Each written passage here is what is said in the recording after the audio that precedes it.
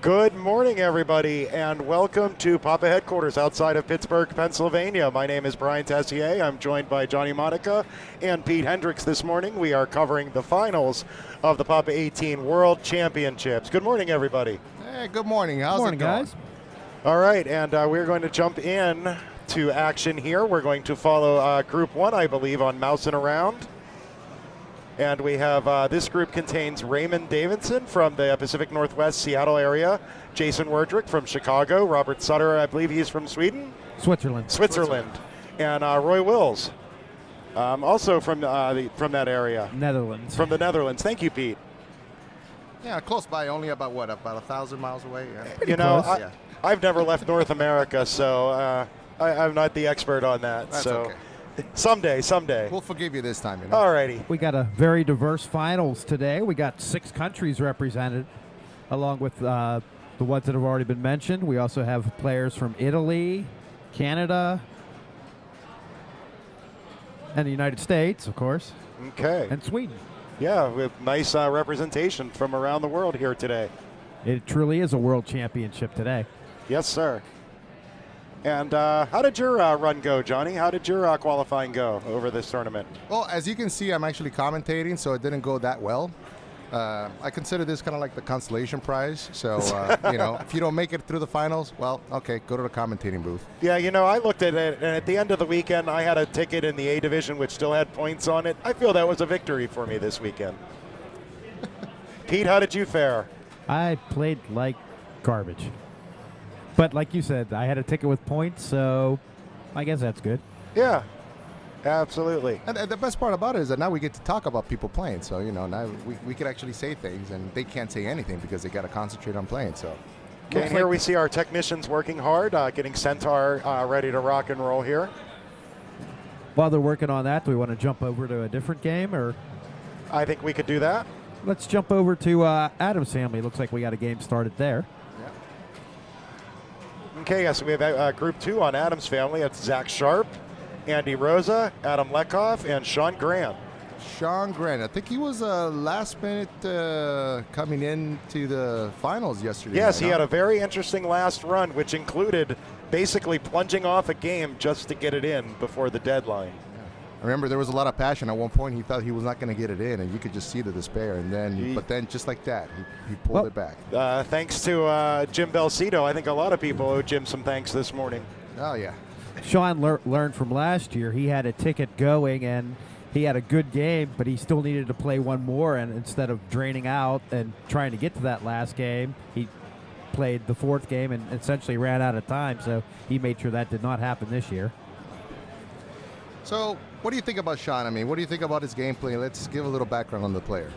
Well, Pete, what do we have on Sean here today? Sean, he's the number 29 player in the world. He's from New York, New York. His best Papa finish has been a 4th in 2009, and he has 2 major top 4s.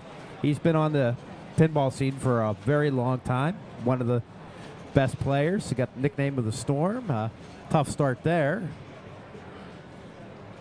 But he's a force to be reckoned with. Okay, so you actually have a pretty sizable bonus there with Cousin Ed. So I guess he hit the hits. That's right. You never want to tilt your ball away on Adam's family if you have some modes to collect at the end of the ball.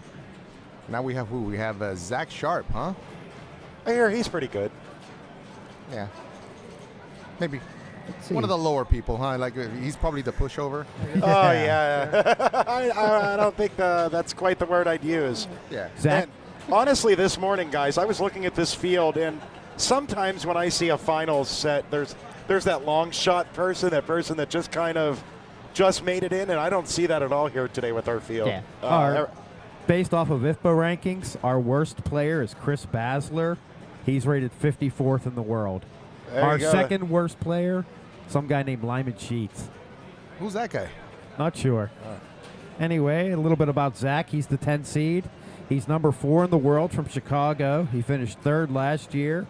He has 6 major top 4s, but like his brother, he's trying to get his name up here in the rafters at the Papa facility. And he had a huge Cousin It bonus there.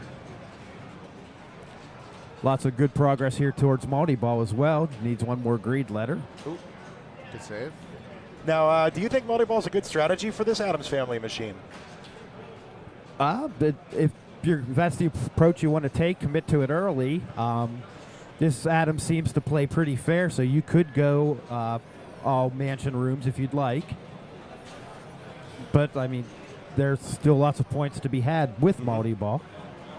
And a lot of it depends also on that kick out. As you can see, that chair kick out was actually pretty friendly. Basically, it was dead bounce over to the right flipper, so maybe it might be more viable to just do chairs over and over. And if we can see that that's what Zach is kind of doing. I mean, basically did the ramp, put it back in the chair. Let's see what he's going to do now. Yep, and he's going to try to keep doing the upper ramp. Oh, now he also has a lock, too, for the whole. All right, they got the thing bonus. Combining it. Collects his thing bonus, 5 million points, a little pause in the game. There's another ramp. I'm sure he's going to probably try to get the chair again. But Yep, you'll nice you'll stop. see some people trap up and then Oh, and then botched it.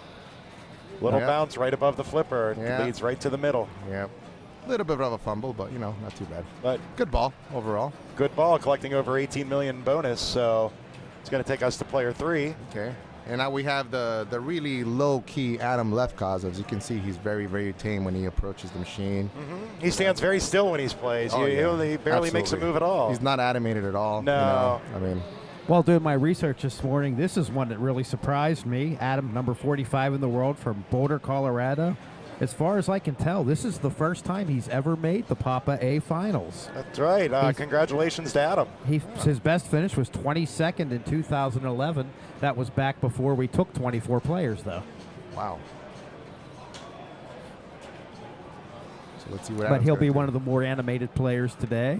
Yeah, Adam's knowledge of the machines is very in-depth. I mean, he And that's really where knows his it. strength comes from, is knowing in depth just ways to rack up big points on games.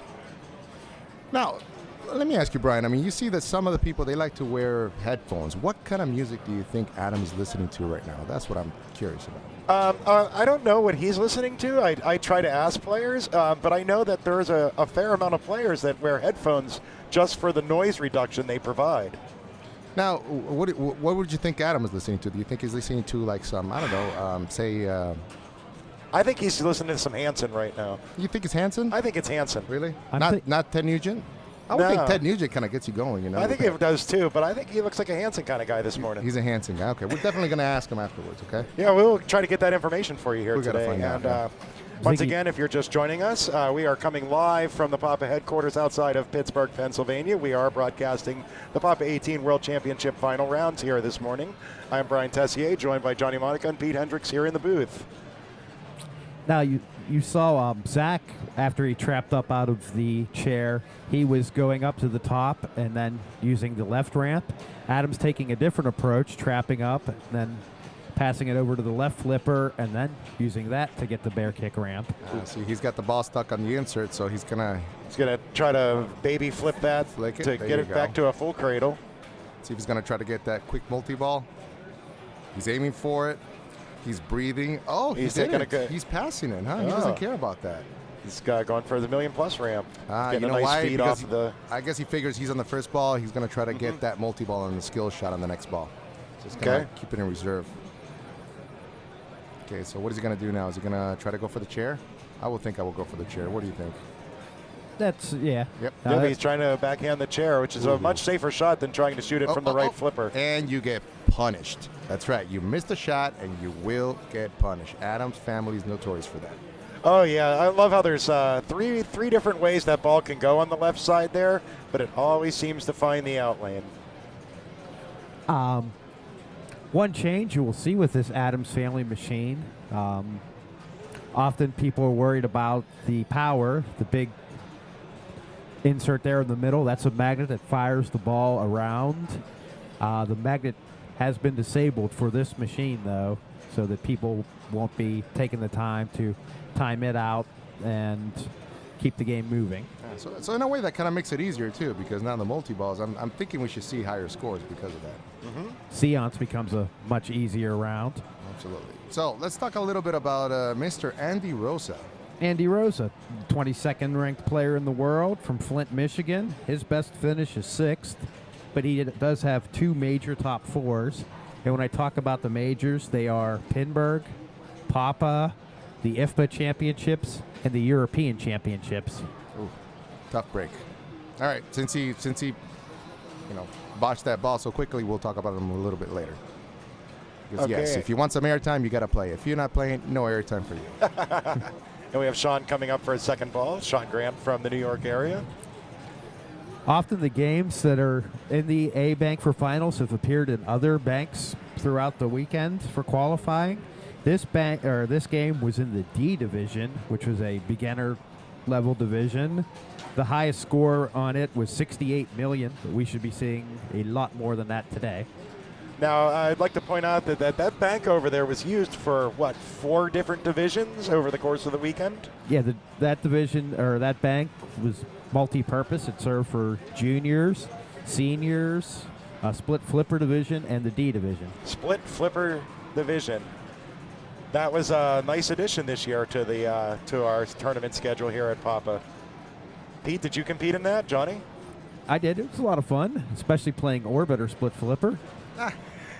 Yeah, I did too. We put in a couple of entries, and then it was fun. It was a lot of fun. Okay, and Sean exits out of ball 2.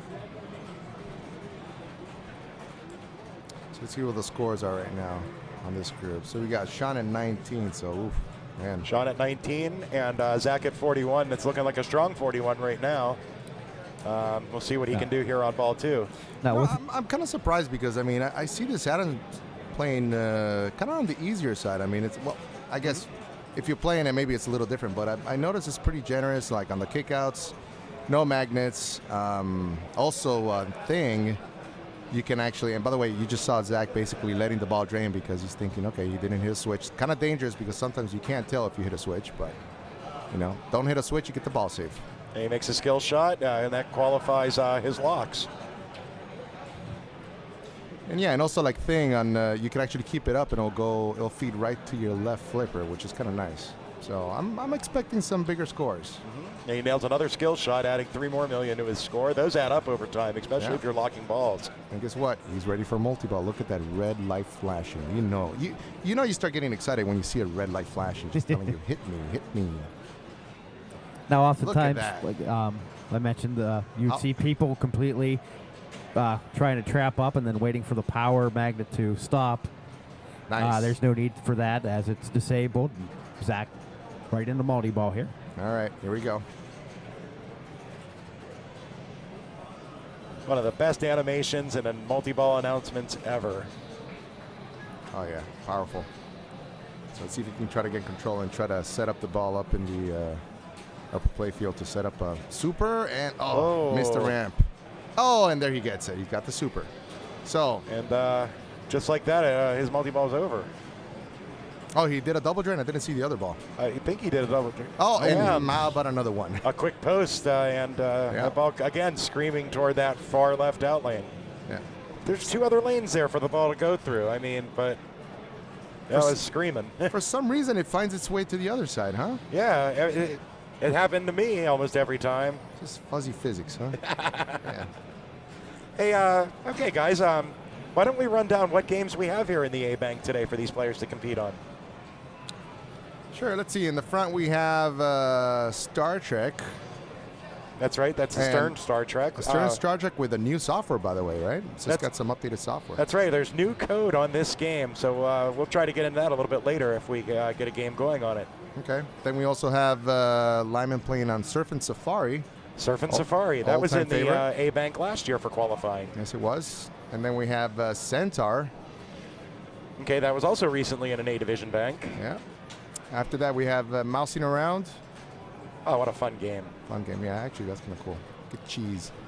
Then Adams, of course, which we're covering. And then the last but not least, oh, no, not last. We got Fishtails.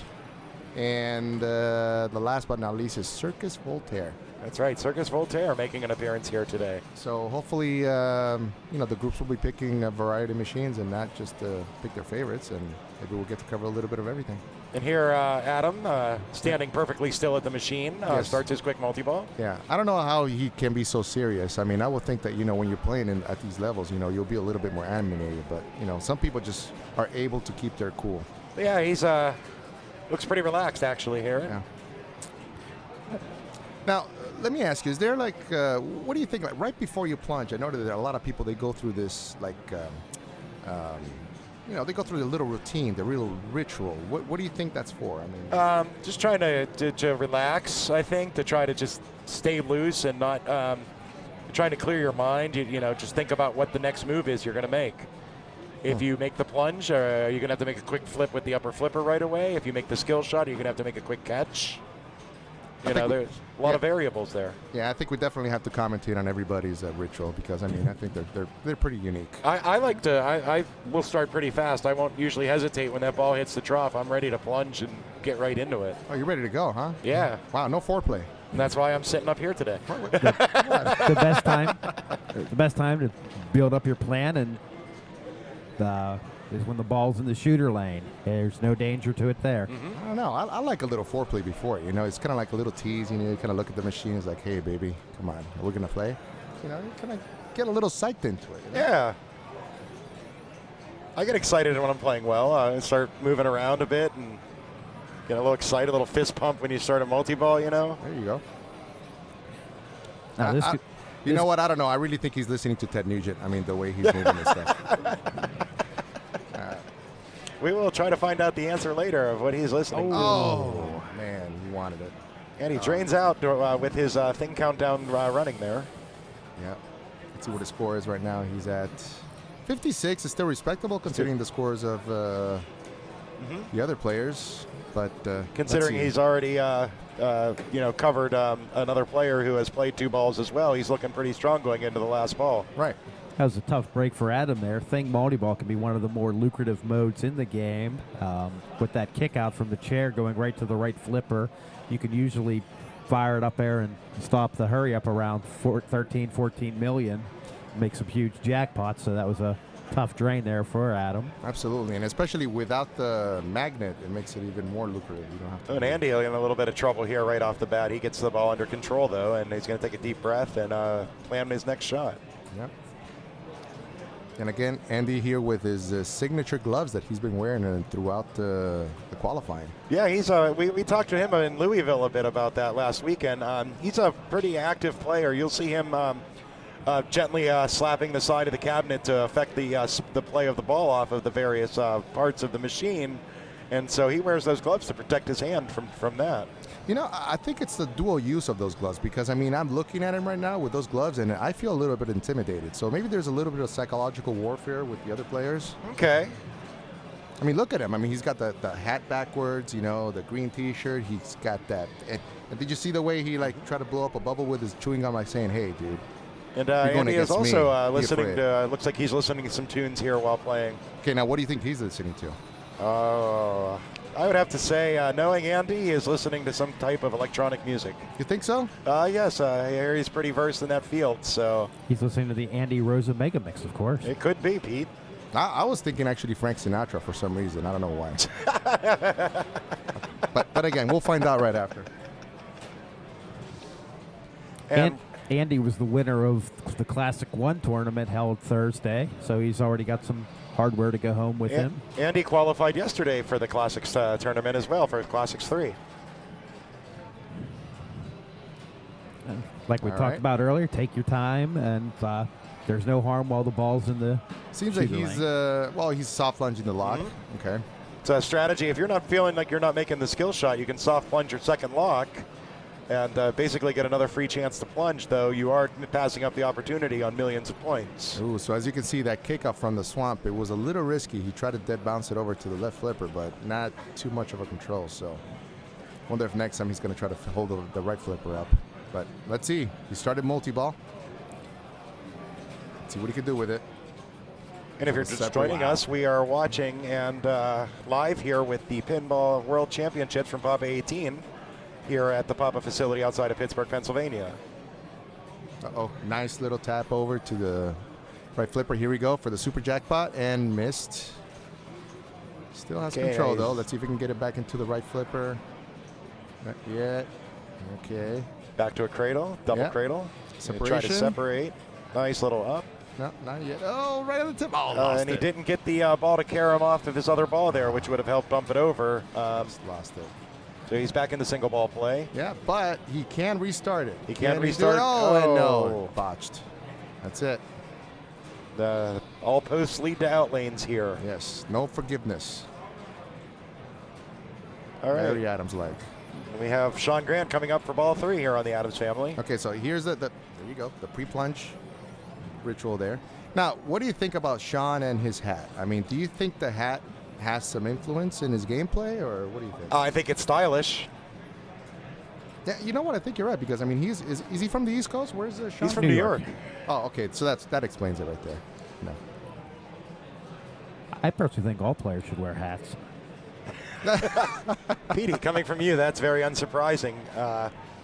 I think Pete is actually a little bit upset that he has to wear headphones, because if it wasn't for the headphones, I'm sure you will be bringing up your best cowboy hat, huh? You had it picked up. Of course. Did you have it picked up already? Yeah. I have a special white one for these occasions. Oh, there you go. Tough drain I've there seen for it. Sean, and the hat takes the brunt of it. And you can see, I mean, just And Sean is in danger of getting a 0 in this game, being only about 5 million points ahead of player 4. And stepping up next is Zach Sharp, who is currently winning this game, with 2 players still to play, but he's in a strong position here. For those not familiar with the Papa format, there are 4 groups playing. Well, 24 players qualified. The top 8 got a bye, and the other 16 are playing 4 groups of 4. They will all play 3 games. The winner of each game earns 4 points. Second place earns 2. Third place earns 1, and last place earns 0. Then the top 2 point getters from each group will move on to the next round. So we'll have 4 rounds today to determine the world champion. That's right, Pete, and you can see this bracket online. We have a link posted on papa.org. You can follow and see the brackets as they complete their games. We'll have the scores updated in real time. Yeah, and we just saw Zach. He just basically botched a post pass and went to the out lane. I'm sure he's pretty upset. He was trying to basically. Now, this is the go for first game chair. of the morning for these players. Do you think there's some first game jitters going on here? Oh, I would think definitely, yes. Pete, what do you think? Oh, no doubt. There's not nerves, but, just getting into the groove of the games. So let's see. So here, Adam, he has a chance to take on first. Of course, he's 5 million from. Oh, he had 5 million from Thing, and he had 3 or 4 million from the skill shot. Yeah, he's only 20 million down from Zach, who is currently in first place on this game. Very nice, very nice. He And just Tunnel started Hunt can get that very quickly. So at this point, if he finishes Tunnel Hunt, because Tunnel Hunt is what, basically 5 million for the first tunnel, 5 10, million, 10 15. million, 15, I believe, is right? the rewards and on with that. that, he will basically push him up to the top. Now, would you go for it? Yes, he is going for it. I Because would as you go can for see, it. Take the low-hanging fruit. Oh, and look at this. This could be a double whammy, because now the chair is open too. So he can get the 5 million from the tunnel and start a new mode from the chair. See, that bounce it, try to get a little control. Oh, he went for it on the fly. That's a dangerous move on this Adams family machine. Nice little tap. Okay, let's see if he's going to try to post pass. Yep, nice post pass. And he backhands got it it in. in. Very nice. This is going to really help him out. I think the Tunnel Hunt timed out during that, but Oh, it he's did. going to get 2 more million guaranteed from Raise the Dead. Yep. So now he's going to try to post pass, and I'm thinking he's going to try to put it back into the. No. Oh. Up and down. Oh boy, is it enough? He's got a lot of bonus here. Tons of mansion rooms. Let's see. He did I don't not think it's cash gonna in be on that enough. tunnel hut I don't shot. think it's going to be enough. Nope, 73. Wow. Comes up about 12 million short. Still solid in a way. Let's see what Andy So he's Rosa can do. guaranteed at least 1 point in this game. Yeah. Now the one thing that Andy Rosa has is he has the multi-ball thing that's lit. I mean, at this point, it's not that many points as a multi-ball, but still, if you can really start nailing the shots, especially without the magnet, he could pass him. Right now, Andy's going to Theoretically. kind of play in phases. He's going to first worry about his, getting out of the being in last place here and catch player 1 who has 21 million. And then from there, you can kind of go, okay, now time to start grinding away at the 2 higher scores on this machine. Okay. There you go. Separate it. Ooh. Still okay, struggling that's with that chair shot. I'm sure right now he wants a thing flip so bad. All right, let's see if we can get the chair shot down. And yes, he got it in, and he's happy. A little dance from Andy there as he makes the shot. Now he's got to get it in that scoop. Which upper. He hits the post on the side of the ramp. Careful, careful. Oh, thing flip. He found an in lane. This might guarantee think him for a point. No. Oh, and almost a drain. See, there's that slapping that I mentioned before by Andy. And that's exactly why he wears those gloves while playing. Yes, and I wish we had a microphone right there. I wonder what is it that he was saying right there when he walked away. Thing tried to end it for him, but Andy said no. So he's out of last place, I think, now with the bonus. Probably. Well, possibly. I don't think he has started any other modes yet on this ball, so his bonus won't be that much. So he really needs this shot. Well, he's got 4 mansion room, so that's $2 million. He should be good as long as he doesn't tilt. He's clear out of the last, but yeah, at this point it looks like he will have it on bonus. Yes, he's good. But Andy is a very active player, so I mean, until that bonus counts. Now he has a tunnel. He let it bounce over out of the kick out from too, the swamp there. It's a little risky, but well, this is working out. Ramp it. There you go. At this point now, you don't worry about the low-hanging fruit. He's trying for the combo. So we can get a combo. Nice. Gets his million plus. Andy was paying attention when other players were playing and knew to just kind of stick up that flipper, that little mini flipper, and let the ball feed right to the lower flippers. Yep. But, so with that, basically Zach ends up in first. That's right. Zach wins the game and gets 4 points. Adam in second. And Andy Rosa in third. And Sean Grant fourth place. All right, who do we want to move to? Okay, next we are going to move to... I think we have Mousin around, huh? We have Raymond playing over there? Yes, I think we're going to go to Mousin around. Okay, and what we're going to do now is I'm going to step out of the... No? I'm going to move back. Okay, I'm moving seats. We're playing some musical chairs here in the booth this morning. You're in for a treat, though. All right. You are in for a treat, everybody. Let's cue the music.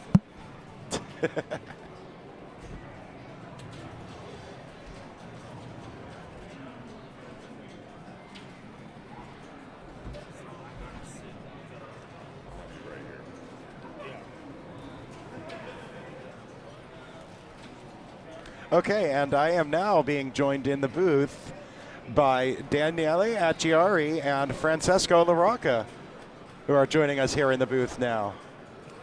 Yeah, I think what we're gonna do is we should cue our tech guy, Mark, and say, hey, why don't you start playing some Italian music, because yes, you're gonna start hearing a little bit of Italian broadcast. That's live right. From Papa. Buon pomeriggio a tutti ragazzi, eccoci qui dal Papa. Noi italiani ci hanno dedicato un piccolo spazio. Buon pomeriggio da Francesco a tutti voi in Italia e nel mondo e a tutta New York anche, dove vivo. So translation, good morning. Yes. Allora, Daniele Acciari, dimmi, tu ormai sei stato campione del mondo, no? Okay. Sei grande, all'inizio la gente diceva, si rideva, diceva che fai, giochi al flipper, ma che è sto flipper, ma che dici? E poi che è successo? Sei ritornato in Italia, che cosa ti hanno detto la gente? Dimmi. All'inizio, quando io giocavo a flipper, molte persone mi prendevano in giro perché era una cosa, in Italia è una cosa non usuale giocare a flipper. Poi appena ho vinto i mondiali molte persone si sono ricredute e quindi hanno creduto in me, e molti per strada che non mi salutavano ora mi salutano, e ho trovato una bellissima sorpresa, no? Non me l'aspettavo. Certo, ancora oggi quando le persone dicono Acciari è campione del mondo, sì, di flipper. Vero. Ma dimmi una cosa, tutta questa la fama e tutta questa ricchezza, tutti questi soldi che sono entrati nel fare questo flipper, ti ha cambiato un po' la vita? Che sei ora in giro con le Ferrari, un sacco di donne, mi immagino. Dimmi un po', com'è cambiata la vita ora? Sì, la mia vita è cambiata, vado sempre al lavoro alle ferrovie.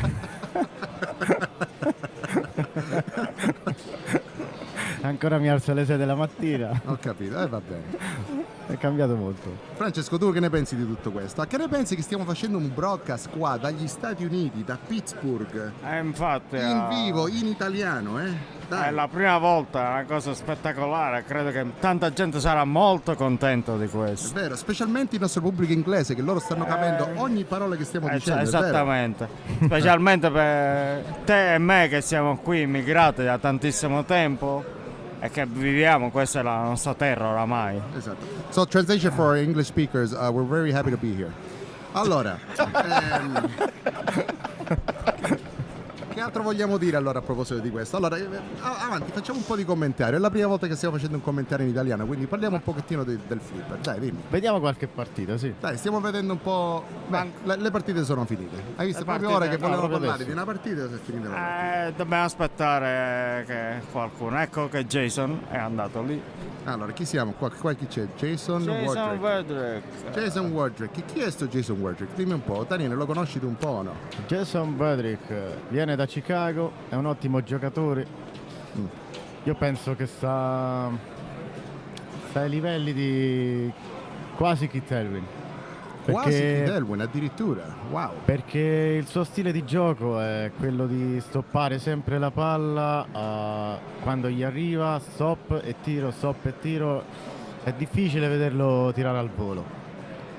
Tra Come l'altro, forse per i spettatori potrebbe non essere un bel vedere, però secondo me è il miglior modo di giocare, anche se io non lo pratico, perché a me piace giocare più al volo. Sì, lo so che ti piace pure, lo so. Tu sempre con le palle al volo. Sì. Lo so, a volte ti vedo e dico, ma che sta E facendo a questo volte qua? faccio Mamma qualche mia. cavolata, quello sì. Vabbè. Comunque, tra l'altro Jason è uno dei veterani di Papa. Ha Sì. iniziato a Papa 1, io sono stato a casa sua e c'ha una collezione fantastica di Transformer e di Flipper. È uno veramente dei veterani di Papa e quindi per questo probabilmente è uno dei giocatori più forti. sì. Ma ha mai vinto il Papa, Jason? No, non ha mai, non ha mai vinto il Papa, però sì è arrivato alle finali, sì, abbastanza volte. So, little translation, Jason, he's a good player. So, andando avanti, che ne dici di questo Mousin Around?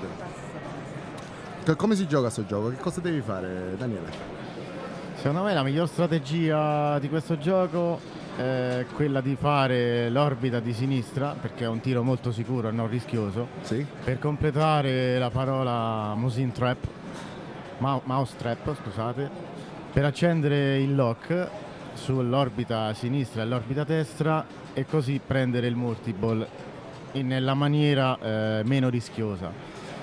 E a quel punto giocare nel miglior modo possibile quel multiball, perché il secondo per riaccenderlo non sarà così facile, perché poi non basterà l'orbita di destra, ma bisognerà completare le lettere idealmente prendendo i drop target. Ho capito. Quindi per gli inglesi, so little translation, for mousing around you want to hit the flashing lights. E quindi che altro, tu quindi che cosa faresti, dimmi, nel tuo caso? Subito andresti per il lock oppure faresti qualche altra cosa? Io inizialmente andrei per il lock, che come ho spiegato prima, Sì? e anche per il cheese, che sarebbe vedete la rampa a destra e a sinistra, c'è quella spia gialla accesa? Sì. In quel modo ogni rampa che io farò praticamente completerò la parola cheese. Cheese. Cisle è un'altra cosa. Cisle, Comunque. no. Poi mi dici, Lasciamo forse è perdere. romano. Che cos'è? Romano forse, sì. È un sindacato Cisle. È un penso, sindacato. l'ho Cisle. sbagliato. Guarda un Sì. po'. Quanti soldi ti piglia dal salario a te? Abbastanza, no? No. 10 euro al mese. 10 euro al mese, vabbè, che fesseria. Per te che fai milioni negli sponsor. Sì, per me è una fesseria. Bravo. Vabbè. Completando Jason, la parola Cisle, pronto per il multiball. Cheese prenderai un montepremi da 1 milione a 2 milioni e mezzo. Ho capito. È un'ottima strategia, tu che pensi? Ma io pure la pensavo in quella, mi piace molto il chisel, quindi, però purtroppo abbiamo visto qua che Jason non ha potuto fare niente. No. Forse non gli piace, non lo so, forse non può Grande mangiare formaggio, non lo so, salvataggio. avrà qualche allergia al Non formaggio. so se è abilitato il muro centrale 1, 2, 3. Sì, però Se è abilitato, allora a quel punto uno prende 1, 2, 3 sì, e però la poi cosa, fa le rampe. però quello che ha fatto è che sì, è arrivato al secondo posto, quindi ha iniziato che era all'ultimo posto e ora è riuscito Ha a fatto un superare. ottimo lavoro, ha guadagnato un grandissimo punto, sì. E con quello è finito il primo round, il primo round no, il primo gioco del primo round. No, diciamo. altrimenti devo giocare. Prima partita del primo round. Sì, ancora non devi giocare, ancora tu sei a posto. Stai tranquillo qua, Daniele, tranquillo. Il nervosismo sta salendo. Sta salendo, Sì, specialmente sì, ora sì, qua sì. che stai parlando qua con, Ma adesso con qui mi fa milioni e bene. milioni di ascoltatori qua in Italia sicuramente, è vero? Ma qui mi fa bene perché mi sto rilassando. Va. È vero? Sì, sì. Va bene, vai. Almeno parlo, sono obbligato. Portiamo qualche ragazza qui nel booth, forse ti rilassa un po' di più oppure no? Sì, dai. Sì. Quanti? Sarebbe meglio. Uno, due? Ma un paio, sì, dai. Ok, va bene. Un paio ci basta. Ora glielo chiediamo al tecnico, vediamo un po' se ci può aiutare. Vai. Francesco, tu che ne pensi, Che ne pensi della giornata oggi? Oggi è una giornata fantastica sicuramente. Vedere tutti questi giocatori, anche soltanto guardarli è una cosa spettacolare. Adesso vediamo che Raymond ha iniziato la seconda partita sull'Adams Family. Sicuramente è uno spettacolo non solo per... abbiamo una grande possibilità di guardare dal vivo e questo è grazie a tutta la grande comunità di giocatori di flipper nel mondo. Esatto. Possiamo vedere quella E partita? soprattutto Dai, vediamo sta partita con Adams. Vediamo un po'. Mark. vediamo... Mark ci porta su Adams. Mark, grazie molte per portarci su Adams. Esatto, soprattutto è lui quello che c'ha Mark sicuramente. È Dobbiamo tutto veramente lui e ringraziare Kevin Mark, che lui- sta Lui è proprio un emergendo. pillare qua, è una rosa, sì. Big thank you to Mark. Ecco lì Raymond. Raymond, ok. Che ne pensiamo? Ok, what do we think about Raymond? Daniele, dici un po' che ne pensi di Raymond. Aspetta, Guarda, Daniele, dobbiamo un po' apprezzare il pubblico americano, quindi Daniele devi dirlo tutto in inglese. Dilli, Tutto in inglese. What do you think about Raymond, Daniele? In English. But I don't know. I wanted to watch Raymond because I saw very few times ago. Vabbè, ok, basta così. No, don't speak anymore because you know now. Because it was. Okay. Yeah, it's bad. So it's okay. Let's go back to Italian. Mark, did you understand?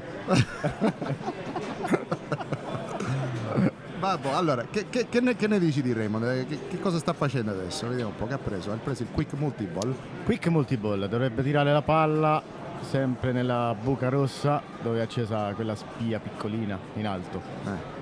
Vediamo cosa riesce a fare. Credo Se che- riesce un po' a separare le palle, l'ha separate. Non so, volevo vederlo perché l'ho visto poche volte giocare, ho capito pochissimo di lui. Anche perché lui è giovane come giocatore, da Sì. poco che gioca. È No? un giocatore giovane, però veramente ha molto talento. Infatti si è qualificato abbastanza presto pure nel Papa.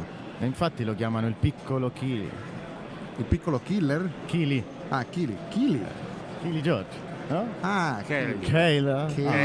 Kili, che Kili? È sempre il Chili problema di che? della pronuncia. Che pesi? Chili, ho capito. Poi non si usano chili Chili qua, di qua droga. sono pounds, no chili, vabbè. Forza.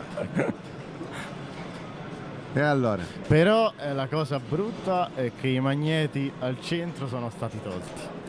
Sono tolti, esatto, A quindi me non piace così. è più facile. È la sua caratteristica principale dell'Adams. Lo so, è più facile, però lo sai che succedeva quando c'erano i magneti, allora la gente che faceva la manteneva nella stack e aspettava, quindi Sì. per questo l'hanno tolto, perché non volevano che lei Che altrimenti durava troppo la partita.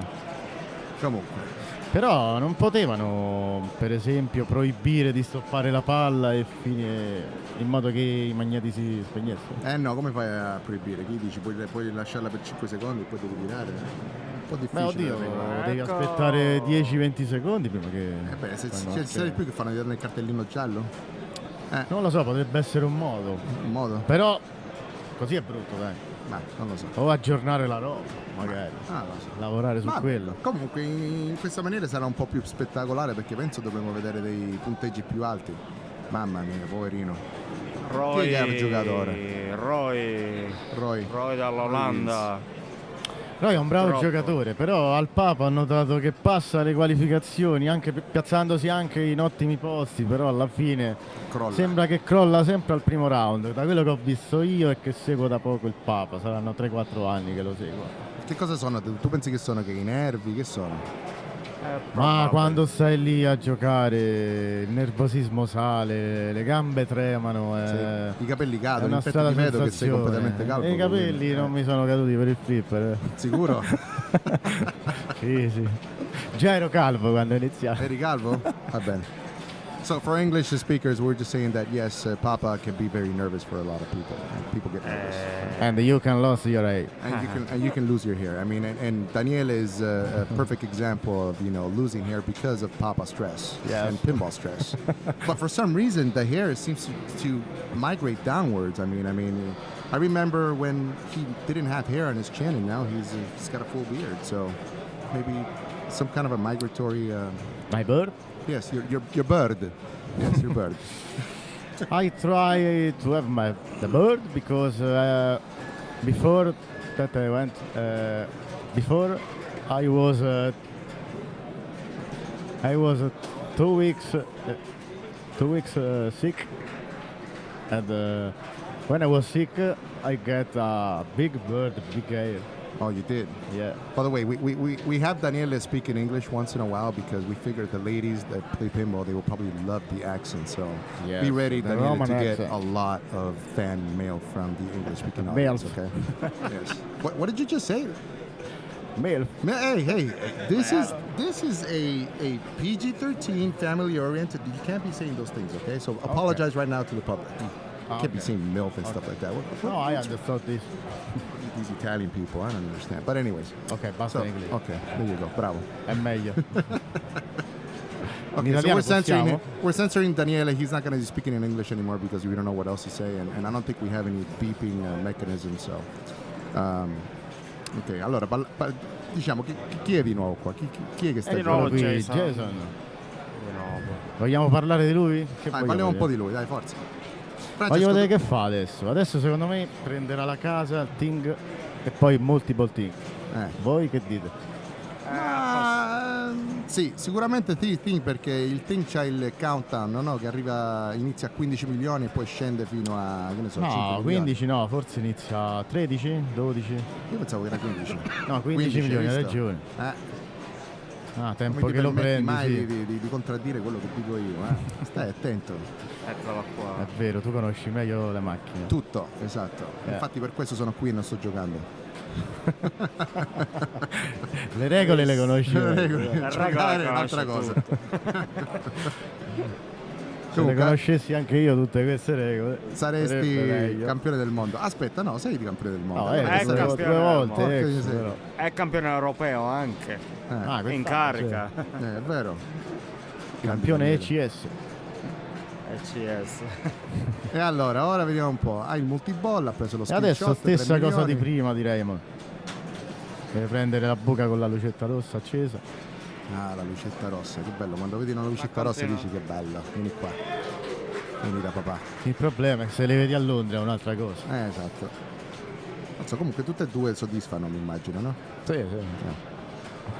No, che cavolata. fatto, l'ha fregato. Doveva Ha solo fatto, lasciarla- ha fatto la stessa cosa prima nel warm up. Lo doveva solo lasciare in su, perché io ho notato Solo molta lasciare gente sopra, sì, lascia la stecca in su, il king flip e funziona bene. E ti va nel flipper di sinistra in basso. Sì, è strano comunque. Passa Vabbè. la palla. Vediamo che strategia usa, completare Hai- la hai- casa secondo me. Completare Completare la mansione. casa, rampa, Sì, perché la casa sono sempre punti. Per ora lui è in prima posizione, poi non solo, lui è il quarto giocatore, quindi quello insomma lo agevola un po'. Sì, vedi il Vabbè, punteggio fammi degli fare altri. A questo punto il tunnel è la cosa migliore perché potrebbe prendere 30 milioni facilmente. Sì. Il problema però è cercare di prendere quelle buche. Ma la casa dovrebbe essere facile da prendere, non è difficile. Sono riuscito. Non ho visto io i cosi, accanto alla sedia, se hanno usato degli elastici grossi oppure Sì, ci sono gli elastici grossi gialli. quindi forse un po' più difficile. L'ha tirata al volo, l'ha cercato di prendere la sedia. Ha rischiato moltissimo, buca. Infatti è stato punito, sei stato punito.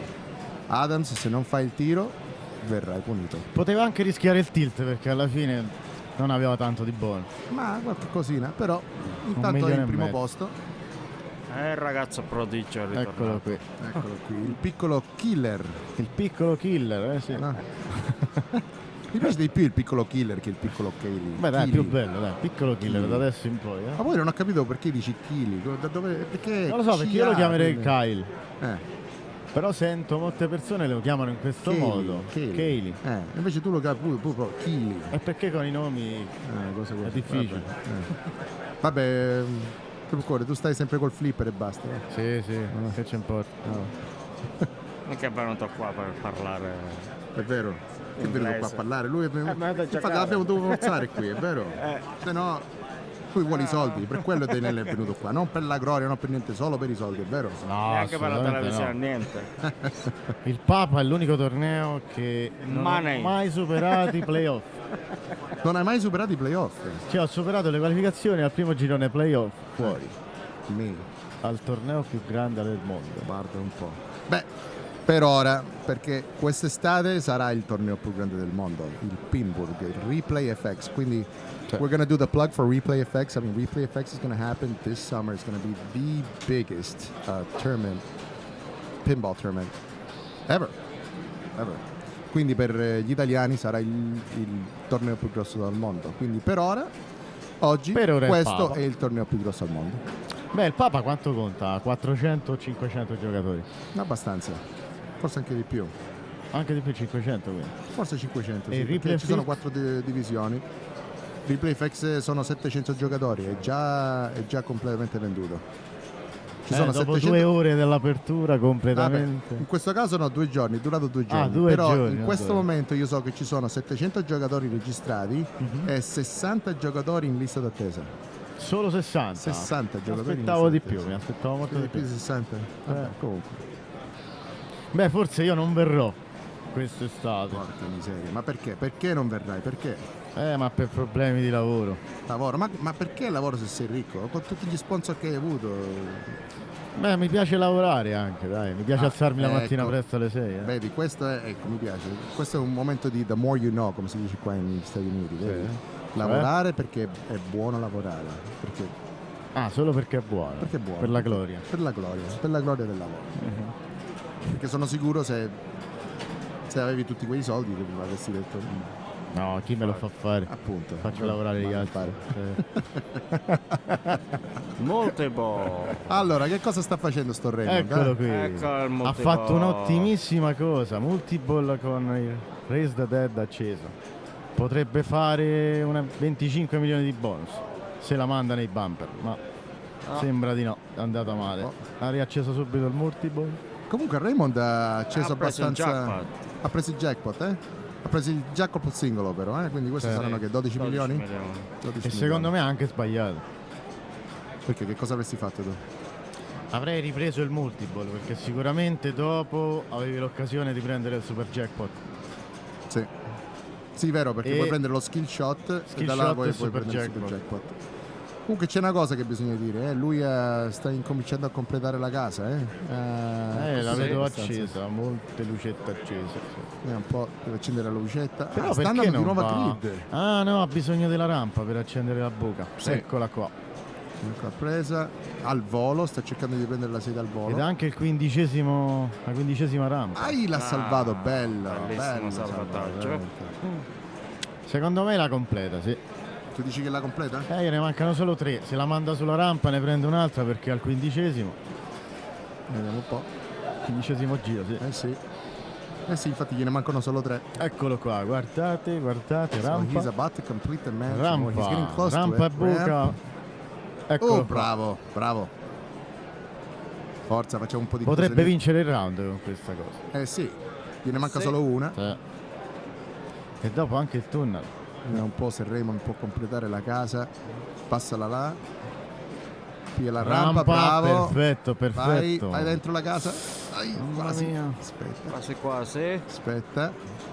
Passala, tranquillo. Bravo. Eccolo, Vai. l'ultima buca ed è È fatta. pronto Ok. per Ok. He's about to clear the mansion. Sì. fare il giro della casa. Vediamo un po'. Bravo! Ehi. 5 milioni e 50. Bravo. Grande. Tunnel e 50 Grande. milioni. Adesso che lo Grande. vedo è molto strategico. Sì, no, è veramente era bravo con i tiri pure, abbastanza controllo, non è Sì, che bravo con i tirava tiri, è molto. molto stratega. Sì, sì. Però ha peccato su quella cosa del multiplo, quella non mi è piaciuta. Non ti è piaciuto il No, multiplo? no, no. Niente. Allora, punti in meno. Quindi invece di 10 gli diamo un 9 o 8,5? Quanto gli vuoi dare? Dai, un 9,5 va bene. 9,5, A questo solo mezzo punto gli togli? Sì, dai. Va A questo bene, punto ha 9,5, completato la casa. Va bene. Quindi, Ha guadagnato qualcosa in più. quindi senza lode, va? Sì. Ok. E quindi ora in questo caso hai finito la casa, che cosa faresti ora che hai finito la casa? Ora che hai finito la casa, adesso secondo me la miglior strategia è quella del Million Plus. Million Plus. Million Plus è quando tu hai il tunnel e il Seance, allora li prendi tutti quanti. Col tunnel prendi le 3 buche per prendere 30 milioni. Stessa cosa con le rampe, 3 rampe per 30 milioni. Quindi sempre rampa a rampa? Beh, quando hai il mod acceso, adesso sta iniziando il giro da così. Ok. Vero, quindi per Mentre ora che a faresti questi per altri mod io farei il Million Plus. il Million Plus, ho capito. Rampa for Million Plus, Ting. Secondo me è Io la so- miglior cosa. Poi. Io stavo pensando un po' più tipo se voglio cercare di salvaguardarmi un po', di tirare la rampa e via, la rampa centrale diciamo, va. Perché salvaguardarti da cosa? Ma magari che mi cala la palla. Questo insomma pigliare più i bear kicks, perché i bear kicks quelli aumentano il tuo Aumentano bonus. il bonus. Potrebbe essere un'idea, però il Million Plus, Il Million con Plus, un sì. milione tu faresti 10 rampe centrali. Sì, basta che non sbagli, Sì, sì. Dai. Ah, Ha però sbagliato. buonissima palla Eccolo, però, sì. Che palla, bravo. Molto bravo. Bravo Raymond, bravo.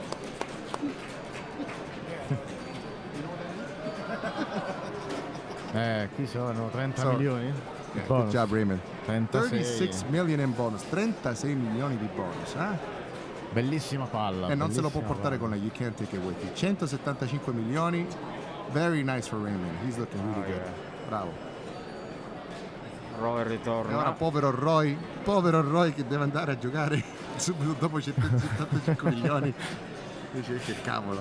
Poi anche molte sbagliato, volte è buono iniziare in prima posizione, perché ecco, quando vedi questi punteggi così alti, Sì, psicologicamente ti ti distrugge. prende, è vero? Ti distrugge proprio, Sì. veramente. Sì.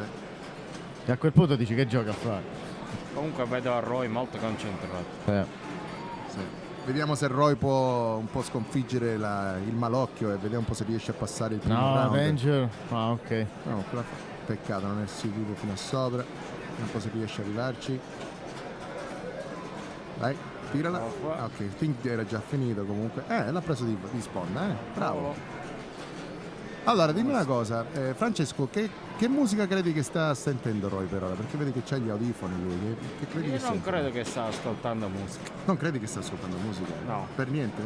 No, molti di loro Frank Sinatra, non lo so, niente, non ascoltano musica. no? Non Ok, vogliono- Bocelli forse, no? Si chiudono in loro stessi, non vogliono ascoltare nessun. Ma io so Sono- che Adam sicuramente sente musica perché lui sta sempre ballando. Forse è l'unico. È l'unico, dici? Vabbè, Molti poi glielo di dobbiamo loro, io domandare. so che molti di loro hanno gli auricolari senza usarli. Ma non dimmi, c'hanno musica. se tu dovresti sentire musica, che musica sentiresti? mentre stai giocando a AC/DC. pinball? AC/DC? Sempre AC/DC? Sempre. Non pensavo che era un tipo di AC/DC. Va bene. E Beh, tu, Daniele, sicuramente che dipende dal flipper. Un flipper veloce, sì. AC/DC. Che ne dici? Che AC/DC con ti Adams che carica. sentiresti tu? AC/DC. AC/DC, non Lara Pasini, no? Laura Pausini? Sì. No. Quella forse per una Musica anni 90. elettromeccanica. Sì. Non Lara Pasini, vabbè. Allora, chi sta giocando adesso? Ecco. Ecco lo svizzero. Lo svizzero, uno Robert degli Sutter. svizzeri, Robert Sutter. Quindi questo qui è... Robert Sutter è la prima volta Robert che io Sutter, sì. fra l'altro vedo giocare qui negli Stati Uniti. Fa questi sbagli, di solito non fa questi sbagli. È un giocatore... È bravo lui, ma io ho visto È che lui molto nel mondo bravo, è molto bravo e ha la capacità di fare dei punteggi appena superiori ai tuoi. Guarda un po'. Un po' alla Belsito, va, diciamo. Un po' alla Belsito, non so se è Belsito, tu lo conosci meglio, forse sì. Sì, Belsito è sempre così, lui è sempre di idea e poi puff e ti Puff supera. e spunta. All'ultimo minuto. Come ha fatto ieri. Come ha Ieri fatto all'ultima sera, partita si è qualificato. Un sì, mi momento di ricordo. gloria con tutta la gente quella lì accanto. Anche per me. Mi ha fatto qualificare ottavo. Ah, hai visto? Gli hai detto grazie, gli hai dato un bacio? Sì, sì, ho dato anche un bacio. Ecco, Sì. bravo. Allora, chi siamo qua? Con Jason... Adesso che strategia adotterà? Continuerà a seguire la casa? No, poi lui per ora è in secondo, quindi io penso che... non so, cercherà di fare un po' di punti... lui la Forse tira. la strategia del Million Plus. Quasi. È Quasi, strano, non quasi sta una. giocando come a lui. Lui di solito stoppa la palla, adesso ha tirato al volo. Sì, Guarda, è veramente strano. peccato. Quella è la palla che noi chiamiamo Lazarus, un Lazzaro. Lazzaro, quella che vende pure il Lazzaro lì. Noi non a la Roma. chiamiamo proprio. Non la chiamate? No. Quando sale su che dici? Che sale È risalita. È risalita, basta. È morto fai. Lazzaro? Insomma, non c'è dramma. Io pensavo che i romani, insomma, avevano un po' più di dramma. Che succede? Dramma che cos'è? Dramma, il dramma, un po' di dramma. No? Un po' di feeling, un po' di... No? Tra romani? Sì, non c'è molto Ma dramma. guarda, adesso sta nascendo un gruppo tra noi romani, siamo 7-8 persone ormai. Sì. Adesso il 28 marzo abbiamo un torneo a Lavinio Forza Lavinio. che sta vicino Anzio, e poi quest'estate abbiamo un altro torneo a Roma che farà parte del circuito italiano Italian Circus Series, Italian Circuit City, hai visto? e questa sarà una vera prova per noi, Ho capito. perché questo sarà un torneo, noi speriamo, molto più grande, molte più persone verranno, appunto perché fa parte del circuito. Perfetto. Ah, invece te, Johnny, Dimmi, ma tu c'hai il flipper a casa? io ne ho due. Ho due flipper, penso un po'. Ho un 8-ball champ e c'ho un Lord of the Rings, il Signore degli Anelli. No, Sì. il Medieval Madness non l'hai preso? Medieval Madness e Medieval Madness. No, il Medieval Madness lo vado a giocare perché guarda, tutti quanti hanno il Medieval Madness, quindi lo vado a giocare. a Anche casa io di giochi qualcuno. dagli altri, giusto? Hai capito? E anche Daniele c'ha i suoi flipper. Sì. No, no, Eh, Lui ha il flipper, quelli elettronici, lui ha il pin mi immagino, no? sì, il Visual Pinball, È Visual Pinball, quindi ne ha 1000 flipper lui. tutti a disposizione. Lui Anche tutta la io pratica ce che fa, esatto, la fa. Anche io ce n'ho tanti dove lavoro. Esatto. A Modern Pinball in New York. esatto. Guardate, 33. il Visual Pinball mi è utile per conoscere le regole È e vero? per creare le strategie, per cercare la strategia migliore nei flipper. Ecco, bravo. Però ancora le strategie te le continuo a dire io, quindi non ho capito. No, nelle strategie, in quelli che conosco, e poi i flipper sono tanti. Sì.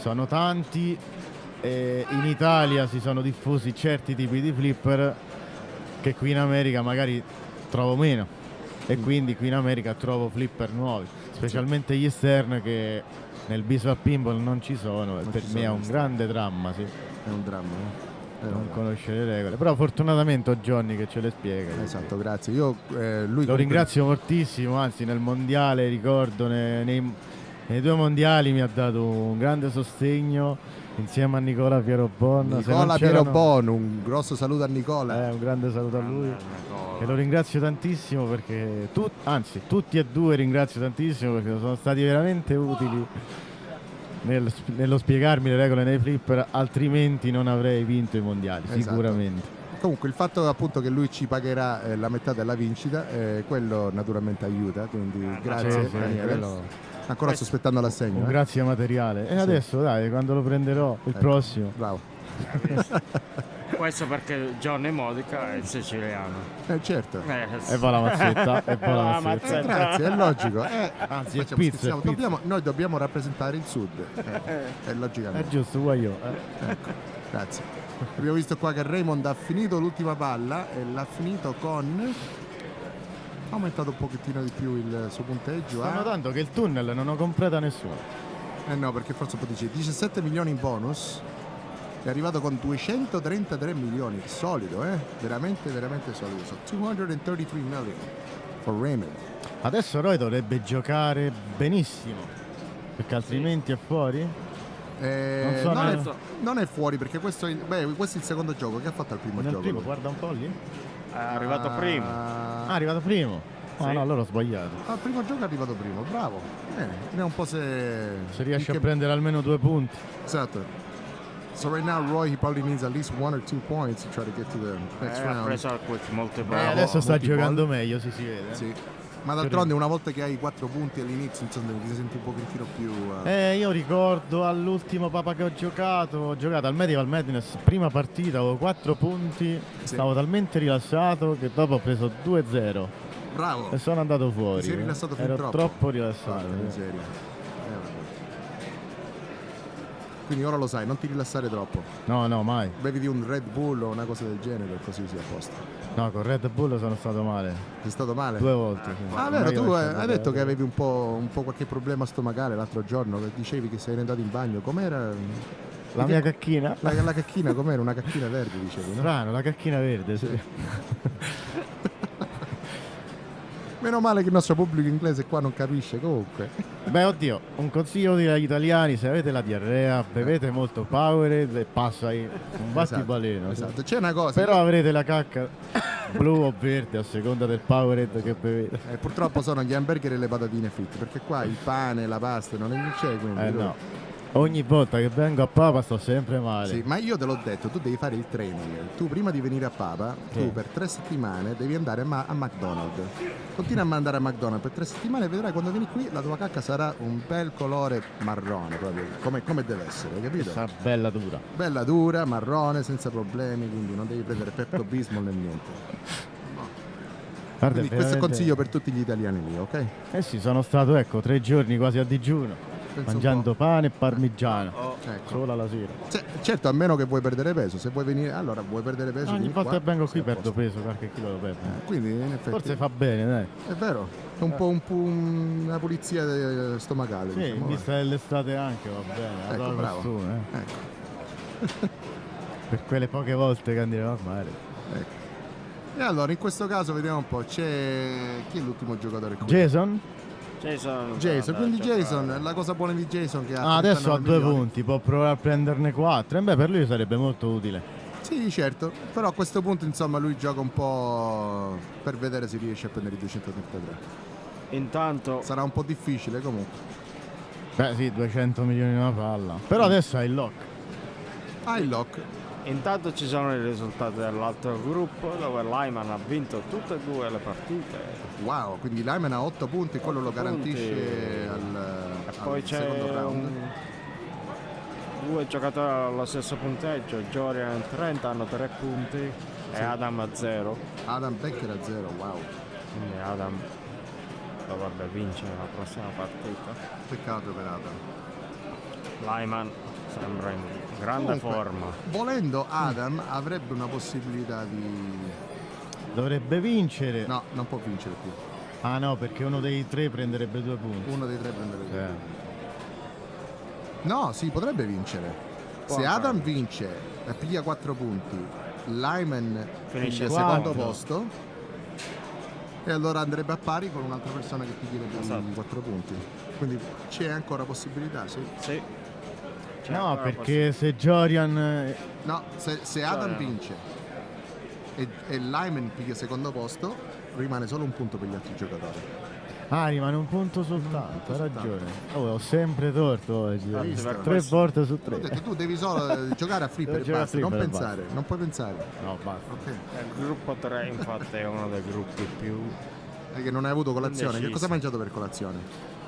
Per colazione, latte e cereali. Ah, latte e cereali all'americana. Wow, Cioè, hai visto? di solito latte non lo bevo. Eh, E poi sono andato a Starbucks per un bel caffè italiano. Starbucks. Ah, esatto, perché Starbucks è dove vai a bere il caffè italiano. Se vuoi andare a mangiare italiano È devi quello più andare accettabile, dai. Ecco. So for the English speaking audience, Daniele Acciari actually had coffee at Starbucks and he says that it is very close to an Italian coffee. Is it, Daniele? Yes? Yes, yes. It's very good Very Italian close. coffee? Okay. Yeah. What about Olive Garden? But, Is that but you have to ask. You have to ask, I want very little coffee. very little Yeah. coffee? Okay. That's the term for espresso, right? Espresso, yeah. Very No, little double coffee. espresso, yeah. That's Very a little trick. That's the trick. Va bene, abbiamo quasi finito qua. Vediamo un po' il total bonus per Jason. Ah no, Jason. no, ancora continua. Insomma, Jason. Ma Jason è Ah, imprevedibile, ce la può fare. Sì. Non può fare di tutto. No, tu dici che lo può fare solo pigliando jackpot oppure... Potrebbe, Jason può fare tutto. Eccolo qua, Un po' adesso se prende il super. separato, vediamo un po' È se ben riesce a posizionato metterla su. anche strategicamente. Ha Ai ai. sbagliato. Ecco, di nuovo separazione al volo. Ma perché la tira al volo? No, allora no. Niente, ha perso l'altro mezzo punto. Tu che dici? Sì, lui non gioca così. Strano, È forse un anomalo. po' nervosismo, forse, non lo Sì. so. Quando sei lì sei un'altra persona. Sembra quasi quasi che si sia accontentato del secondo posto. Ma non lo so, vediamo un po' se si riesce a calmare un pochettino e comincia a pensare. Ma Schiatta un po' il oddio, naso. con il secondo posto non sei mai sicuro. Ah, ha perso la palla. Si è accontentato. Vabbè. E allora a questo punto io direi... Casetta. Sedia, vero? Sì. Sì. Come la chiami tu, casetta? La casa, la casetta, Ma no? che casa è? Una sedia è. Ma vedi che è una sedia c'è pure lui. La buca Ah, sì, la ma casa, per completare sì. la Ah, casa, vabbè, no? ho capito, Vabbè, vabbè. vabbè. Quarta volta che sbaglio, ragazzi. Va bene. Sì. Sono l'uomo più contraddetto al mondo. Infatti. Ai. Allora vediamo un po' se riesce a prendere un po' più casette. È accesa la sedia? No. Eccola, adesso sì.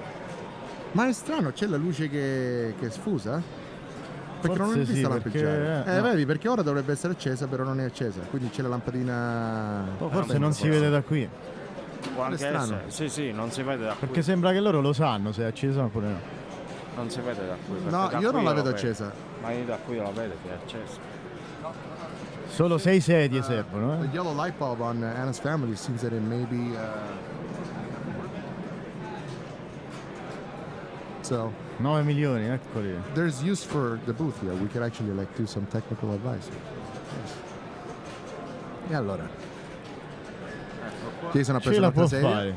Ce la può fare, dici? Sì, C'è secondo me possibilità. sì. Sole. Daniele thinks that he can do it.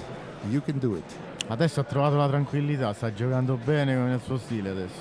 Vediamo un po', Quanto bisogna tedesca, ecco, visto? Ecco, dai, questo, si questo poteva non è vedere la nel suo stelletta. stile. Devo dire, sto gioco è molto generoso con lui per ora, sì. No, Continua a perché di salvarsi, solito- continua a tirare senza Sì. controllare la palla. Ai. Ecco, l'ha salvata in controllo, vediamo un po' se la può mettere ha trovato la calma per un attimo. Sì. In questo momento immagino che c'è Raymond che sta un po' preoccupandosi. Ma oddio, io non direi adesso, ancora no. Non del tutto? Deve fare ancora un po'. Deve arrivare almeno a 180 milioni, poi comincerà a preoccuparsi. Beh, secondo me il momento che lui completa la casa, là c'è da preoccuparsi. Vediamo un po'. Ok, ha preso la nuova rampa. Guarda, un'altra stella, buono. stella, non stella. Non so se sta moltiplicando il suo bonus, ma se la manda lì per il bonus. Ma oppure io no. non credo che vale la pena rischiare il bonus. Secondo me sta Ecco. sbagliando. Comunque, Si sta avvicinando tantissimo. wow. Sì, è strano che sta giocando così che tira al volo, Sì. Vediamo un po' se si calma un pochettino. Ok, dai, passa la palla. Cerca di prendere la rampa perché là sono altri che 30 milioni? No. Se lo finisce? 50 milioni. Se finisce la gara. 5, 10, 15, no? Ah, il Science, sì. Quindi sono 35 milioni. Quindi Daniele ha sbagliato di nuovo. E adesso ha anche un'ottima occasione perché gli ricade sul flippante sinistro. Esatto. Ma Perché aspetta? I magneti non ma ci perché sono. sta aspettando? Non lo so, sta concentrato. Ma no. Ha perso perso il una grande senso. occasione. Ha perso una grande occasione. Rinfresca. Che cosa? Refresh. No. Non ce l'ha fatta. Però posso dire. È tempo di dire ciao. Oh, Ragazzi. ha finito? Oh, ha finito. Ha finito, ha perso la palla. Come l'ha persa la palla? Non l'ho neanche visto. Ha sbagliato il tiro sulla rampa È centrale. finito. Comunque 130 milioni, bravo. È arrivato secondo, ha cercato di arrivare il primo. E con questo Salutiamo allora il signor Daniele Acciari e Francesco La Rocca per questo broadcast in italiano da Pittsburgh. Grazie a tutti. Vi ringraziamo Ciao. moltissimo per questo spazio che ci avete dato e trasmettere dal Papa è veramente un onore e molto emozionante. Vuoi salutare la mamma? Mamma e papà, saluto tutti gli italiani che mi stanno seguendo, compreso la madre e mio padre, anzi soprattutto. Ok, Io saluto a tutti voi invece. ok. Grazie Daniele, a grazie voi. Grazie Francesco. ancora, ciao. Ci sentiamo. Okay. All right. Okay, welcome back, everybody. We're going to continue our broadcast in English here at Pop 18, covering the finals. We are in first round action. We just watched a game of Adam's Family where Raymond Davidson kind of just blew it up there toward the mansion. And took first place on that game, which he really needed to do after getting a 0 in the first game. So he bounced back pretty good there with a win. By the way, I want to say that was kind of fun to do a little broadcast in Italian there. You know? Yeah, you guys were great. That was fun to listen to. I had no idea what you were saying, but that was incredible. The amazing thing is those guys speak better English than I do, too. Oh, Yeah, I think, Pete, you might be right. Now we turn the broadcast to Pittsburghese and whatever you speak, Johnny. yes. Oh, I can do it also in Spanish, so si quieren puedo hablar español y decir todo en español. Sí. Multi-talented, multilingual. Yes, I'm just not talented in pinball for some reason. I guess I could just beg to talk. differ. All right, so let's see. What are we looking at here? We're looking at what? Josh Mousin around? Joshua Henderson on Mousin around. He's in 4th place and has a huge climb. How did he do? Howard, did he get any points in his first game? In his first game, he got 0 points on Centaur. So this is not looking good for him because that'll be another 0. That'll be another 0 for him. Yeah, it's looking like he might be in a little trouble here early on. Joshua has been in the Final Four of Papa the last 3 years, taking a 2nd, a 3rd, and a 4th. So it looks like he'll need a win and some help. So let's see, who else we have here? We have Jim Belcito, Andre, and Josh Sharp. So who's up right now? Well, they're finished. Oh, They they're done? just finished the game. Oh, they just finished the game. So we're going to mark those scores Looks down, like and J- we're going yeah. to Looks like Josh see what's got going on here. Looks like Josh got the win, so that'll take him to 6. Nice. Jim 2nd place. That takes him to 3. Andre would have 3rd, so he'll be at 5. And Josh 0. 6, 5, 3, 0. So yeah, Joshua Henderson will not be making the Final Four this year. Thank you, Pete, Yeah, for the there's quick no way he rundown. can do it, huh? Yeah. Nope. Yeah. And just a reminder, in case Oh, you unless- haven't heard, the Replay FX Festival is coming up July 30th through August 2nd here in Pittsburgh, Pennsylvania at the David L. Lawrence Convention Center. I hear this is going to be a pretty big deal. Over 700 pinball and video games available for play, including also thousands of console games available to play. Pete, are you going? I think I'll be there. Okay, Johnny, you're going to be there, right? Absolutely. I actually put an alarm early in the morning just in case it would have sold out. Okay. Oh, yeah. Not going to miss it. So let's see. Now we're looking at fishtails. I like fishtails. As we follow Group 1, which is the Raymond Davidson, Jason Werdrick, Robert Sutter, and Roy Wills group to Fishtails. This is their 3rd game of their match. Looks like a pretty even group here too. A 4-4-4-2 with Robert being the 2. Wow. So it's anything goes here. Yeah, if Robert wins, I believe that'll force a tiebreaker, at least with him and someone else. So we're seeing who? Raymond Davidson. What do we have in Raymond? Any garbage? Oh, He just toured the mansion his last game of Adam's Family. I know. I think there's no garbage there. Yeah. And in fact, and the cool thing is we did all of that in Italian, so it's kind of cool to be able to. That was incredible. Yes. we'll save Raymond till he comes back up. Talk about Roy. He's from the Netherlands. He has one major win to his credit, and his best finish at Papa is 9th in 2011. Roy is unusual this year. He's almost always near the top of the Papa qualifying. So he's taking a different approach this year and being the last qualifier, and hoping that'll bring him some better luck. Yeah, and what's interesting is that Roy always typically finishes on top, just like you were saying, Pete, but he always manages to not get past the first round. So he's actually looking. His ball. Yeah, he's actually looking a lot better this year because he already has 4 points going in. So even though he did get a 0 on the Addams family, but let's see if it can break the curse. Curse of the first round. This is Robert. Is it Sutter or Suter? Yeah, I believe it's Sutter. Sutter, okay. He's from Switzerland. He's number 12 in the world, and he has one EPC win. I believe this is only his second time ever coming out to Papa, though. That was a tough, fast drain. 3 fast first balls so far. Wow. So, His fishtails is playing mean. It makes you kind of think. Okay, let's talk a little bit about fishtails. I mean, what will be your strategy for fishtail, Pete? What do you think? There's 2 strategies. It's either do you go big fish or do you go multi-ball. Big fish is shooting the boat back and forth multiple times. And after you get a 6, it lights a hurry up on the left spinner. The first time 20 million, then 30, then 40. Monster fish, right? Monster fish, right. The other approach is multi-ball. You'll see the locks to the right of the boat there. You need to shoot it up there once. There's a drop target that you need to knock down to light the locks. And then put 3 up there. And the jackpots are small, but if you get to the super jackpots, they can be 100 million each. Yeah, and the thing about it is once you get to the super jackpot, you can start just hitting the middle captive ball, and man, it gets just huge scores.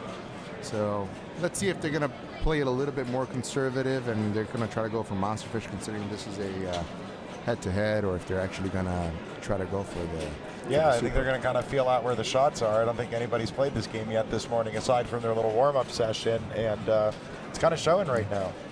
Oh, yeah. This game was in the B bank this year. The highest score on it was 251 million during qualifying. Oh, wow. That's not too high, though. I mean, No.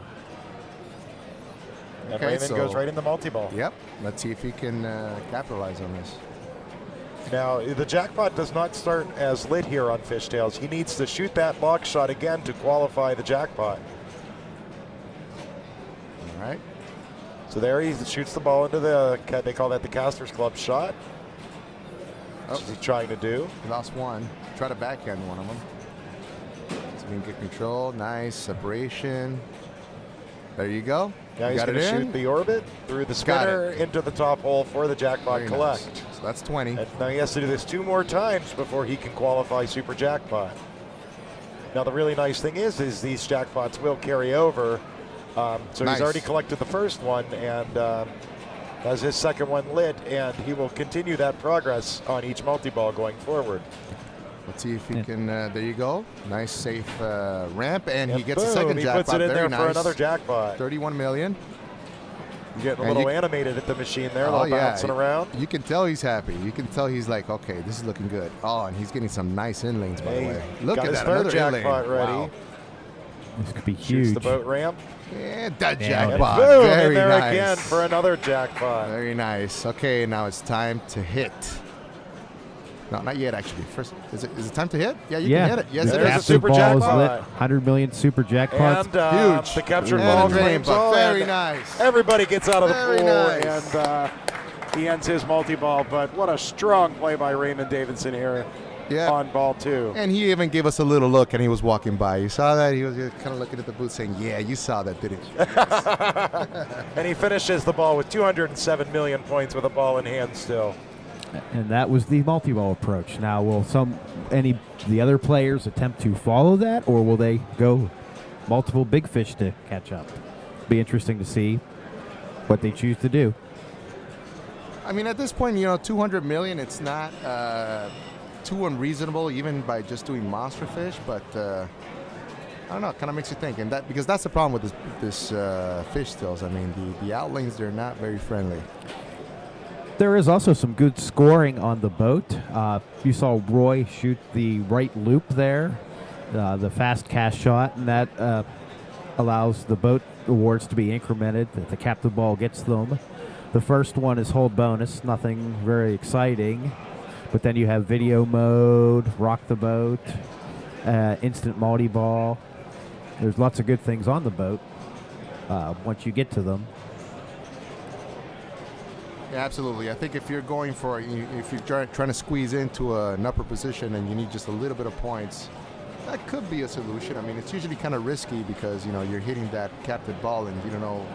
And heck, we just saw Raymond just basically drain the ball by getting the super jackpot.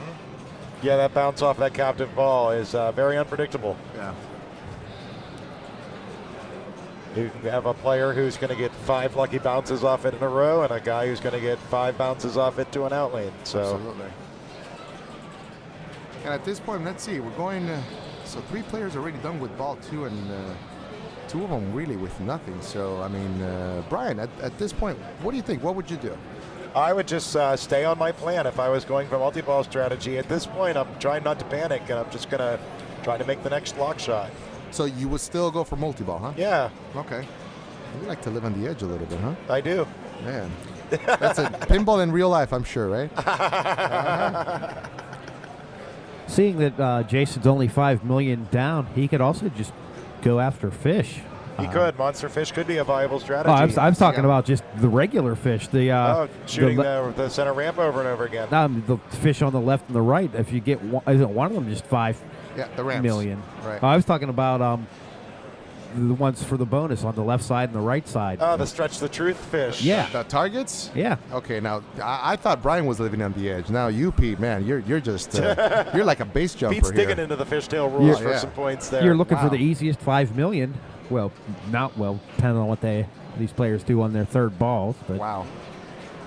Here we have Raymond. See, I'm kind of cowardly. I would just hit the ramps at this point and just try to guarantee myself a third or fourth place. Well, third or second place, maybe. Yeah, but I guess the ramps would be a much better approach than what I'm saying. Yeah. For each ramp, they increment by 500,000. See, now Raymond, he says, hey, I got the shots down for the lock, so he's dialed in on that lock shot. He's also it on the fly one away from Monsterfish too, so a lot of possibility here. I think he's going to crate up and try that lock shot again. Just misses it on the left side. He decides to cash in that monster fish, and yes, he makes it. Very nice shot.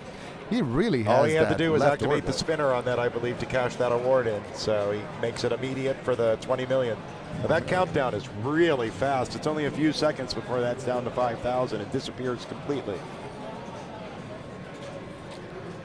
If you're just joining us, we are broadcasting live from the Papa World headquarters outside of Pittsburgh. We are covering the first round action of our A Division finals here. And Raymond locks ball number 2. Oof. Almost a third one. Let's see if we can get it. Nerves of steel to let that bounce over at that speed. Try to post pass. Oh, post pass. Almost botched. Still gains control. And good. Little late. Tappy. Oh, I always feel that on this game, a post pass is a bit of a risky fare. Backhanding the third lock. How about that? Pretty. Huh? And that's due to the flippers on this game. Pete, what is different on the flippers on this game compared to the Adams family next door to it there? This game has lightning flippers. They are, I believe, a 1/4 of an inch shorter, or maybe it's an 1/8 of an inch shorter, making a 1/4 of an inch gap. Yeah.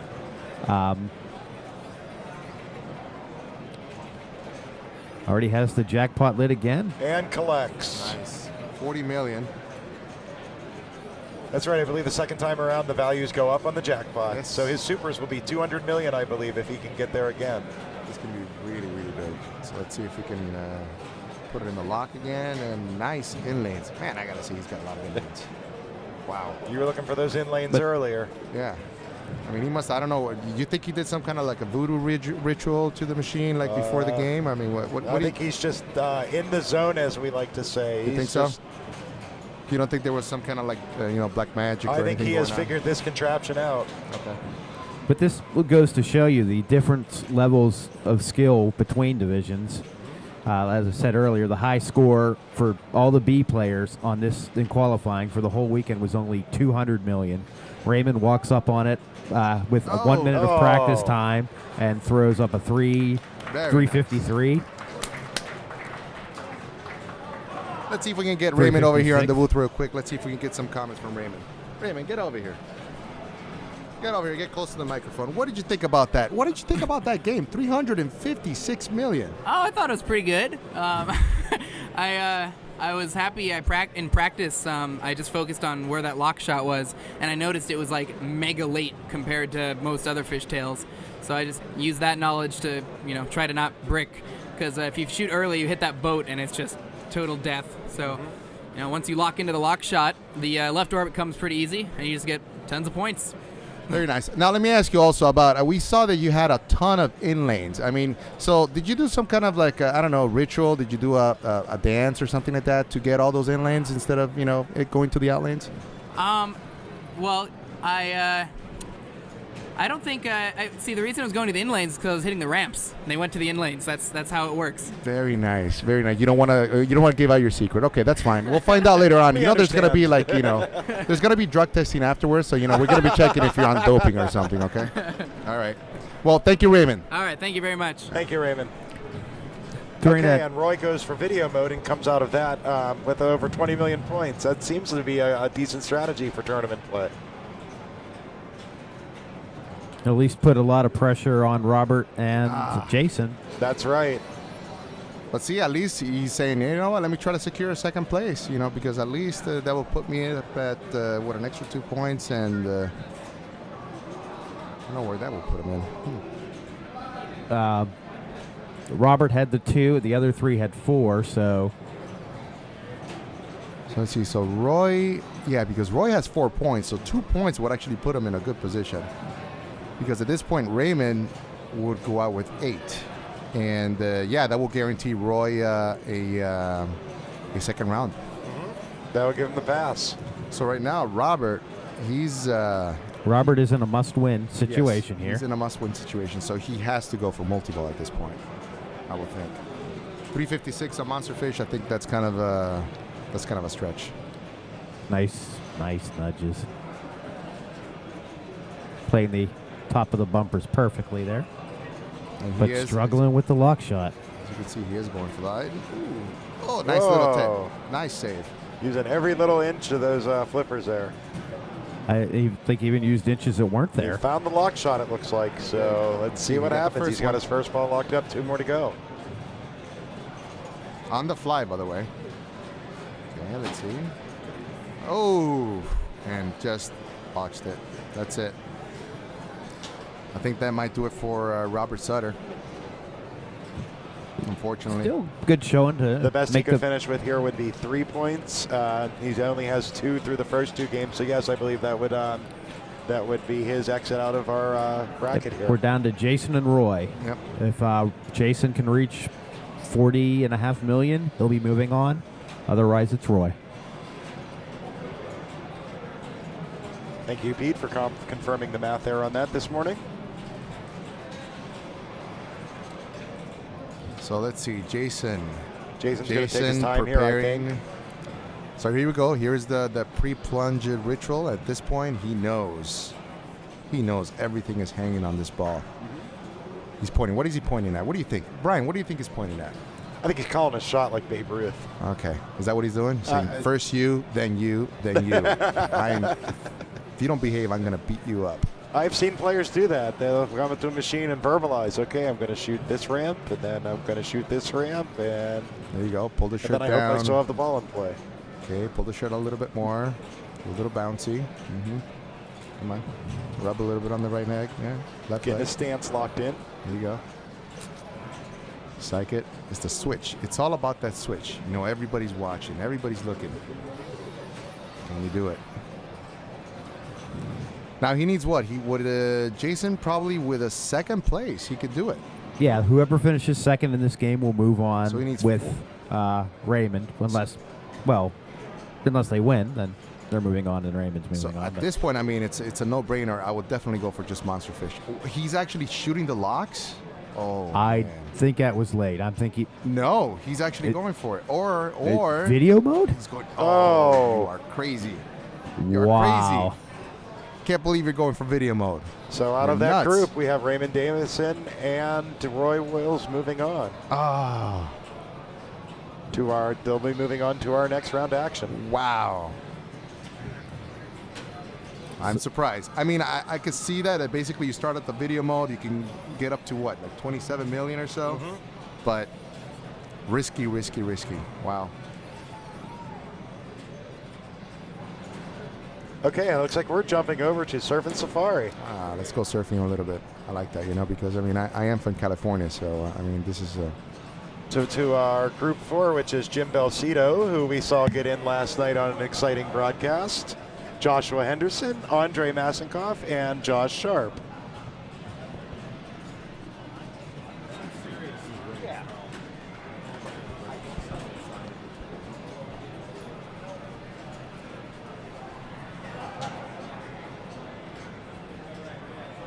Alrighty.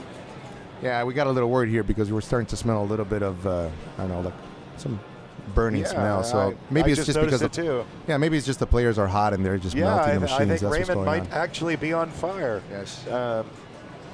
Well, yeah, especially after what he did at Adams and then Fishtails. After Adams Family Fishtails, he is absolutely on fire. Just burning it up. Forget flooding the facility. We're going to burn the facility. Okay, That's what what we're ball gonna are we on here on? So we're at Surfin' Safari, and we have Jim Belcito.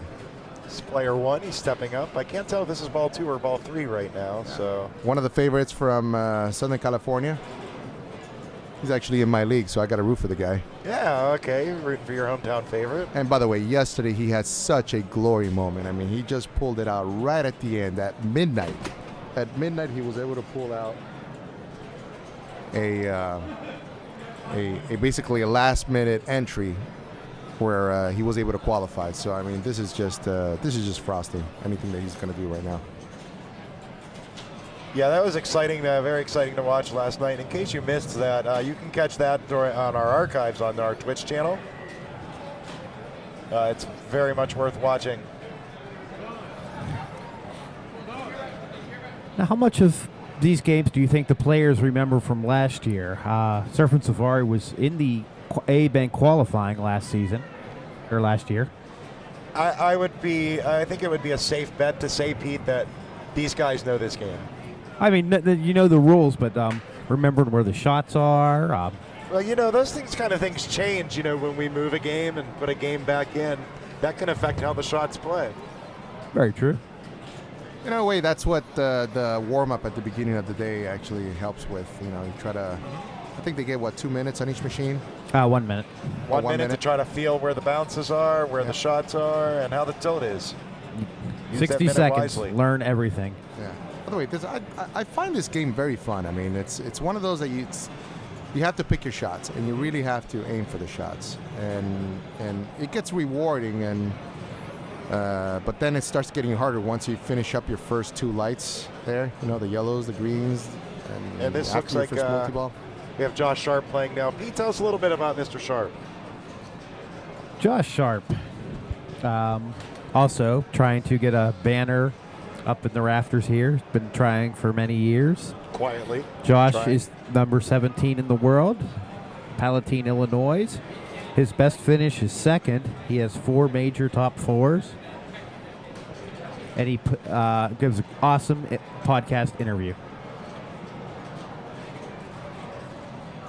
Now, he played in the split flippers yesterday, didn't he? Yes, him and his brother. I believe they won. They won, huh? They won the first ever John Replogle Memorial Split Flipper Trophy. And by the way, a really cool trophy. I don't know if you saw it. I mean, for those of you who haven't seen it, there are pictures floating around the internet out there, but we took a little plastic chainsaw and a little severed hand and made a trophy out of it. That's just awesome. That'll be our Split Flipper trophy. Every year we'll attach a plaque with the name of the winners. Yeah, I think we might be seeing their names on that plaque more than once. I mean, considering, Zach and Josh. Oof. That was a nice nudge away from the out lane. He's only 2 lights away from finishing the grid. Yeah, the only thing is that he's got the hard ones left. He's got basically the spinner one. The spinner one is okay, but the red one is basically your death shots. Yeah, nobody's really going to aim for those, Lance. You really have to. There's 3 targets right in the middle. Oh, and let's see. We see that Josh, he's trying to get the doubler. And I'm sure he's trying to do that because then he's thinking, oh, double with the spinner mode. That could total up to a lot of points. And at this point, he's chasing Jim Belcito. Jim Belcito is at 112, which is decent. It's actually a very good score. But it is reachable. So we're going to see him probably try to... Okay, so he hits the rope. I'm surprised that... I guess maybe the post pass is not working very well or it's not very friendly. Oh, and right to the out lane. goes to the outlet. Still... For viewers who own this game or have played a lot of it, you may be wondering, how come the ball's not falling in the mystery hole? They've covered that up. There's no way to make the mystery award not be random. Okay. So they just put a plug over it so that it's impossible to fall in. The ball rolls over it, and the game continues. And now we have Andre Masenkov, who his name I see up here in the rafters. Yeah, let's talk a little bit about Andre. What do we have there, Pete? Andre Masenkov. He is from San Francisco. He has the one win, the one Papa win. He also has 6 major top 4s. Oh, there he is, way down there at the end. He was the champion of Papa 14. Yeah, he actually has one of the banners, and unfortunately, though, he got out of luck in this game because I mean he's already out. So that. Puts, we know that. Let's see, what does that put? Josh Henderson, player 4. Yeah, so you see, so Andre has 5 points right now, and here, yeah, he's assuming it thinks it as they were. Jim will move to 7. Josh at worst is 6. Wow. So Andre. Yeah, it's done. It's going to be Jim and Josh Sharp. Unless Joshua passes Jim, then it will move things around. Well, that would move Jim to 5, and it will force a playoff. Will that give? It will force a playoff between Jim and Andre because Andre has. Oh yeah, 5 Andre points. would have 5 too. You're right. Yeah. So right now, Andre is rooting for Joshua here. Our math struggles are real here, folks. Oh yeah. Oh, and wow. just like that, Jim can breathe.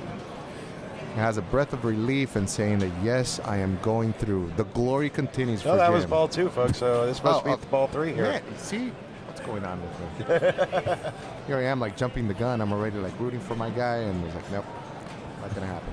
That's okay, Not man. yet. That's okay. Not yet. Surfin' Safari was in the C division earlier in the during the tournament. The high score on that was 56 million, which Jim has all but obliterated. So let's see, Jim, how's he looking right now? Basically, he's going to have to complete the grid. So now it's going to be more of a harder way grind it out. Yep, he's going to have to grind it out. I wonder if he's going to try to get the doubler. You know, ramp scoop. He does have some good modes. He has a spinner mode, and he has also the what's the left scoop mode? What is that one called? It gives you like 3 million on the. Yeah, I can't remember. I'm not very versed on the rules of this game, to be honest with you. Yeah, this one, if you complete the scoop on the left, We'll call it orange. What does it call it? Orange. Yeah, there you go. The orange. Oh, he's not. He's going for the spinner. So he's basically just trying to extend his lead. Have we talked about Jim yet? Let's talk about Jim Belcito. He's number 16 in the world from Murrieta, California. His best finish at Papa is 4th. However, he is our defending Pinball champion. And what a finals that was. Very strong player. And with a knack to come back from the behind. Hence the term, you've been Belcito'd. I think at one time there was a T-shirt that said "You've been Belcito." I don't know. I saw it circulating out there in the internet. But I think after last night, I think we should officialize it. I think most of the players here know that term very well. Yeah. Is that a word, officialize it? I mean, or is that just my Italian that just comes out once in a while? It might be. Bastardizes the. I don't know. That is. We're from Pittsburgh. We bastardize every word. Yeah. If you're just joining us, we are covering the first round action here at the Pop 18 World Championship final rounds. My name is Brian Tessier. Sitting to my left is Johnny Monica and Pete Hendricks. Oh, that's it for Jim, but still pretty strong showing, 114 million. And he gets to enter his initials. That's How right. about that? On this game, you put your initials up immediately. There's no end of game initials. It's right now. I like that because it's kind of like, you kind of throw the glove at the other person's face. It's like saying, now you're going to have to wait. I got to put my initials.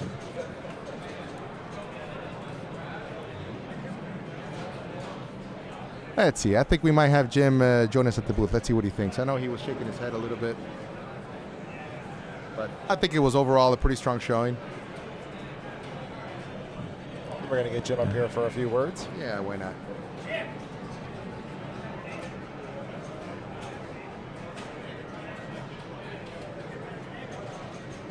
I think he was waylaid by Sharp there. So let's see Yeah, what's going on. yeah. I just was saying, put your name. I already put it. Yeah, it's already taken care of. Josh steps up, down by 71 million. That's a lot of ramp shots. So here's the man, Mr. Belcito himself, just fresh out of the glory from yesterday night and putting up 115 million on Surfin Safari. What do you think about that? Josh is still playing, so I'm going back down there. All right. He doesn't feel like he's safe yet. A man of few words. So he's going to watch and see if he can make it here to get through to the next round. Josh still working on that last spinner shot. The thing is that Josh, he's pretty close, and I wonder if he's gonna. See, I'm surprised he's actually going for the whirlpool because it's kind of risky. It goes into the pops, and it's happened to him before that it actually hit the pop bumpers, and he lost it on the left outline. Oh, using the every inch And of that flipper. that's it. He got punished. Punished. I think I heard Jim take a deep breath here from all the way where I'm sitting. I'm sure he did. But still, I mean, 150 million, it's a good score, but it is reachable. I mean, the only problem is that Andre, he's already exhausted the first multi-ball, so now it's going to be a He little really bit has tough. to grind it out. He has to complete his grid, I believe, to get back to the multi-ball. Yeah, right? that's going to be very tough.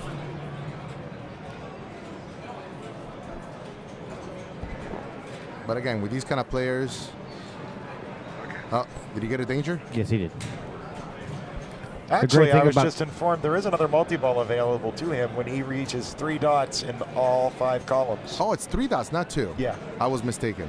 3 dots. Thank you. Who corrected us? Was it Mark? That information comes straight from Mark, Thank you, Mark. who is our local Surfin And Safari there's the 3 expert. dots. By the way, a big shout out to And Mark. the I mean, multi-ball. and all the stuff that he does. I mean, he's... Yeah, how about a special shout out to all of our volunteers who helped make this event possible this weekend. Yes. Thank you, all of you. Thank you.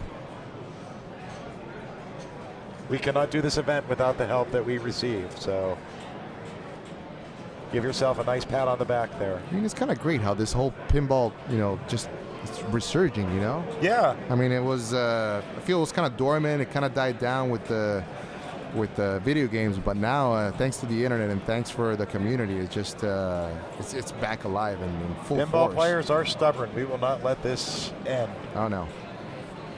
And I'm happy to see at least we have, a few of the younger players, too, that, can hopefully, keep double it in alive. lane. Wow.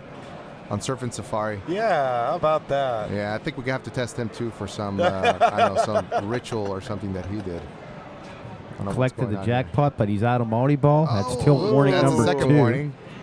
That's all you're gonna get, my friend. No more get out of jail free card. And he's very close to completing his grid too. Wow. Yeah, he has. Looks like 2 more orange Oh. lights, and Yep, and he knew he was close. Yep. He felt it. You could see the disappointment. and he's going to finish out with 13 million. It looks like. Yeah, and by the way, that emotion, that is what makes this thing great. I mean, pinball just rips that emotion right out of you. No matter how shy you are in real life, Yeah. when you're playing pinball, even if you're like, super conservative, Catholic, goes to church every Sunday, you will curse. You will curse, okay, when that ball drains. As Joshua is stepping up here, we can give you the results from Group 2. Zach Sharp and Adam Lefkoff have advanced. Zach finished with 8 points, Adam with 6, Andy Rosa with 4, Sean Grant 3. So not only did Adam make it to the finals for the first time, he made it out of the first round. Wow. And by the way, Roy Wills broke the curse. Yes, He's Roy through. Wills has advanced out of the first round as well and has broken the curse. Yeah, so I wonder if he's actually going to change his strategy from now on. Instead of qualifying first every time, maybe he'll try to qualify at the bottom. That's right. You know, forget the bye, and the glory. That extra round kind of gets you prepared. That's right. Group 3 is finished. Lyman with a 12 moves on, and Yorian 5. Trent eliminated with a 4, and Adam Becker has gotten. What was it? The 3-egg omelet? He has the 3-egg omelet this morning. Good Unfortunate qualifying recipient of the 3-egg omelet there. Wow, and Joshua just nothing. And that finishes up that group. And yeah, that was a poor we showing do from have that Joshua. as Jim and Josh moving on, I believe. Tough finals for Joshua this year, but there's no doubt he'll be back. Okay. All right, we're moving on to round 2, and I'll be stepping out of the booth. Joining the broadcast team will be Steve Bowden. Thanks for watching, and continue to enjoy the rest of the finals. Thank you, Pete. You're awesome. Thank you, Pete. We appreciate you this morning. Good man, Pete.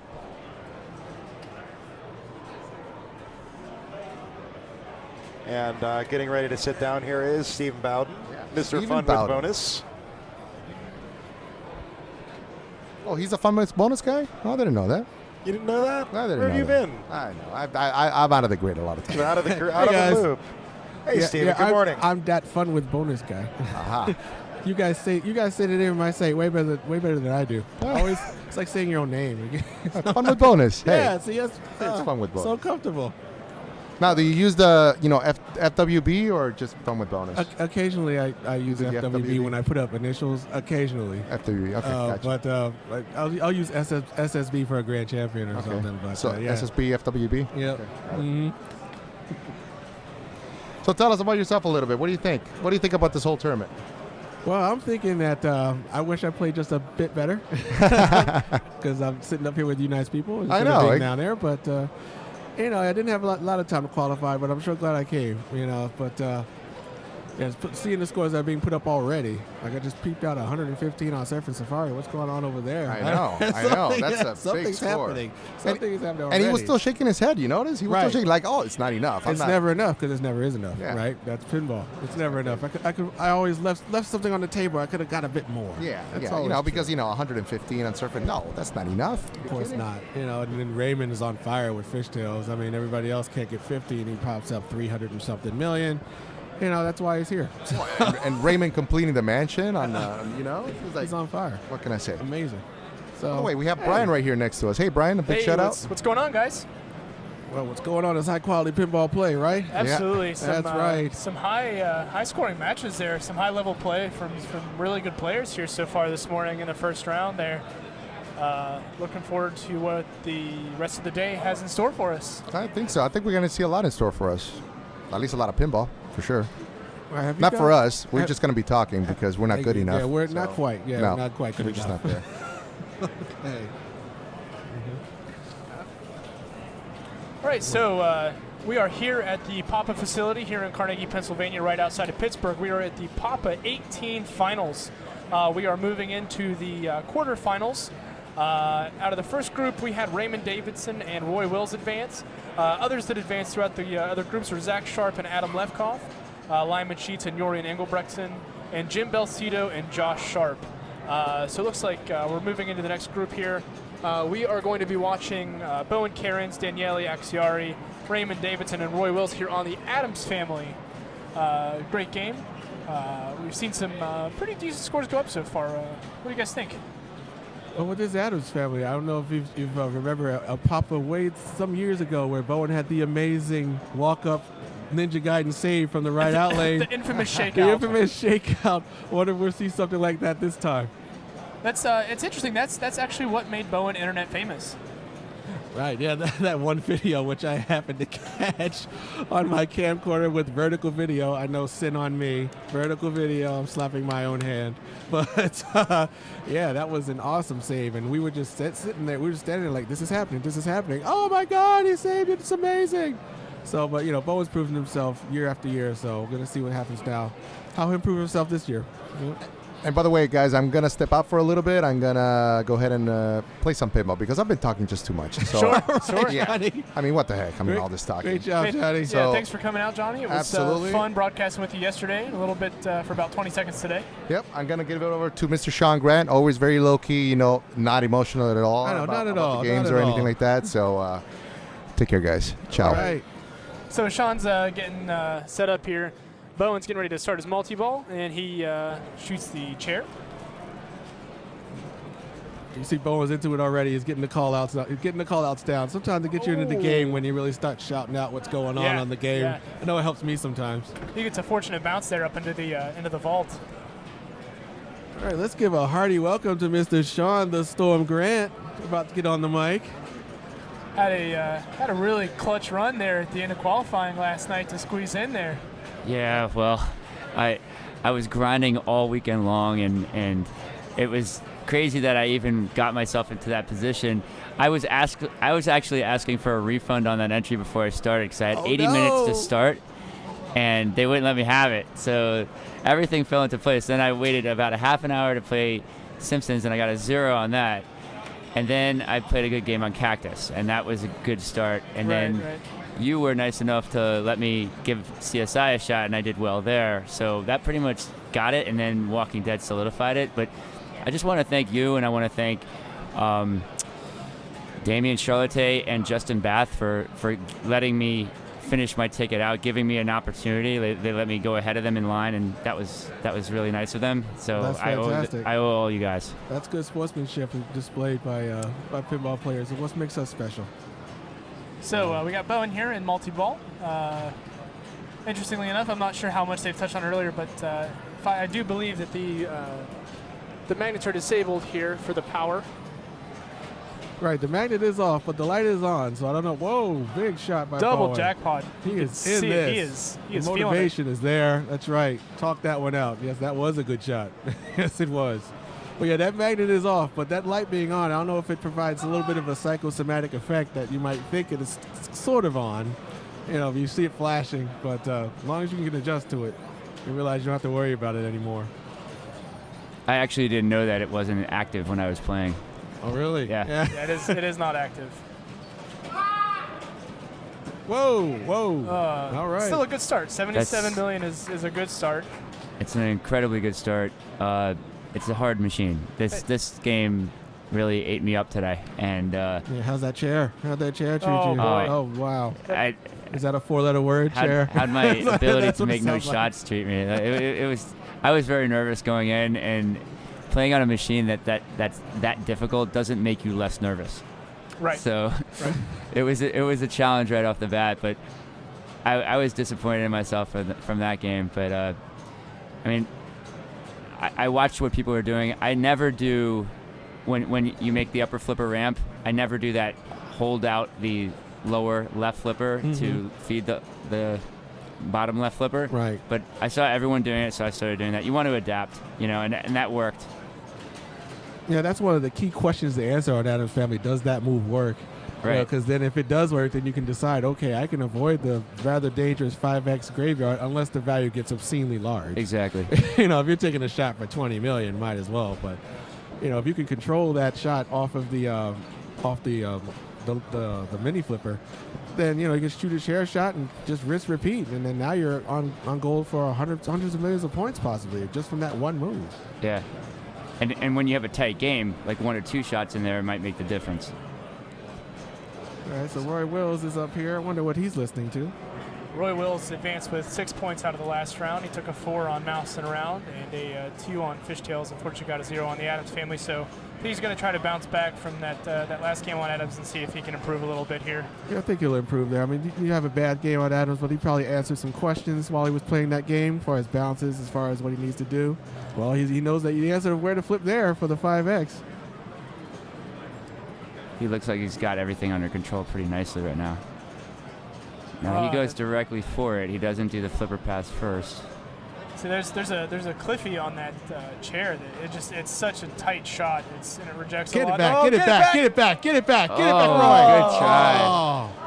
Good try almost right Bowen there. Karens it. Oh, That was was a really good wiggle shake right A there. great effort. I mean, everybody you kind of stopped, and it's still there. It's still there. you And know. the best part about it is he didn't lose his 10.75 bonus Exactly. in the Oh, yeah, attempt yeah. either. Yeah. Like that was strong. Now everyone just saw that no dangers. He got away with all that action, and there were no dangers there. So I think he got 2 dangers. he did. Yeah. No, not during that action though. Did he? Oh get really? action? I don't think so. I'm not sure. I think I saw 2, but I All don't right. know. All right, so now stepping up to the Adams family is Raymond Davidson, who took an 8 in his first round. Had a monster game on both the Adams family and Fishtails, getting a couple super jackpots like it was nothing there on Fishtails. Really, really, really strong and impressive play there, but it's an unfortunate drain there. Now Papa Italiano, Got- guest broadcaster Danielle Acciari. We got Mountain Man Daniele up here right now, sporting the new look. You know, new look, new attitude, new success. Let's see how the chair treats him. Nope. Oh yeah, the Nice- chair wants some revenge. Good recovery. For some reason, it seems like people have had more success hitting the backhand on the fly than from a trap, from what I've seen today. And that's usually not the case. That is very strange. Yeah. Let's keep an eye on that.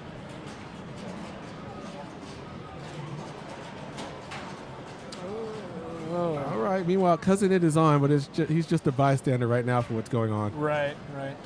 That's interesting. Is he using that upper left flipper kind of as a defensive tactic, or was he actually trying to shoot the grave there, you think? Again, yeah.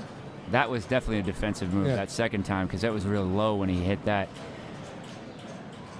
I remember the first time I saw him play this was in Minnesota in the IFPA, and he approaches Adams family very differently.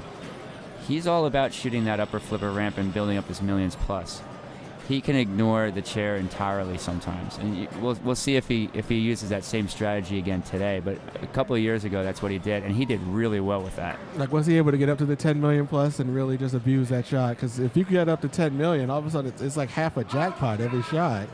Right, and if you do that safe feed from the lower flipper to the other lower the lowest Right, flipper, yeah. then, That's why I tripped over. Like, which lower flipper is it? then you have a nice little circuit there.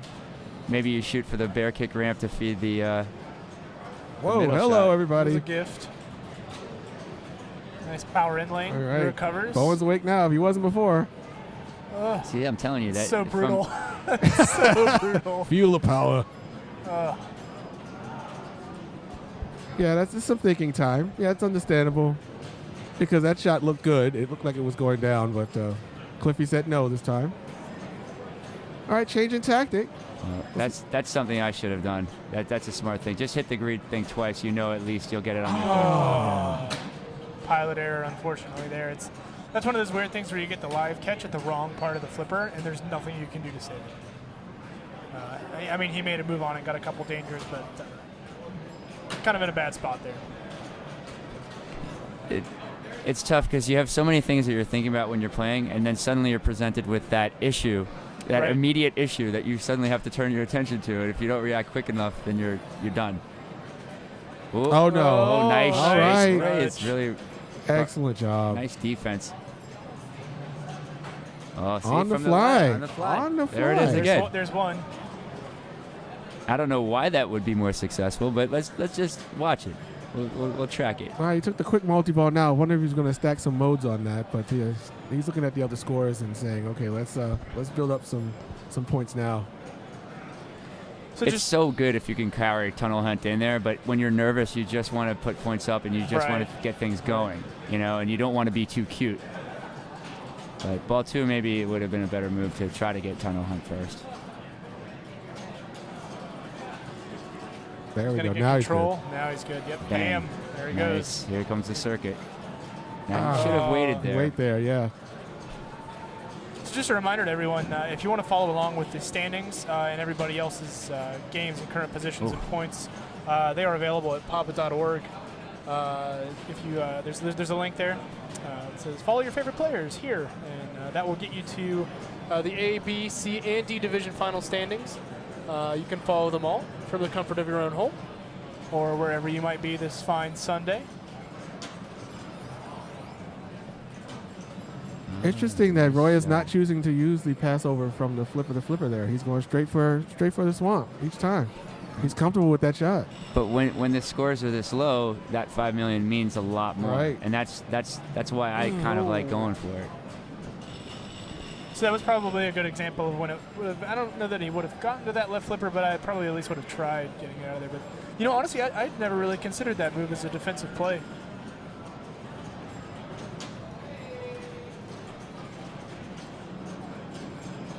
Right, Roy needs points, so.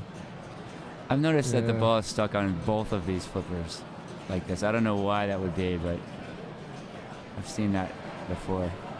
All right, let's see how Ray plays this decision. Will he try to stack or go for it? Looks like he's going for it. He's going Yeah, for let's it. go for it. Yeah. All Nice right. shot. There he goes. He's ready to party. Yeah, you're sitting for 10 minutes in between balls. Starting multi-ball can get you into the groove of the game. Right. So that's a big advantage. It's so hard to play absolutely optimal strategy in this condition on a 4-player game when everything is on the line. But the players that can do that are the ones that win. You gonna wait? He Should've didn't wait. waited. There Nice. he goes. He's comfortable. Post pass. All right, but the post pass and the Perfect. catch is good. There he Perfect. goes. That was Oh, That really is nice textbook. That is technician level play right there. Get recovery. Nice. That's a dangerous situation there, but he got out of it nicely. Oh, good Wonderful. play right there. Wow. That was a gutsy move. That's right. So he knows he didn't rush to try to steal another quick multi-ball jackpot. I'm just going to stay right here. Oh, that's bad. Oh, short post pass there. No, he nailed it. Nice shot. Back to work.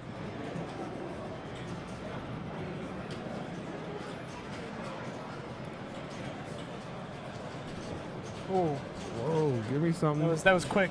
He's probably awake now too. Oh, he took the hard one. He took the most difficult shot there. Squeeze it right in there. Yeah. No problem. That'll work. I'll take that. That's nice. And now he's got an easy 15 million coming up. And he's getting greedy. Oh! Wow.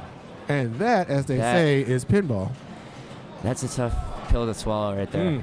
Did that come off the rail? It came right off Yep. the rail. It came off early, too, and it went right down the center. There was not a play you could make on that. Jeez. And he reacted to the ball. Like, that was the best part. Like, he wasn't like, okay, I'm waiting for it to roll through the ramp. Like, He was he paying saw attention. it. Yeah. But there's still nothing he could do about it.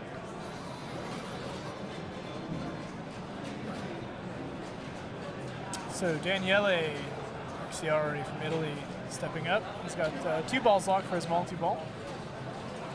Shooting it into the chair or vault will start it. Not before a million plus. Right, here's the setup. Yeah, that's easy to Yeah, pull off. now he doesn't have to wait. He just go right into it. Nice. Yeah. And when I saw Zach do that in our game, I was like, wow, he's really being gutsy. He's going right at it. I had no idea that the power wasn't working. Oh, showtime, Daniele.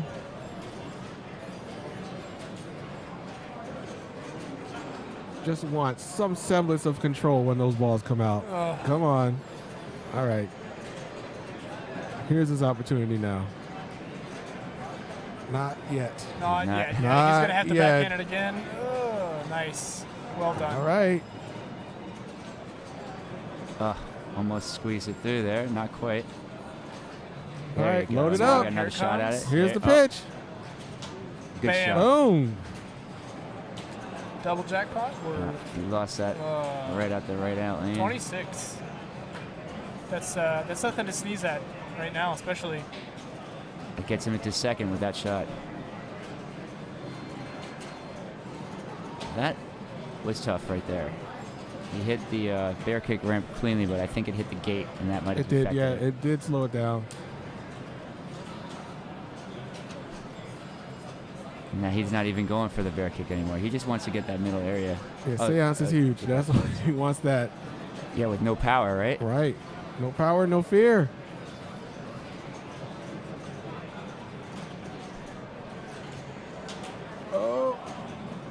We can't fault the magnet that time. That almost looked like a magnet was It on. looked I like it think did, hit didn't it? something. Yeah. It's even tricking us now. And Yeah. it tricked me. There it is. That was not him. That was the Thing thing did was that? active. Yep. Wow. It was tough to see, but Thing did activate for that shot. I could hear the sound of Mhm. Thing. Like a little crack before. But he is in second. And so that puts pressure on the other two guys. And Bowen now is going to try to put together a lead that they can't catch up to. Starting out with 112, not a bad position Whoa, to be in. but what he a could reaction. definitely- Wow. Sorry for jumping in there. Wow, No, I that's was okay. shocked. That's all right. That was totally warranted. He reacted faster and you reacted faster than I did. I was Right. just staring at that. I just couldn't believe how fast that was.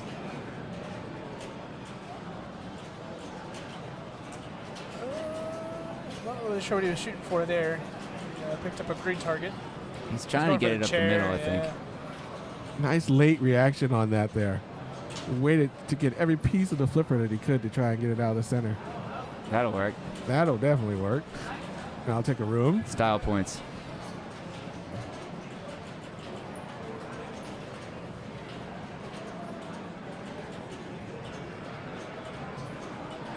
Whoa, yeah, and we all knew it was gone. Yeah, he knew As it. soon as with that it center hit, shot. yeah, that's tough.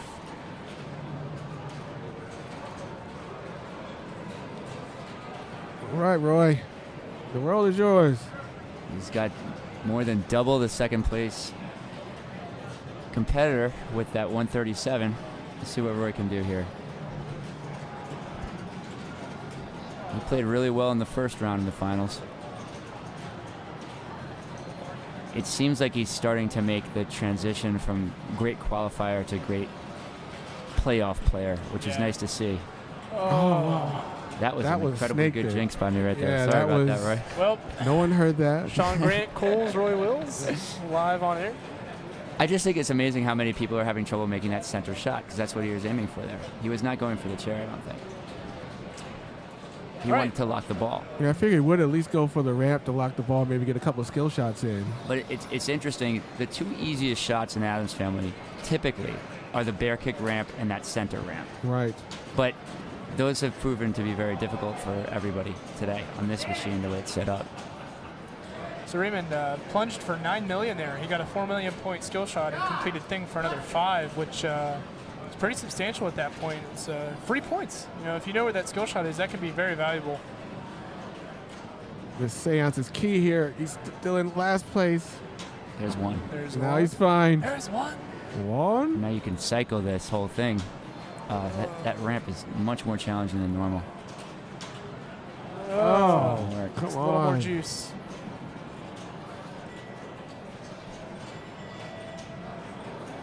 Oh, boy. That angle. Careful, Ray. Wasn't a bad Here's the idea. pass. Here it is. Uh-oh.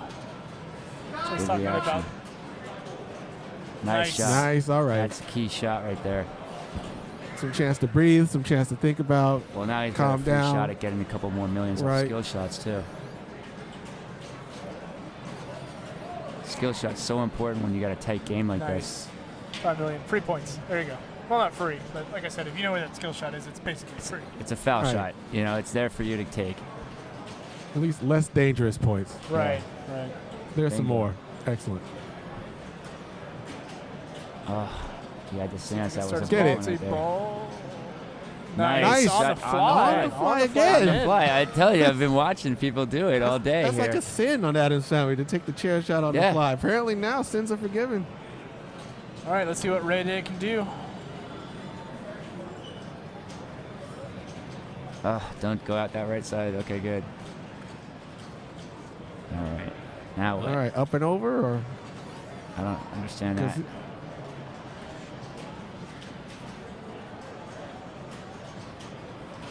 All right, Okay. here's the Shot setup. is, and did that other ball get in the way there? A little bit. Not in the way of the ball, but in the way of his vision possibly. Because he saw it in the peripheral. It may have distracted him All right, just a here you bit. go.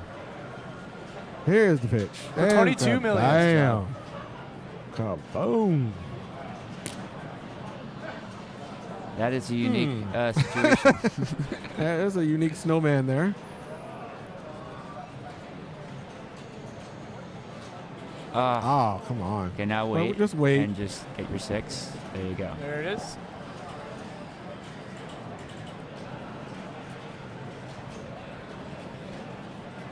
All right, and Bowen is within reach for Ray.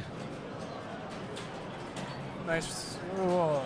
And He's the ball is almost. wild, and now the ball is under control. Now, what do you do here? Okay, do you do that, and then you go for the bear kick ramp? There you go, perfect. Good idea. Try to slow Good it down idea. there. It's a good idea unless you get some warnings that off was it, a but this smart game's play, been a little yeah. playable, so they're letting them get. Well, I saw what Roy did earlier with the shimmy Yeah, from the outlane, exactly. so That is not a gimme shot.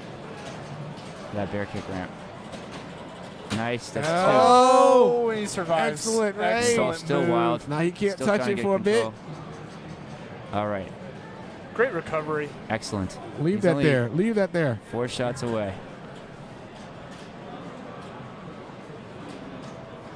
Oh. Combo. Oh. Oh.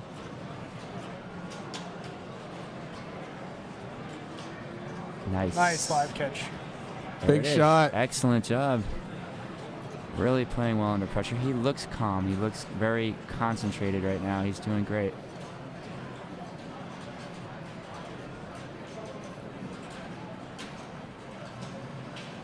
Oh, he almost did got it again. But this points from Mamushka, though. Unfortunately, it moved off of thing and went to the graveyard. El Cheapo. He's 2 away. Yep. I didn't say that. I didn't hear it.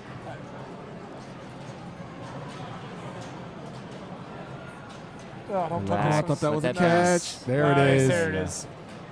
Now he's going to flipper pass, and he's going to try to forehand the bear kick ramp. Even this flipper pass isn't easy. Oh, like I said, get out of there. Nice. Be nice, thing. Be nice. Thing was Yes, nice. all right. Very nice. And he's got that value up to 6.8. If you're just joining us here, my name is Brian Dye. I'm joined in the booth today by Sean Grant and Stephen Bowden. We're here at the Papa World Championships for the finals. Right now we're watching the Adams Now family. he's got double bonus, so he's very close on bonus also. But this shot would really make him happy. There you go. He's in Oh, first nice. place. Really, really nice play by Feeling Ray. good. Gets a round of applause there. Big shot. Now, if you notice at this point, I mean, once you have a bit of relief, he might just try and blow this up now. Now the pressure's just a bit off. Not totally off. Now he just wants to press his lead, but Long delay for that second ball to come out. That was interesting. Oh, wow. I'm sure he'll take it. Didn't know that was All going to right. All right, here's the out. setup. But There it Clean. is. Uh-oh, uh-oh. that Nice. pass is not a gimme. Nice shot. Perfect. That was a nice, Tried to that be was a nice creative dead with bounce. that. I like that. That was cool. That was nice. And that was a split-second Bingo. decision that he had to make, like then, like right now, to decide to do that. He's playing the ball. He's not, Almost got that to go for the backhand. Oh, got that one to go for the yeah. backhand. 5. Was that 5 shots already? Nice Whoa, play there. wonderful. Save. Oh. This is Oh, he's just gorgeous he's feeling it. reaction to what the ball is Look doing at that. right there. Another He back- smiled on Even that a one. He grin. liked Even that a grin one. on Ray, yeah. Like that one. That one felt good. It's nice when you can enjoy this, Oh, and then we got the conga line at the right. But what a great ball by Ray Davidson. Really impressive. Just super clutch play. Be interesting to see if Daniele changes his tactics now and goes for mansions. Right now, he's Instead. guaranteed at least a point Yes. moving forward.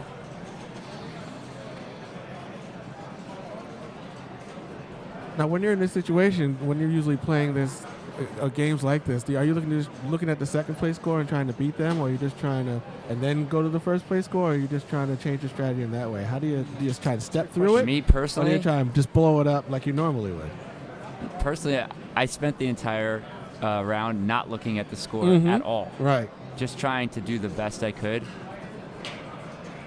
But most people are going to take a look and Well, you can't help it. I mean, Yeah. plus you're talking about Papa style, where Yeah, two points yeah, is a lot. way more important than one, and 1 point is hugely more important than 0. So Right. the reason I brought up that it was possible he might change his strategy is because his strategy is a very patient strategy, and it's hard to employ a patient strategy when you're down by this many points. Nice Good nudge shake. there. If it were me, I'm a baby steps kind of guy. I look at the scores. I see what I need to do, and I start thinking about my strategy a little early before my ball. If it were me, I'd try to go for that next point first before trying to blow it up. Probably, like Ray did there. Ray knew he had first place locked up, and then, I think he loosened up a little bit and started going for things he might typically go for. And I think that's probably similar out of Good shot. Nice shot. It's only 3.2, but given the way that he likes to shoot that upper ramp, it's great for him to have a multi-ball where he can focus on that.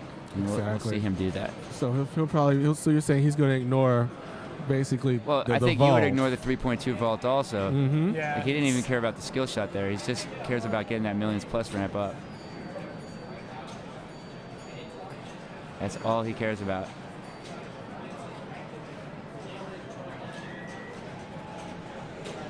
Oh. Again, that looked magnetized, even though we know it wasn't. I mean, right? It It messes really with did. you. I wasn't It gonna does, say yeah, I know, anything. it messes with you. I don't know. Maybe if it's disabled, it still has some kind of impact on the.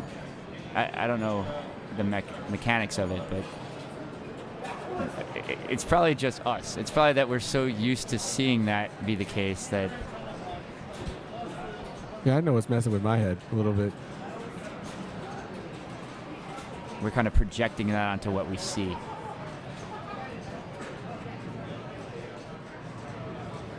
don't know what that was for. All right, stay patient, Daniele. So I'll give everybody a real quick update on the other games in the quarterfinals. In the group with Keith Elwin, Robert Gagna, Zach Sharp, and Josh Sharp, Robert has a 4, Keith took a 2, Josh with a 1, and Zach with a 0 on Mousin around. Another group here with Kaylee George, Mats Runston, Lyman Sheets, and Adam Lefkoff on Circus Voltaire. Mats took a 4, Adam Lefkoff took a 2, Lyman took a 1, and Kaylee George took a 0. The other game with on Surfin' Safari is still in progress. Daniele with an unfortunate drain there. Circus Voltaire game was a very tight scored game. The Mats won with 9 million, but the next two were both in 4 million. So every Right. shot counted. And now they're working on Circus. I don't know what they're working on. I think it's the plunger. I think there's problems with the plunger. All right, well, I hope to get some Circus Voltaire, some camera time, since it's not something we see very often. It's a gorgeous machine. It's It's a one of great my game. favorites to play. It's a lot of fun. Very unique out lanes, in lanes. So 106 got you third in this match. That shows you the quality of play here in the second round of the Papa A Division Finals here at Papa. Looks like we're going to move over to Surfin' Safari. Stepping up to the game right now is Jim Belcito, who had a terrific last-minute run last night to get in this morning. It was almost magical. Everybody was standing around watching it happen, and it was no words. There are no words. It was riveting action. It was fantastic. I mean, I was behind him in line, knowing I wasn't going to get a chance to play, but just waiting to see the magic happen. To see Jim know that, okay, he's got 2.3, he needs 2.7-ish, and all of a sudden he passed it, and then he just blew it up. Once he passed the score he needed, then all of a sudden Nice just got 5 million, 6 million. It was amazing. He's got a lot of work to do here. So he actually put up a really big score on this in the first round. Jim put up, I believe it was 115 million. I'm going to check on that real quick. 115 million points on Surfin' Safari, and currently Chris Bassler, who is player 1 in this group, has 77 million. And then those aren't scores to sneeze at. This is a very fun game. Somebody had asked in the chat to go a little bit more in depth on the rules. I could probably touch on strategy a little bit. There are 5 rows of lights there in the middle, and typically what people will do is advance their lock row, which is the green row that you can see is already maxed out on his card. Jeez, that was a brutal outlay. But advancing that green row all the way up to lock will light the lock shot there on the left little saucer, which will plunge another ball into play. It'll light 2 shots that you're required to hit, which will light all 5 shots after completing those 2 for your super jackpot. And those super jackpots that's where the money is on this game. And typically, you won't see a lot of people go for much else until after they get out of their multi-ball. It's a game that has very chunky scoring. Yes. So yes.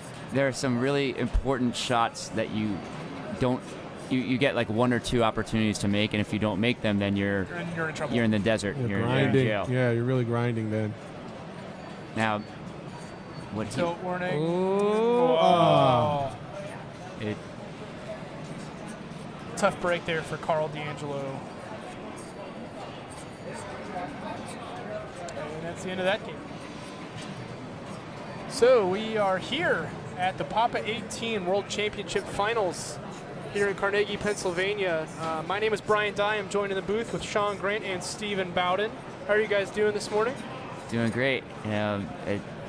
It's always a pleasure to be here, and obviously I'd rather be playing, but exactly. Yeah, but it's always good to be at the Mecca of pinball. Oh, absolutely. There's no question about it. We're going to jump over to Fishtails, and that's a face you all recognize. Bone Karen's player 1. His shirt seems to match the dominant color of the playfield here. I think he did that on purpose, give himself an edge.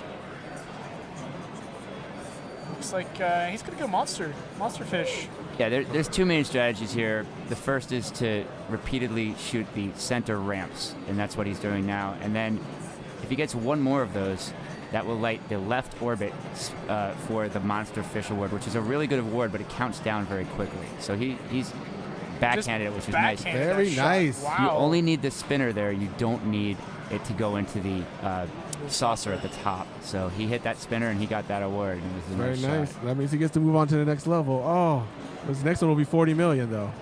So he's concentrating on monster fish, which it looks like he is, because that was his second one. It's a good idea when you're player 1 to do that, because now that puts pressure on everyone else. The strategy of going for the lock and trying to get super jackpots is good if you want to hit a home run, but it's definitely safer if you can get your timing down to shoot those inner ramps, because if you can just keep repeating that, and it does add up very quickly. Especially if you can find the rhythm. Oh boy, come on, boat. Help him out. If you do, even if you get the 3 locks, it doesn't guarantee that you're going to get more than 1 or 2 jackpots, which is about 80 million. Right. So Right. Because when you get those 3 locks, you have the 3 balls running around, getting in each other's way in that small area, and you have such a small shot to make. Meanwhile, Ray showed us how to make those shots during the first game we showed on here. Whoa! Revenge of the boat. That's 2. That's 2. The boat has claimed 2. Don't be early on that shot. Wow. That's craziness.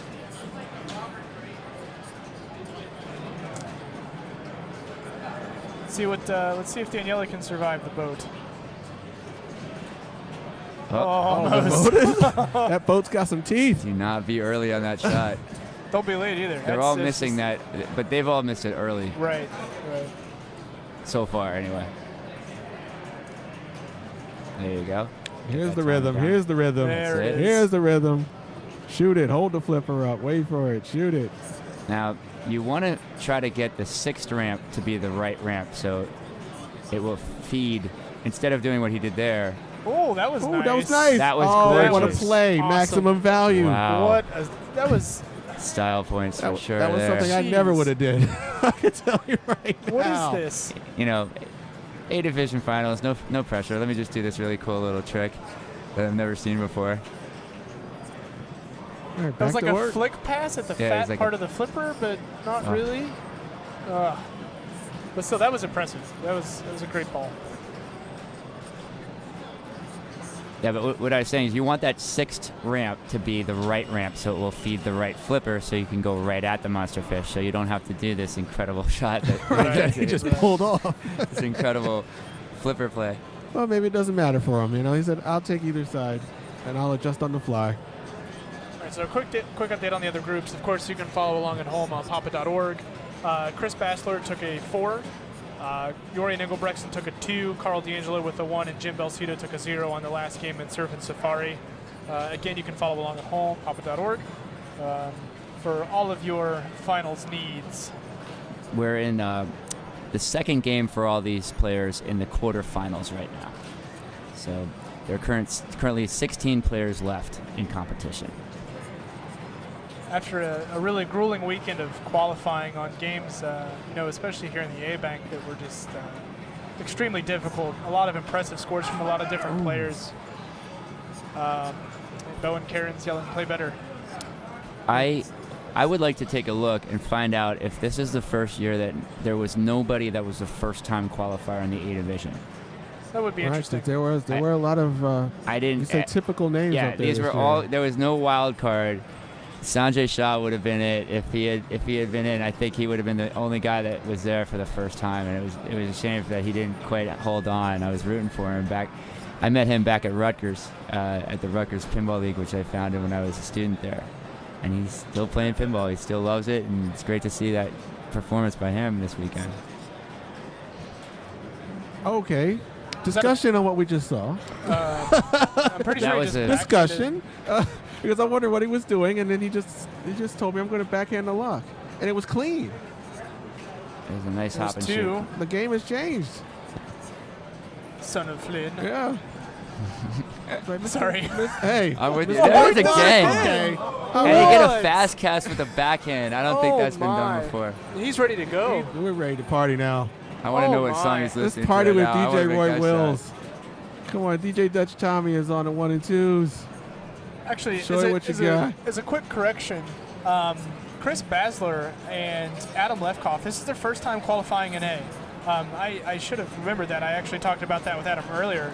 But yeah, congratulations to both Chris and Adam for cracking the A-Bank this year.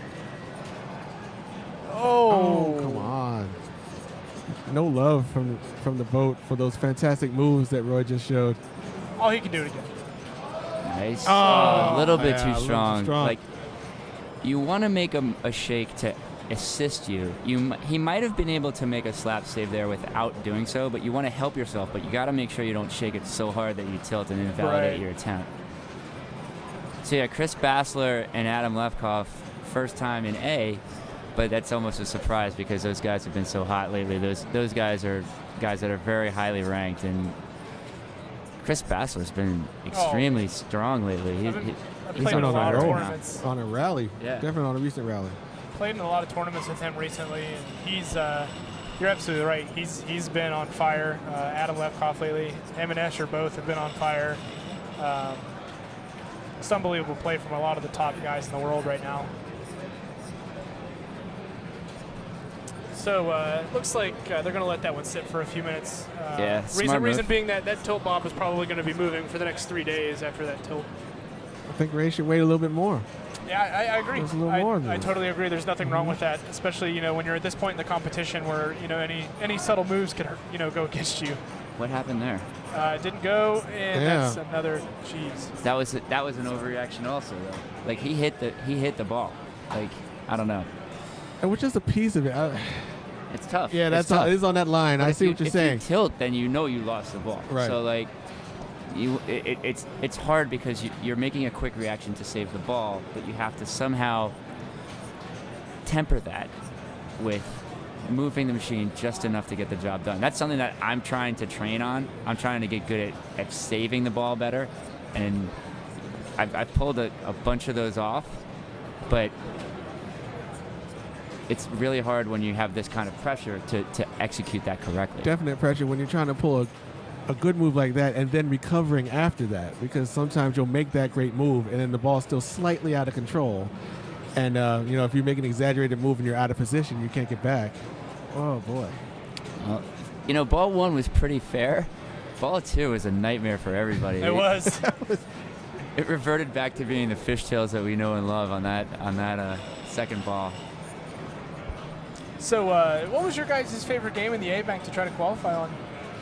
I enjoyed playing Cactus Canyon, to be yeah, honest. I agree, 100%. I felt like every time I stepped up to it, I had a fair shot. Now, I probably had the worst shooting percentage ever on those drop targets. Like, I missed them by so much. Every quick shot, it was like a joke. And I must have had 2 or 3 times where I was in multi-ball when the woman was like, just shoot anything, honey. I heard that many times this weekend. I guess mine, real quick, mine would have been Funhouse, because Funhouse is Funhouse. I mean, it's an A Division Funhouse, but not really. It's, you know the game. I know the game. I know how to play it. You can't really make it harder.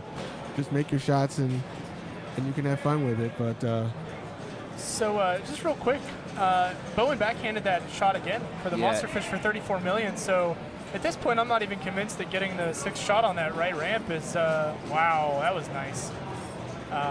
U-turn. Yeah, well, these guys have got a great adjustment for that, both Daniele and Bowen. And it's interesting because sometimes that backhand of the left orbit is a very makeable shot, and other times it's not. So you have to just see if the game's going to let you pull that off or not. I'd be kind of nervous to try that for the first time, especially Whoa! if this Man. Yeah. best DMD animation ever. Yeah. It's like the game knows you did wrong. It gives you that little treat at the end. All right, let's see where we are. Now, so are we in Monster Fish territories for everyone still? I mean, I believe so, yeah. He's got one more. I don't think so for Roy, because Roy was backhanding that lock before, and I don't think he's going to suddenly try to get 3 monster fishes to. But I don't know. I mean, maybe he's just thinking. If he's just thinking about second, maybe you get the monster fish. He's only got one more shot, so he's going to do that first. Right. Yeah. He'd be There it silly is. not Set to. it up There it perfect. goes, and bam. Oh. A little get that early in the back. shot. No, he didn't shake that early enough. Jeez. If you're feeling pressure, you're going to be early on your shots. That's, I think, what happened there. I know that's what was going on with me all day. So now here we go. Do you step up the ladder, or do you try and break the game open? The first Your thing first you do step is 21 million. is get 21 Right. million. See, it changes, right? You Yeah. got to get that 21 so you don't get a 0. I mean, the difference between 21 and 43 is half a monster fish, so. Yeah, and you're also getting millions for making the shots Right. too. It's So that progress. I don't know. I think I just focus on monster fish only until I. But then again, the guy with 43 has got a ball in hand also. So Right. I guess once you crack 21, maybe he's got 0 locks. I think what he should do is just solely try for monster fish right now. And no hits on the boat either, so. Yeah, nothing. Not, so That's no, what I'm no saying. like going off the board and going for maybe a video mode for 60 mil. Oh, rejected Oh, shot. that's coming back. Now, I noticed that when you shoot the long cast on this game, it doesn't always come through. I was Right. doing that in practice. Like, it actually never did. So I don't know if that's a challenge also Looks for like these he's guys. going monster fish. Yeah, no doubt. 4, Find the rhythm. 5. Nice. All right. It's that left ramp that's been hurting people. The right ramp people have gotten. Clutch. So that'll All move right, him. coming Nice. back. Careful. Just It did not quite reach the great back. Reaction right there. I don't know how that didn't go in because he hit that hard. Oh, that's dangerous. Oh. That was a weird. That was a real little half, 3/4 flip that Yeah, happened there. that was a kind of a dead flip. I've seen that happen I was before. kind of thinking, did I see that correctly? So he there got you go. 21. He got a point out of this. Yeah, that monster fish was worth 1 pop-up point right there. He qualifies his lock, does Daniele, and gets it back. Wow, that was right at the end of. Ooh, nice pop over there. Now he's going for the lock.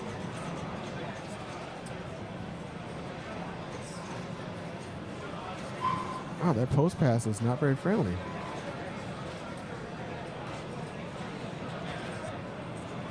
Yeah, because he figures because he's what, 3 monster fish away from Bowen, so he's going right for. Maybe just 2. You know, because you get the. This guy's got $1 billion. It's nice when you're playing and you have the grand champion. You have number 1, number 2. Smooth. So clearly, if he puts up scores like that, he's confident in shooting the lock. Nice. Nice job. That's a skill that Oh, a is little early. super important. Get it back. Oh, Oh. He does walk away with 2 pop-up points. 2 very big pop-up points for Daniele. Judging by that first ball, I thought that the game was going to be a lot higher scoring. You know, like Bowen stepped up. He got 2 monster fish right off the bat on his first ball. He basically won the game on his first ball. He did. I think he had 70 after his first ball, so he one-balled them on that one. And then the game just started biting back on everybody. The boat especially. So it looks like we're going to move to Centaur, and up on Centaur right now is Mr. Bassler. Chris Bassler, who has had a phenomenal weekend, who also put in a clutch ticket last night there at the end.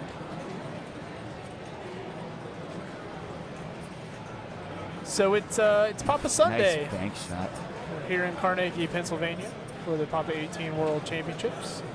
Again, I'm Brian Dye. Sean Grant is in here with me from New York. We also have Steven Bowden from Fun with Bonus, who is also from that area. I believe New Jersey, if I'm correct. Joysley, that's right. New Jersey represented here at Papa. And, didn't get the bounce there. We're on game 2 of the quarterfinals with this group. On Centaur, we have Chris Bassler, Carl D'Angelo, Jim Belcito, and Jorian Engelbrechtsen. Chris currently is in first with 4 points, Jorian with 2, Carl with 1, and Jim with 0.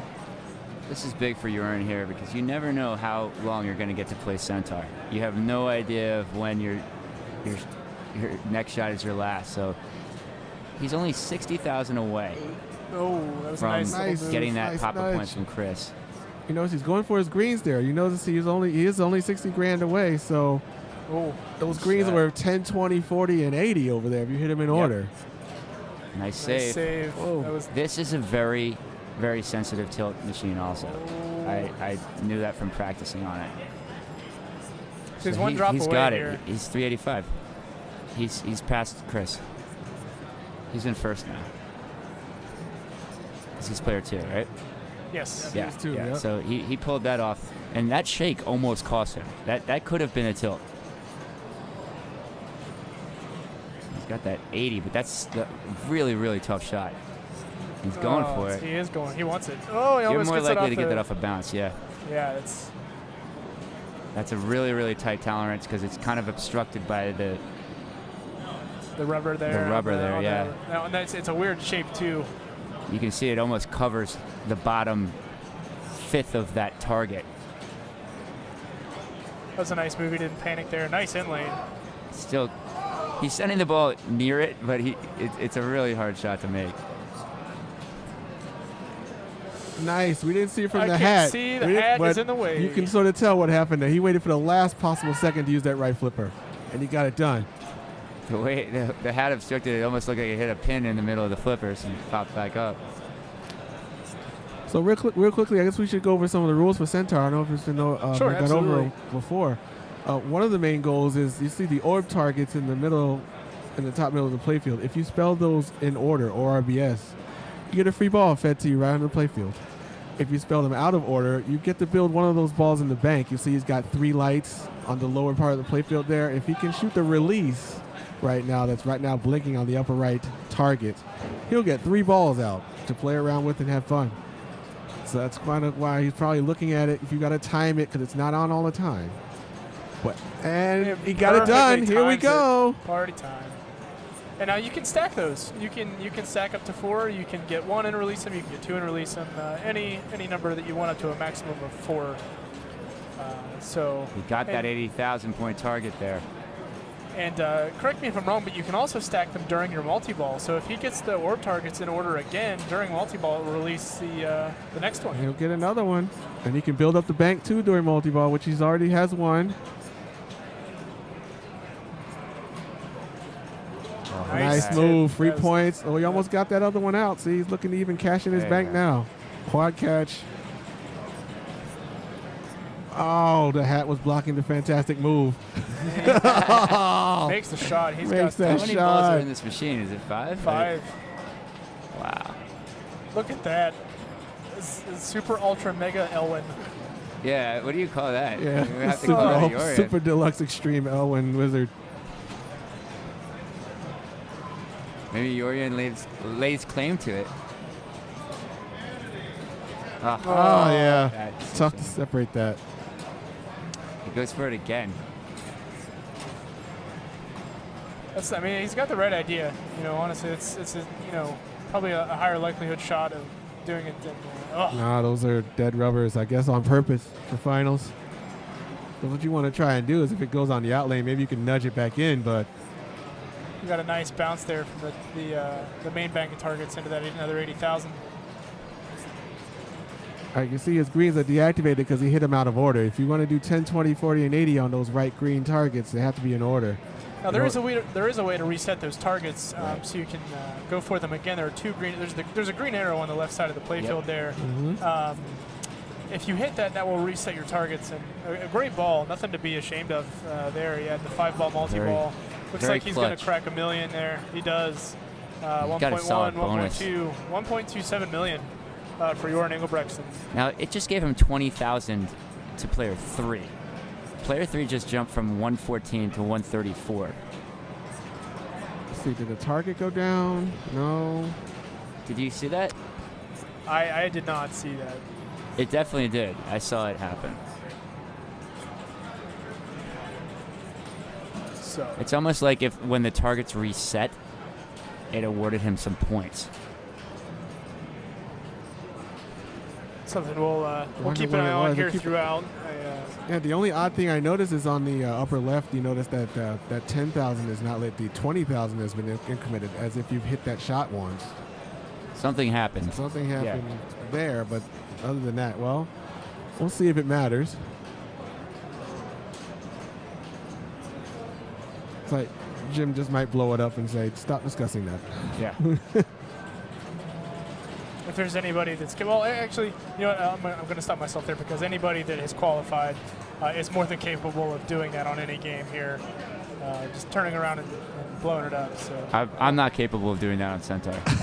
I'll be the first to admit it. Is if it that evil? picked Centaur, I would have looked as stupid as I did in Pinball Finals when I was playing on Tommy, the Wizard. I looked ridiculous playing that game. Centaur can be so dirty. I feel like so unsafe when I'm playing that game because it's so easy to drain. The ball lengths can be so short, as we just saw from Jim, who is a very good player on this machine. Because successful shots can kill you because you're just trying to shoot orbs, and I'm going to shoot the O, and then the game decides, nope. So unfortunately, Jim Belcito has been effectively eliminated. He took a 0 on Surfin Safari and now has taken a 0 on Centaur. So he will be out, but a great tournament, a great run last night to get to where he was today. Congratulations to him. He played a fantastic tournament.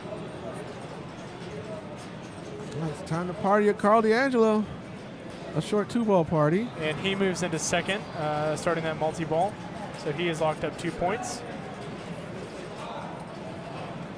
Yeah, when your name is in the rafters like it is for Jim Belcito, you don't have to feel bad about any performance after that. Yeah, all you have to do is look up and say, yeah. Yep, just point. That's it. Hey, you see that? Yeah, that's me right there. Oh, that's a beautiful was play. Excellent. What a Newton. Wow. Great Newton. All right, give it back to him. Fine. Nice. It was patience. Now let's see what we've got. His orb targets are messed up. His greens are messed up on the right. And for some reason, it's not flashing for him to. It's not lit to restart him. This game is doing some weird stuff right now. That might be a rule I'm just not familiar with, but yeah, that's strange that it's not lit. Well, his upper right target is green there. He can hit that. Oh, yeah. That's what he's going for. Backhanding it there. That's incredible.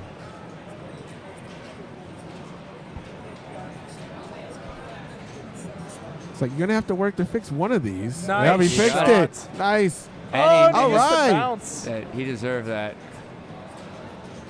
Super patient play from Carl right now. Nice job there. He banks another ball for his multi-ball. He fixed his orbs.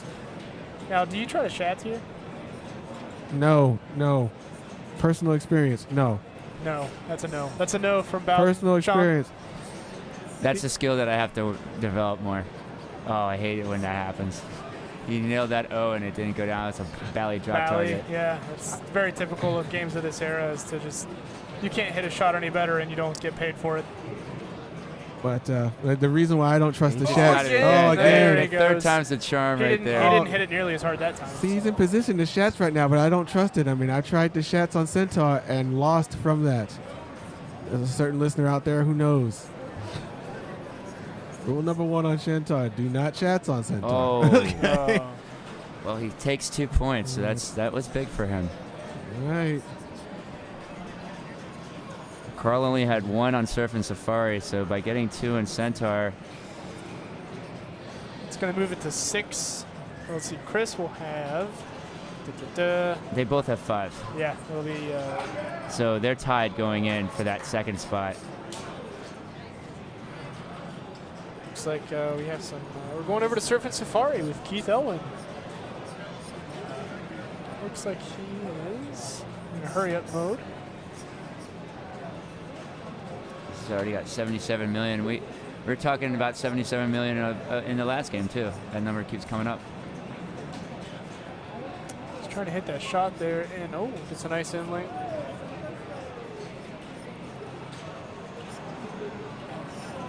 That's Chris Bassler won with 77 million in the last game. Played on Surfin Safari. Now we're on ball 3. Keith is the first position, and he's leading with a score of 82.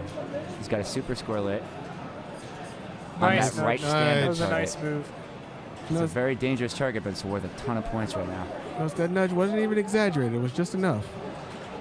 He just He nailed knows. it again. So for those who might not be familiar with this game, what starts your super score there? I don't know. I don't know offhand. You got to. It's filling the grid, says our producer Mark Steinman. But he who's also didn't. here with us in He the couldn't have filled the grid though. booth. He Maybe may have filled He- it. He has earlier. 100. Yeah, I don't he know. may have filled it before we cut over. So, yeah. So the rules on this essentially, like you see the card there. And each shot corresponds, or each row corresponds to a different shot in the game. The yellow row corresponds to the scoop there on the left. The ramp corresponds to the green row, and that's where your multi-ball comes from. The Josh red wants that whirlpool now, and he just completed that. Now, extra ball round, I think he's going to try to time this out, if I remember correctly. And the bumpers themselves might time it out. So we Comes have. down to only 8. Oh, nice nudge there. Oh, man. Unfortunate bounce. Hey, some news from our other group. It looks like Bowen Cairns and Raymond Davidson have advanced on to the semifinals. Daniele Axiari and Roy Wills have been eliminated. Live standings are available online at www.papa.org. We're here at the Papa 18 World Championships. I'm Brian Dye, joined in the booth with Sean Gray and Stephen Bowden. We're here on Surfin Safari with Zach Sharp of Chicago. Getting ready to plunge here. He's Zach also close to filling his grid too. Yeah, he's got 2 more to do. He's got the yellow and the red. The red are the stand-up targets in the center, and those are really dangerous. That is an aggressive shake right there, but he got it. My Save. Lord.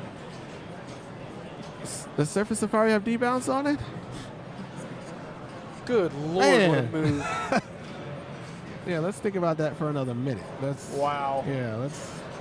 Well, So he's going to Wow. want to shoot. He's going to want to shoot up into the blinking yellow shot, the draw targets to complete his card there. You can see the 2 blinking shots are what remain.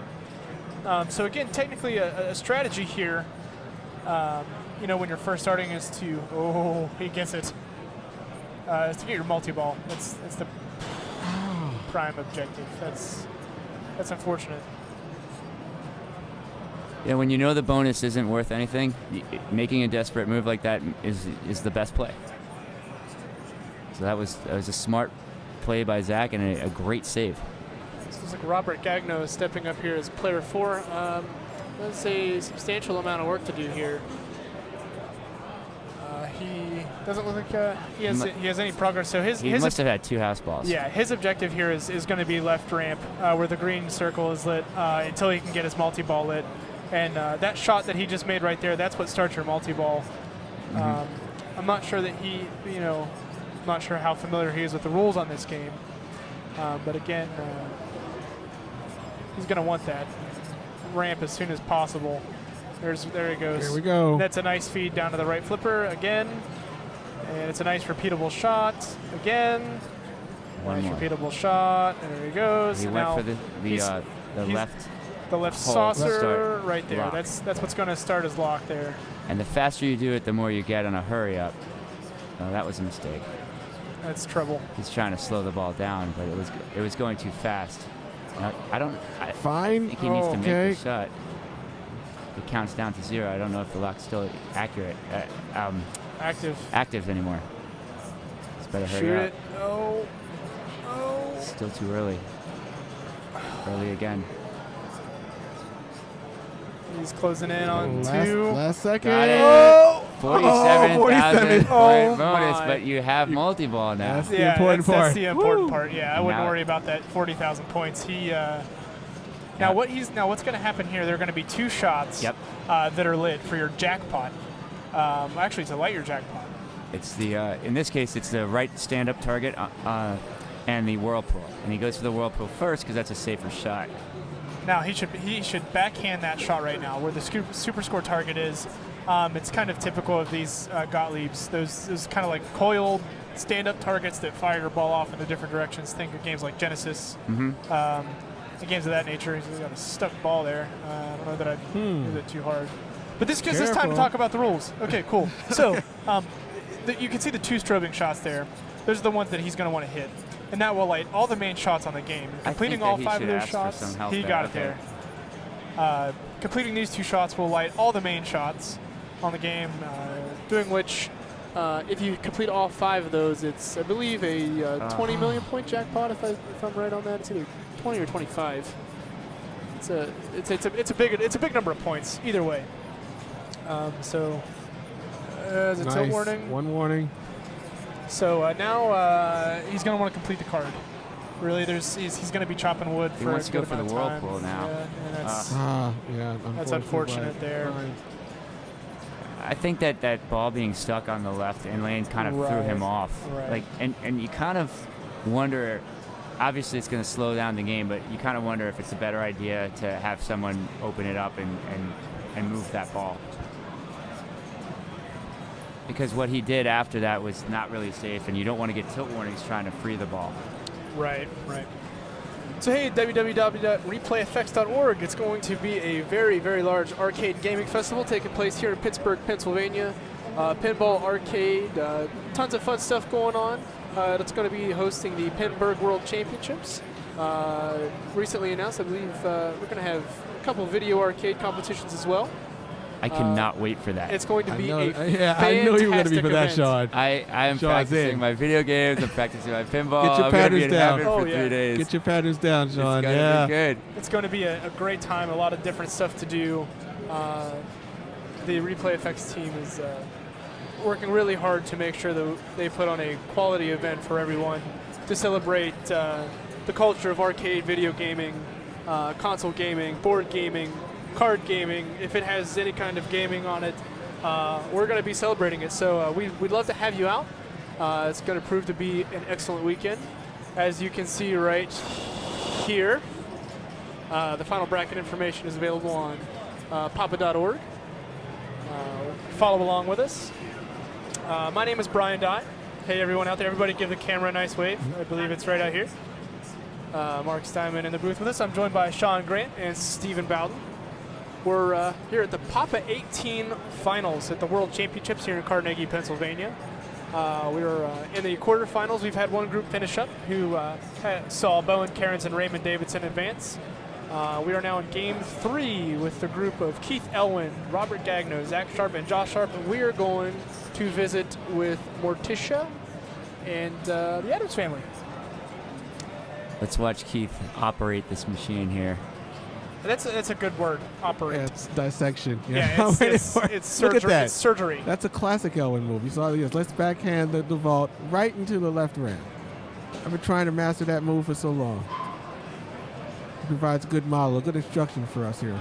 There's players and there's operators. This guy's operating this machine right now.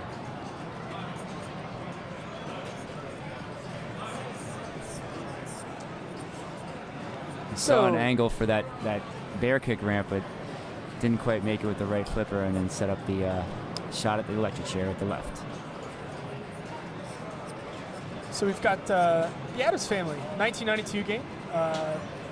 Widely regarded as one of the most popular pinball machines of all time. Definitely probably the highest number of production numbers. Yep. But it's definitely a favorite. Definitely ranked it on my top 5. Very fun. The theme fits really well with the game. And he gets an unfortunate bounce there. This game was so successful that it actually hurt future production for a while because people were like, I don't need another game. This game's great. What do I do? Yeah, that's I true. think Black Rose followed it, and they made a lot less of that. Absolutely. Am I right? Like, I think it was Black Rose that was like, why do we want this game? We have Addams Family. Yeah. The movie is out. It's awesome, and this is basically the movie in front of me. So what do I need? This Yeah, is this is victim of fine. its own success for a while. Speaking of Black Rose, I thought that was an interesting game for the A-Bank this year. It was Definitely a wild card out of nowhere, yeah. It was a ticket buster, to say the That's least. correct. I learned Plunge, that. sling, outlane. Goodbye. Wash, rinse, repeat. Nice Wow. Stay Yes! there. Stay there. Yeah. What are you doing? He You Boa get to play Carrots it. some more. Oh, my God, that's so unfair. That is heartless. That's what you Come get. on. Oh, I can't tell you how many times I've seen stuff like that this weekend where people make incredible saves and one or two flips later they get punished for it. And you know in your brain when you get a gift like that, you need to capitalize on Right, it. you have to because that's where you blow it man. up because that's where you take that opportunity. But oh my goodness, That is so hurts. brutal. To go from the right outlane to the left outlane, also like that's That's not funny, that's that was not. a quick trip. but it is funny. It's hilarious. That's pinball. It's like they know. The machines know. They're like, oh, you made a great save here. Have an outlane. Have a nice day. You don't want to go out the right. Oh, how about the left? That's why we come back. So we're gonna let that sit for a minute. It Absolutely. was a big move. Let's see if we. I'd let the machine sit not just for the tilt, but also just so that it would stop being mean for a second and let it settle down. Because that was such a dirty move by the Addams family right there. The Sharp brothers All both right. in this bracket. Jack Sharp ready to step up to the challenge of the Addams family. And both Zach and Josh have 2 points going into this game. Keith has 6 and Robert has 4. So both of the Sharp brothers know that they must win this game.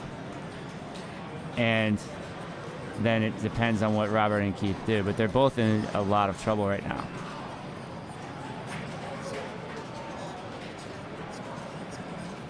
A message from the chat room. That would be a good a new pinball dictionary term, Steve, is to come up with a term where you make a great save and then you get punished for it. What do you call that? The suggestion is officially out there. Being grounded. That's what, well, Go to your room. well, just pain. Oh, ow, that hurts. Stop it. We'll get some. Lack of forgiveness. The wheels are I mean, turning because- right now. yeah. I'm thinking hard on this one. 'cause We'll keep an eye on the chat room. that's Give just us some of wrong. your recommendations on that one. That's just wrong.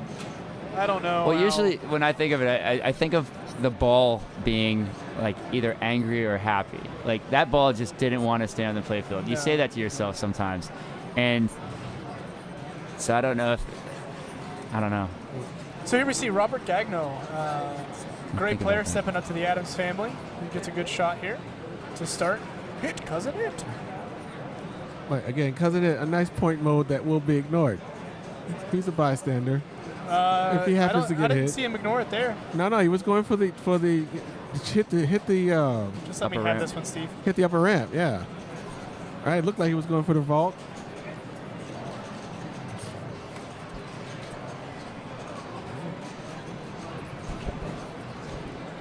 So All right, let's see.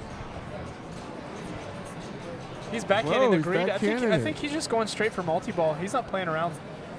Well, you want to get the 2 hits at least, because that will guarantee that you'll have it lit on the third ball. But maybe he goes for one more to guarantee it's there for the second. Yep. There we go. That's might what he was not- looking for. He might not care about it as much now, but everyone plays it differently. With the Robert- power not being in the game, then you can be more aggressive about getting multi-ball and not be worried about it as much. Sorry, go ahead, Brian. Oh, that's okay. No, you kind of echoed what I was going to Yeah. say. So I'm going to stop there and I'm going to let you have the floor. No, the power being off definitely changes the way you play the game. Changes it a lot. And, if for those who aren't familiar with the situation, the reason it's a tough break. Just not having enough to get over to that other flipper. And there's nothing you can do. It just kind of hangs there. And I think you see a lot of the good players losing balls in that manner. Yes. It's a situation where you think you're safe, you make a play on the ball, and it just touches in a way that it goes away from the flipper and it goes down the center, and there's really not a whole lot you can do, and you don't react quickly enough to it because you don't think that's what's happening. Right. So you have to recognize that, but you don't have that much time to do so. But it usually gives you that moment to realize that you screwed up. Yeah, yeah. Here it comes. Yep, I've been bad. It's like when Wile E. Coyote puts the umbrella up before Right. the anvil. It's like, oh. That is one of the most nerve-wracking things in pinball, is just letting it drain. Even on games that you know you can do it. I had it on a game in the Classics Finals yesterday for Harlem Globetrotters. I barely touched the sling, and it made the noise, and I made the conscious decision to let it go, and immediately was angry at myself, only to be surprised by the fact that it gave it back to me. And sometimes it's not loud enough for you to really hear the noise, Yeah. especially if you're in Yeah. an arcade or at a competition situation like this, and you hear that little sound effect, and then right after it goes down, you know you heard it, and it's totally my fault. And the Simpsons pinball party was even more interesting because it took 3 switches for it to qualify. So I was actually having it hit a slingshot, and I still saw the skill shot light flashing in the plunger, and I was like, okay, I can let this one go too. So Keith Owen gets another unfortunate quick drain there, sitting currently in first with 21 million. Josh Sharp, also from Chicago, relative of Zach. You would never know it. Well, he's not. He's Up was, And player Josh 2. said, forget playfield validation, let's go. yeah. Yeah. So, Steve, why don't you explain what playfield validation is? I know when I first came into the pinball scene, that wasn't something that I knew existed or something that you could really use to your advantage. So can you give a kind of a brief dissertation on playfield validation? Well, as brief as I can make it. Well, before you start, there are a certain number of switches that you can hit without actually being in danger of draining and losing the ball. Adam's family, there are certain major switches, there are certain minor switches that you can hit, and even if you drain, there's certain switches that you can hit, and even if you drain, you get the ball back. Right. On Adam's family, you can tell that if your score is still blinking, Yep. right, then you're still fine. As long as you drain, you're fine. Like right now, you see player 3 is blinking now. If he plunges, hits nothing, and drains, he can get the ball back in the shooter lane and try a skill shot. Right. But the moment that stops blinking, you're in play and you've got to go. And it's something that's very important to consider in games such as the Addams Family, where typically there is no ball save. Right. There are other games such as like CSI, which was definitely a conversation piece this weekend where you can really use that to your advantage because there you can just end lanes all day, and the end lanes are counted as a minor switch, but typically that game also has the ball save, so that could go on as we saw on Papa TV Live several weeks ago, for days. If you can just hit the in lanes all day and chats those in lanes, so it's definitely a skill. I wouldn't say skill, but something knowledgeable that you can use to your advantage in certain situations. Well, it's certainly a skill if you can do it on the Sopranos. Use the playfield validation to go from 0 all the way to the first multi-ball. Plunge Sopranos, hit the lock target, drain. Plunge it, hit the lock target, drain. Over and over. And then you get the first multi-ball. I actually never did that. You can go all the way to the first multi-ball, and you're in the game and not in danger at all. So Interesting. there's a request here. Sorry. Yeah. Somebody asked in the chat room to explain why the Addams Family power is not connected. Please, yes. A local player here in Pittsburgh, his name is Chris Stevens. He was out, I believe, at the IFPA Worlds or the National Championship last year. Had an incredibly long ball on the Addams Family. He would time out the power. For those who don't know that rule, if you cradle up or you don't hit any switches for a certain period of time, the magnets on the power will stop working. And in his multi-ball, every single time he would get a chance to cradle up, he would time out the power so he could have a better chance or a higher likelihood of hitting a shot that wouldn't be affected by the power. So now to avoid those wait times, we said, forget it, we're disconnecting the power, we're not going to sit around and wait for this to happen. And while it adds a different level of thinking and strategy to the game, it would be no different than having them just sit there and time it out and shoot a shot without the power. And consequently, what would happen is, he'd hit a switch that he didn't want to hit, reactivates the power, he traps up and waits another, 10, 15 seconds for the power to timeout again, hits another switch that he doesn't want to hit, and so on and so forth. So that was the short nitty-gritty. We have Pete Henderson there who's explaining it a little bit in depth too, but that's the gist of it. So Zach Sharp here getting into his quick multi-ball. Let's see if he can get into the circuit here. There's one. And that's, oh no, I'm sorry. This is regular This is multi-ball. regular multi-ball. He already got one double jackpot. I'm not paying attention. It's all good. I'm busy running my mouth. So again, Zach must win this game to have a chance to advance, based on how the other guys do. Now, normally at this point you'd wait for the power to run out, but no need Right. now. There's no need to now. Now, did the players know that this was the case because they read the rule sheets on the machines that were in the other divisions?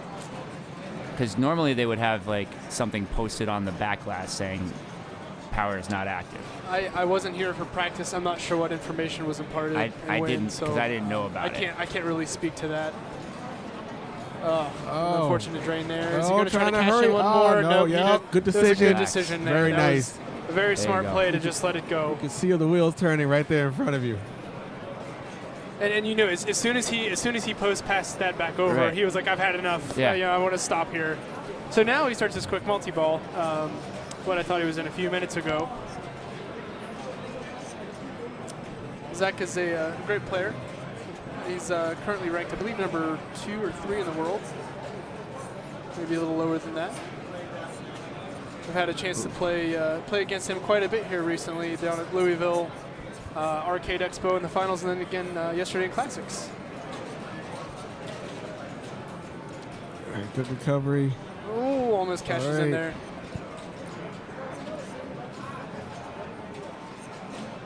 What happened there? Do you guys notice anything interesting about the electric chair on this Adams family? Oh, there's a certain visitor on the chair. I see. I see That doesn't look anything like Uncle Fester. No, there's a certain visitor, right? Yeah, he decided to maybe abduct Uncle Fester. That's what it looks like. So, I don't know. I've watched this game 3 times and I just noticed that. Yeah, I was like, wait a minute. A guest from Attack from Mars has decided to officiate the proceedings. Maybe block some balls coming to the chair. No, not really. Wow, that post is a pass is dangerous just move. not. What's going on? It's the power. Yeah. It's the non-existent power that's messing with the post passes.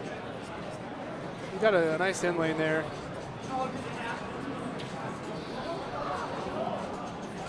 Yeah, that chair is regulating. Shake it off. Shake it off.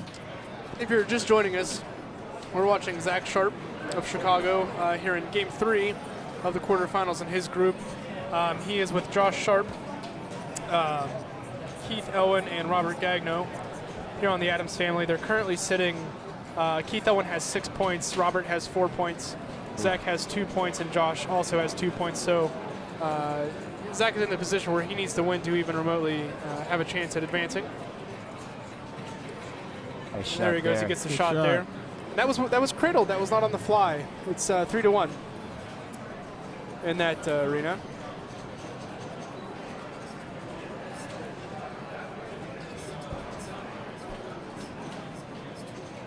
All right, back to work on the chair. Wow, nice move. That was on the fly. That was.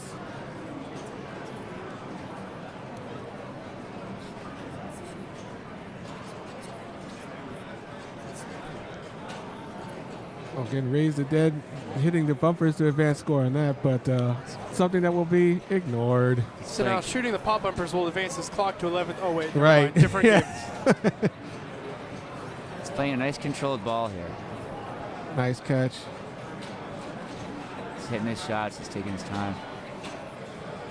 Now, live catching is. Oh, go ahead, Steven. Sorry, I didn't mean to interrupt you there. Go ahead. Live catching is a really interesting physics-based feat. If there's any skill I could recommend to a new player learning, it's that one. And it's interesting. It's the point where the ball meets the apex of the tip of the flipper, or any part of the flipper. But it's almost magical. The first time you do it, it just stops. It doesn't go anywhere. You don't fling it away. It just kind of stops on the tip of your flipper. And you can see a lot of these highly skilled players. That's something that's in their arsenal on every single game, and they use it every chance they get. Yeah, if you can do that move by request, your scores will jump by leaps and bounds. It gives you so much more control, more time to think.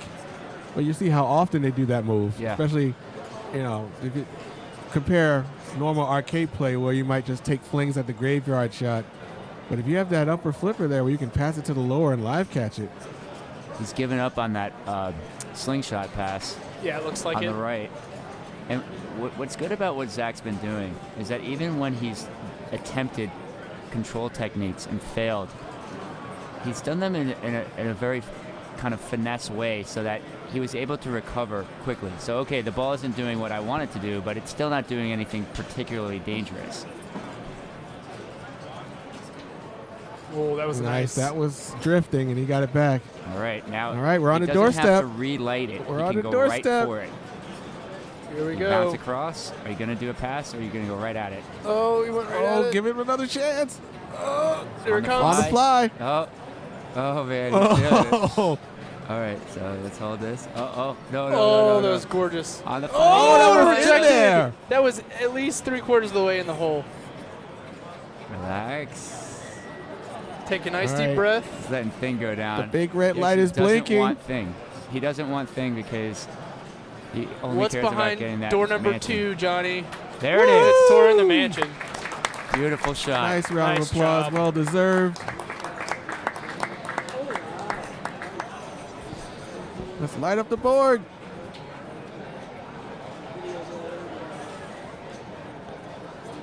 He did a really nice job on this ball of sticking with it when it wasn't doing everything that he wanted it to do, and he made adjustments.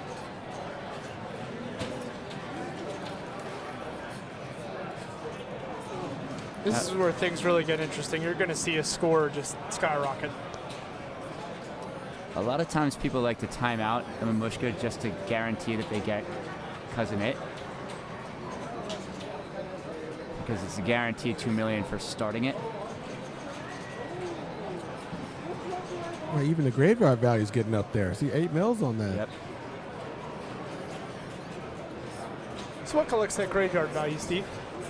Well, when you roll into it, there's the Thing shot. As soon as you roll through that switch there, right? Sometimes Thing will make it for you. And if he gets good, it's great. But, in order to get the graveyard, when you roll through that upper left flipper, the mini flipper, you have to shoot the swamp all the way across the playfield, which is what makes it so dangerous. But if you make it, you get well-deserved 5 times the value of your bumpers. So once it gets up to 8, 9 million, decisions have to be made. Yep. When do you start making that decision, Sean? What do you think? It's a situational move. I mean, take, for example, do you have Tunnel Hunt going on? Then you definitely want it because then there's another 5 million on top. That was a defensive move that he tried to make into an offensive move by going for the bear kick. There you go. You got it. Right. Now collect this. Relax. There you go. That was a little bit of a hesitant flip. Imagine if the magnet were on right yeah, now. Normally the magnet would be on. It would be. Oh, this game would be in a different zip code. Right. Good control techniques there. Nice. Here comes Thing. Here comes Thing. Oh, no, Thing no, late. that was on his own. He flipped that. The tough thing about Thing is that as a player, if he does miss and you drain, then you're wondering, should I have done it myself? Right. You have to have an awful lot of faith in the A Division finals to allow Thing to do that for you. I'd rather blame Thing than blame me, though. Thing missed the shot and I drained. Not Brian missed the shot and I drained. All right, so now he's getting close to the last window, which is the Thing multi-ball. So we're going to start seeing some shots and timing out. Or he's still going to go for... The clock's not running right now. Not yet. Switch. Yep. Yeah. Very nice. But he can run this off, though. Here comes Raise the Dead. Out to the cemetery, everybody. Now, it's starting at 4 million because he already got 2 million from starting it earlier this ball. All right, that should count as a switch. He can run some time off the clock. If he gets control. Ooh. 22 seconds to go. cradle up. Nice. Oh, that was was a really, good bounce. Really nice. Nice, Okay. nice Nice. drop He catch. gets to, I think he gets to take off about 8 seconds here before the clock stops running. Even his bonus is 26 mil. It went by fast. It So stopped right I saw around a little 8 or bit. 7. Yeah, 8. I was right. 8 8 seconds. There's Okay, a so- switch. Oh, get good that. control. Let's see if he can get this timed out so he can get the full 15 million on thing. 1 second, 0. All right, here it comes. All right, here it comes. Oh gosh. Well, it's wild right now. Oh no. Oh, nice. Here it is. Oh, almost. Oh, that is a strong move Very right nice. Good Rescue control. Shoot it. Early. Sets it up. Late. Woo. 3 million, and it's gone. And now you don't have a lot to do. You can't start any more rounds. You can't start any more mansion rooms. So now you're going to focus on Multi-ball. getting the million Multi-ball. plus ramp and multi-ball. Yeah. Well, what's his million plus up to? It's got to be That pretty is high decent now. value. 4 or 5. Nice save. Nice dig.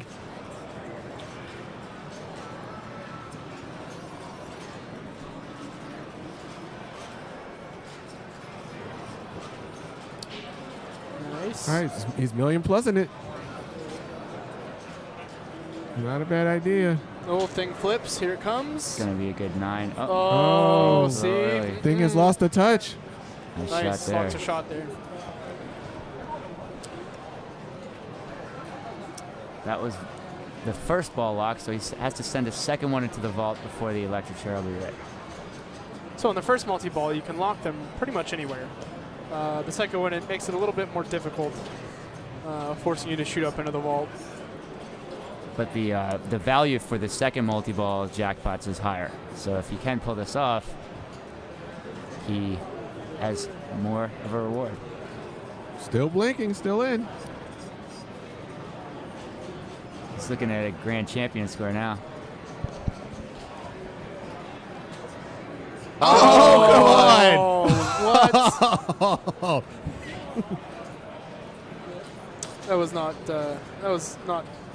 That was not nice at all. Nice shot. Nice. Now it's time for the triple jackpots, right? This is the second multi-ball. Now, if he had made that, it's starting at 36 for the triple jackpot.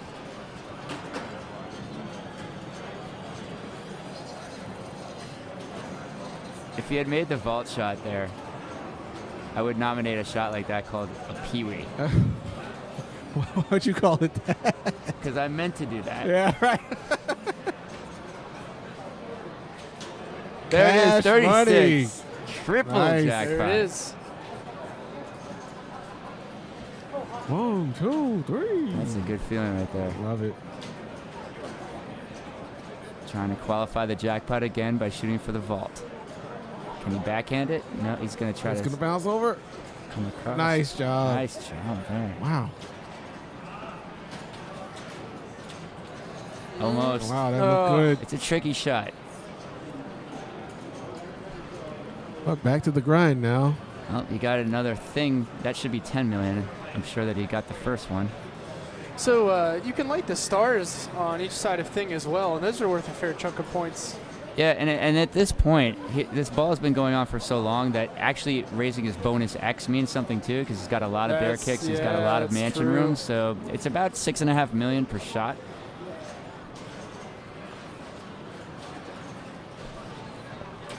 And it sets you up with an opportunity to get a three-way combo or a star, which would add 5 million upon completing thing. We'll have an update here from the other group. Chris Basler and Jorien Engelbrechtsen have advanced. Carl D'Angelo and Jim Belcito have been eliminated. Chris took a 9 in that group, and Jorien took a 6. Carl with a 5, and Jim with a 1. Millions plus up to 7. 7 million. That's remarkable. And you got to give Zach a lot of credit right now, because even though there's not anything really sexy to shoot for, he's still going after this ball with the same level of intensity as. What a Nice. shot. That was incredible. as he would if he was in the middle. Like he's got these guys killed, but he is not letting up because he knows that these guys are capable of coming back. And this is still just ball 2, which is kind of incredible to think. Feels like ball 3 because wow, it it's didn't going feel on like for the so last long. ball. Unbelievable ball by Zach. What a strong ball. Wow. Huge pressure on the rest of the players. Let's now. take a look at this bonus. Bang. Who says you can't take it with you?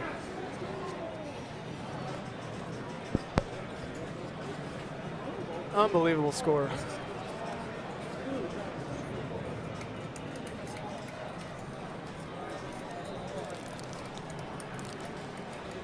Stepping up is Robert Gagno. He sees what's ahead of him.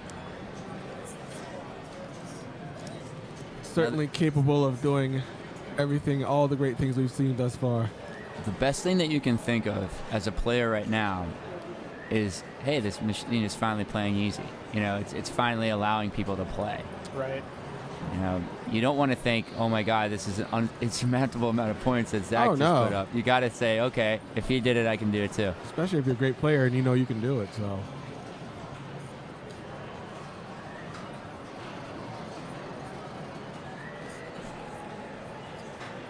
Robert is not electing to go for the skill shots. shot.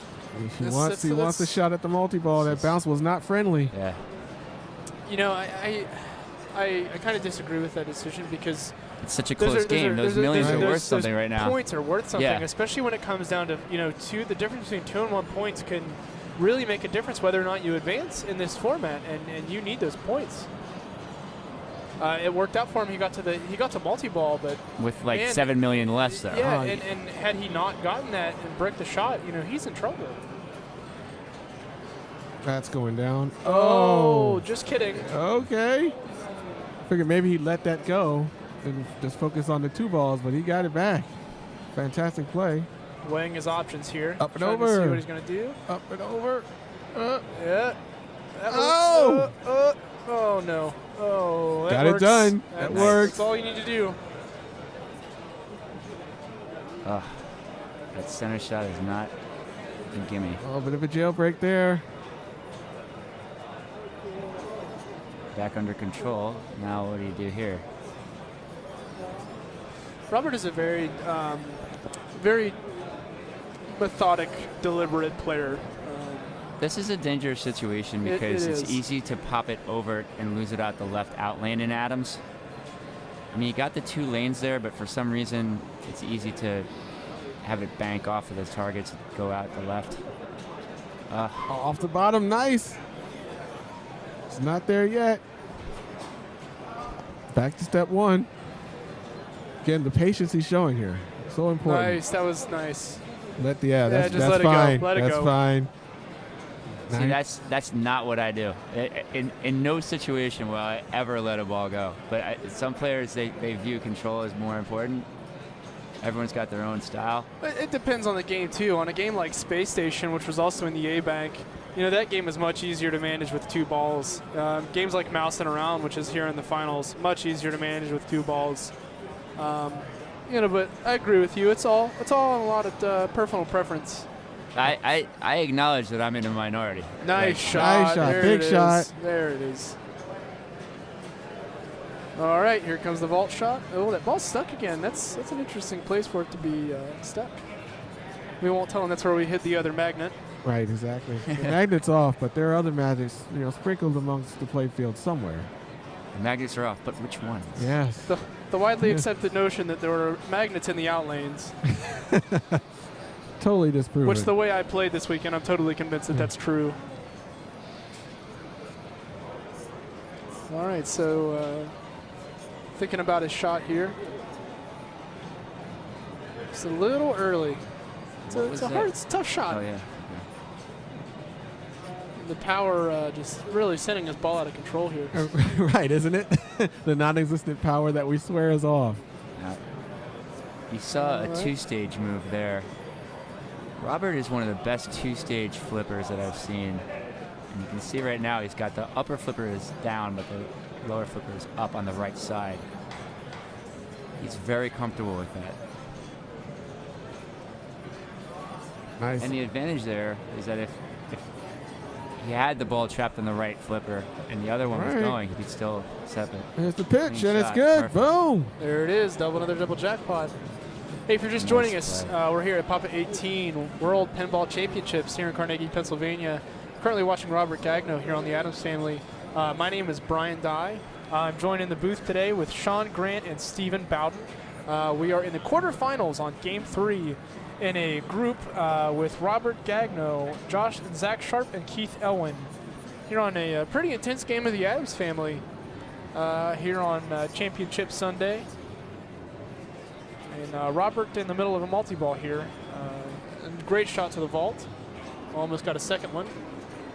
There's a lot at stake in this game in terms of advancing. Yeah, there are a lot of different situations here. Keith and Robert started off in a better position, but now that Zach has this game in hand, it's going to be interesting to see how it plays out. Robert really hurt himself by getting a 0 in Surfin' Safari after winning the first game. So he has to make sure he gets something out of this. So second place is really important to him right now, even if he can't pick up first.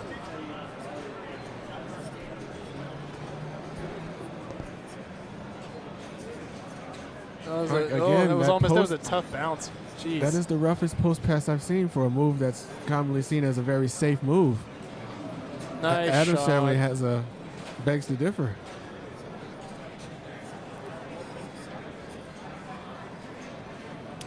We are currently in the quarterfinals here. I think I may have said that a second ago. Sorry. Just trying to keep everyone updated. And this is the first action for the top 8 players is this round because they all received buys. Received the bye. Sometimes that's helpful and sometimes it hurts you because the guys that played in the first round know the machines a little bit better and they're a little bit more warmed up. Avoiding a round is obviously preferable, but it does come with a slight disadvantage against the players that have been successful on the machines going into their match with you. True, but I think I take the free pass. I take the free pass every single chance. Of course, obviously. Every single chance I get. All right, he started the Mamushka, which is pretty similar to maybe like a Funhouse Frenzy mode where all your targets, all your switches are worth 250,000 points. Do you generally go for the pops here, or do you just kind of get back into the groove? I just go for the next mode. I just think of that as a nice additive to my score. Exactly. And just continue with business as usual.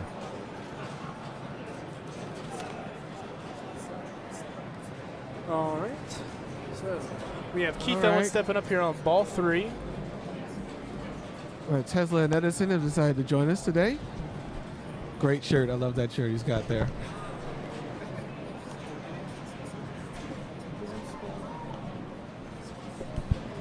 All right, so we have Dan Spolar joining us here in just a moment from Project Pinball. Here in just a moment, he's joining us here in the booth. We're going to talk about a little bit of Project Pinball. How are you doing today, Dan? I'm doing just fine. How are you guys? Doing pretty well. Just watching a lot of exciting pinball action here on during the World Championships. Some really impressive play. All right, so Dan, I'm very pleased to see you in the booth today. You know, Project Pinball is a great project that I want to see get more publicity out here. So why don't you go ahead and let us know what Project Pinball is all about? Well, first off, I want to thank everybody at Papa here. You guys have been tremendous with everything that we're doing for the Children's Hospital. I want to thank IFPA as well. They're in conjunction with our upcoming tournament campaign that we have. So I just wanted to say thank you for that, guys. Sure, absolutely. We're glad to help out and do everything we can. It's a great cause, a great campaign. It's all for the kids. Yeah, absolutely. And Project Pinball has had a lot of activity recently that I'd hope you want to get into during the broadcast. So just please let us know what, if you've got pinball machines in hospitals and great things happening. So what's been going on? We just put a machine in San Francisco with the help of Andre Masenkoff, which was here today, and Gene X. So they have one on a trial loan just to see if they would like one. And once that's over, we're going to place one there permanently. On Tuesday this coming week, we're going over to New Jersey to place a machine there. Very We'll nice. be headed up to Chicago at the end of April to put the machine in the hospital up there. So we've been very busy. We're working with 12 different hospitals at that time, so we're seeing results. I wanted to bring to everybody's attention about the IFPA Project Pinball tournament campaign that we have for this year. After the success of the month that we had in July with this campaign, we decided to make it a year-long event. And we have a super grand prize, which is a brand new pinball machine. All right. So Nice. it's going to be interesting. We're trying to get the tournament directors out in their community involved with this. We have great prizes from our sponsors that will be given for the day. But there'll be 4 entries given for every tournament that is scheduled out there. So you have almost a year to do it in, not confined to 1 month like last year. You have until January 31st of 2016 to schedule a IFPA Project Pinball tournament event. But that's fantastic news, and I'm really hoping that you get as much support as possible for this terrific effort. Well, Personally, I'm glad to see that some things are happening in New Jersey as a Jersey boy. Well, we couldn't do it without everybody's help. It takes the pinball community to back us to do great things through pinball. So I better cut it short so you could get back to the action here. Fine. I thank you for your time. Hey, thanks and for coming on. Very glad that you joined us. Thanks, guys. Hey, thank you. Have fun. So we see that Josh Sharp took a pretty quick drain. And he is will effectively be eliminated here, I believe. He's not going to make the cut. He took another 0 here, and that is going to only give him a 2, and that's not going to cut it. So he had a great tournament, able to qualify on an early ticket, and great play all weekend, very consistent. But unfortunately, it looks like Zach is going to be pushing forward here, depending on what happens on Robert's ball. But still, an impressive score, $352 million on an Adams family that plays pretty mean. Moderately mean, especially with that chair. But we have different standards of moderately and severely hard. Yeah,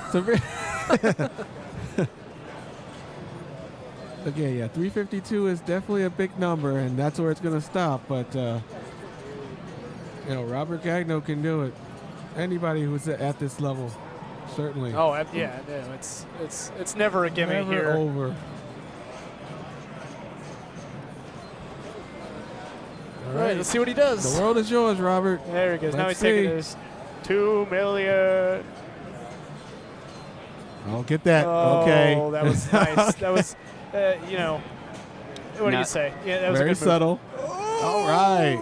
Some You're players welcome. wouldn't have recognized the danger that he was in there, but he did. Yeah. Like that seems safe. It's all the way on the right side of the rightmost in lane, but Well, how it many could times have you bounce seen it over kind of into that zig out of that left. Yeah, right exactly. in lane down to the Right. leftmost out lane, and you're like, how is like this possible? visually you think it's okay, but from experience you know you're in Oh, trouble. And every time. that's why he Every made time. that play there.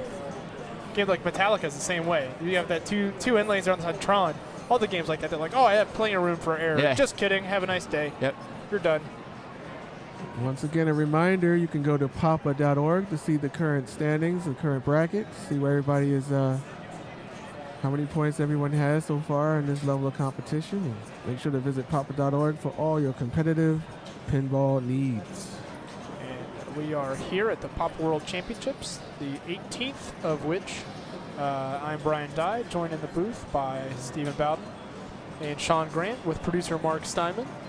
We are watching the Game 3 of the quarterfinals in a group with Robert Gagno, Zach and Josh Sharp, and Keith Owen. Josh has been effectively eliminated. He only has 2 points after this, taking a 0 here. Zach, on the other hand, incredible game, 379 million. And Robert right now putting up a fight with quick multi-ball, so he has surpassed Keith. So this is going to make it. Interesting 6 here. each. I think that they're looking at a tiebreaker here. They are, yeah, because So- it's going to have Keith's going to have at least a point, so that's going to give him 7. Right. Keith is good, but Robert is playing this ball to try to avoid a tiebreaker game. So he's got a lot of work to try to eliminate Zach on this ball. Right. And the thing that's tough about this is that even if he happens to complete the mansion, it's still going to be hard for him to get. Because Zach didn't just finish the mansion. He went through the mansion on the tour, and he got a lot of points after the tour was over. And that's why I was stressing that, because you can't get any more mansion rooms after that, that extra effort that Zach put in was really, really important. That was impressive. That was nice. Dude, Bear kicks and a thing flip. Oh, thing has lost his touch totally. It's gone. Yeah. Gone. Well played, thing. Just kidding. Not really. Not. All right, so it's another weird spot for that to be stuck. But it seems like both sides have that issue. But a slight tap will get that free. And now we're back to the most unfriendliest post pass ever. I mean, he ran out of patience there. He's got to find the right level of intensity on that flip to get it over. He found it there. Nice shot. Right.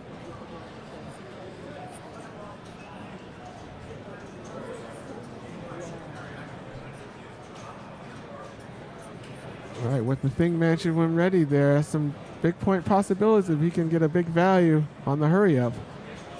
Oh boy, nice defense. Nice defense. That's exactly what we've been talking about all day long. That upper left flipper was the goalie on that one. Here goes shot. For 12, 11. Oh, he good was late. save, good recovery. We're running out of time. Nice. Go. All right, that's decent value. 9.5. That's decent value. Still leaves him with a lot of decent value. A lot of road to go. You get to work on your million plus ramp. You get to try to get a couple of those jackpots. He needs to get some points in here, in these modes, before finishing the mansion, if he is successful in doing so. Again, short on that. I don't quite get that. But I guess that's what he's comfortable with. Second one.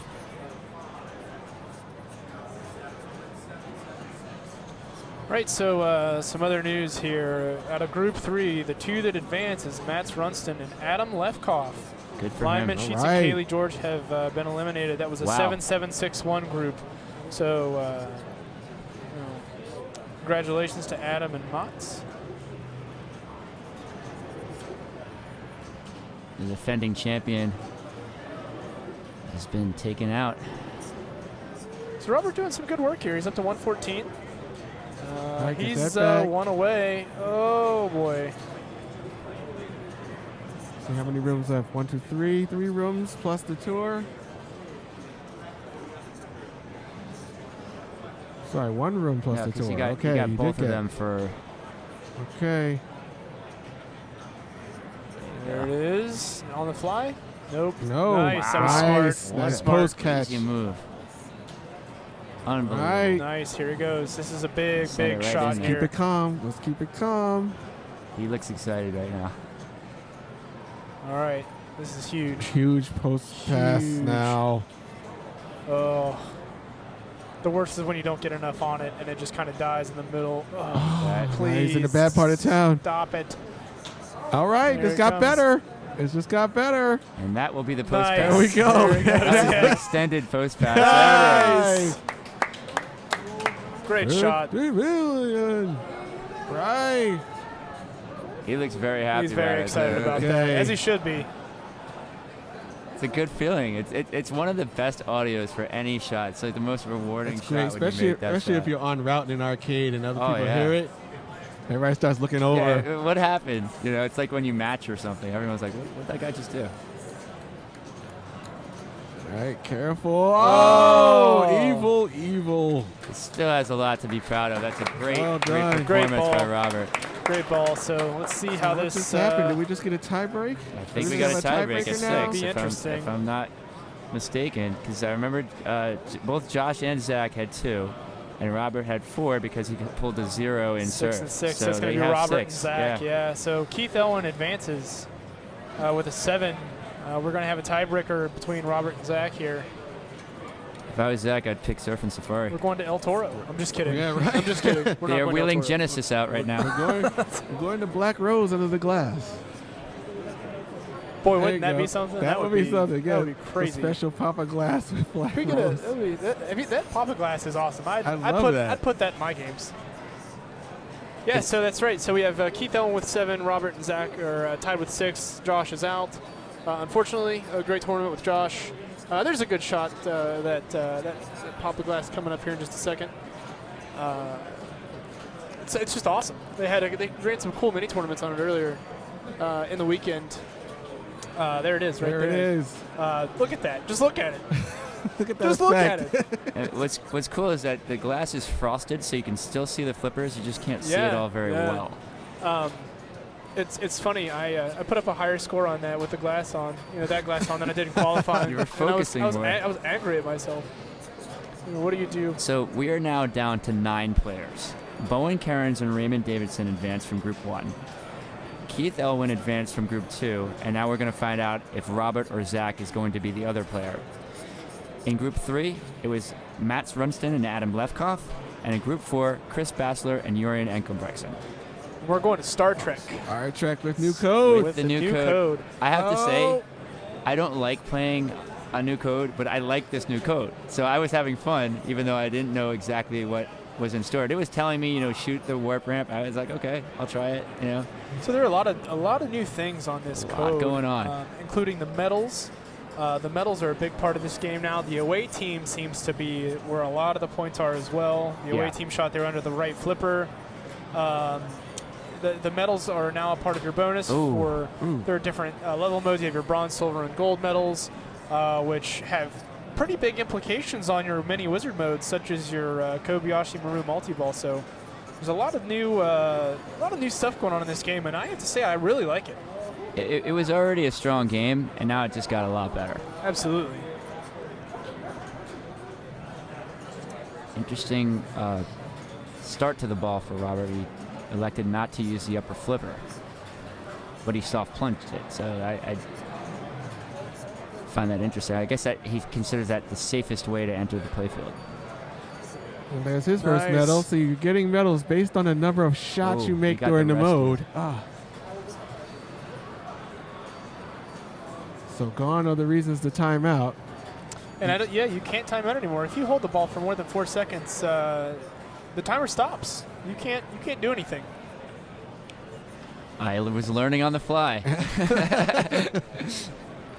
But I think it's good. I mean, if they're going to make new code, they should make it so that timing stuff out wasn't the right move, because it was annoying to play this game in competition and have to wait 20 minutes for people to time out mode after mode. It wasn't in the spirit of playing pinball. Right.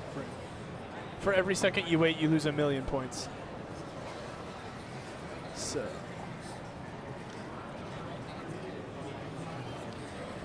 So I faced Robert in a tiebreaker very recently. We played Genesis, and I had this great strategy. I'm not going to shoot for the ramps because the ramps are too hard.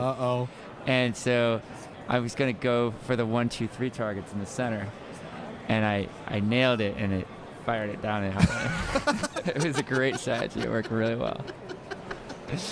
Robert steps up, hits a couple of ramps, and I get eliminated. Great strategy, Sean, right? Yeah.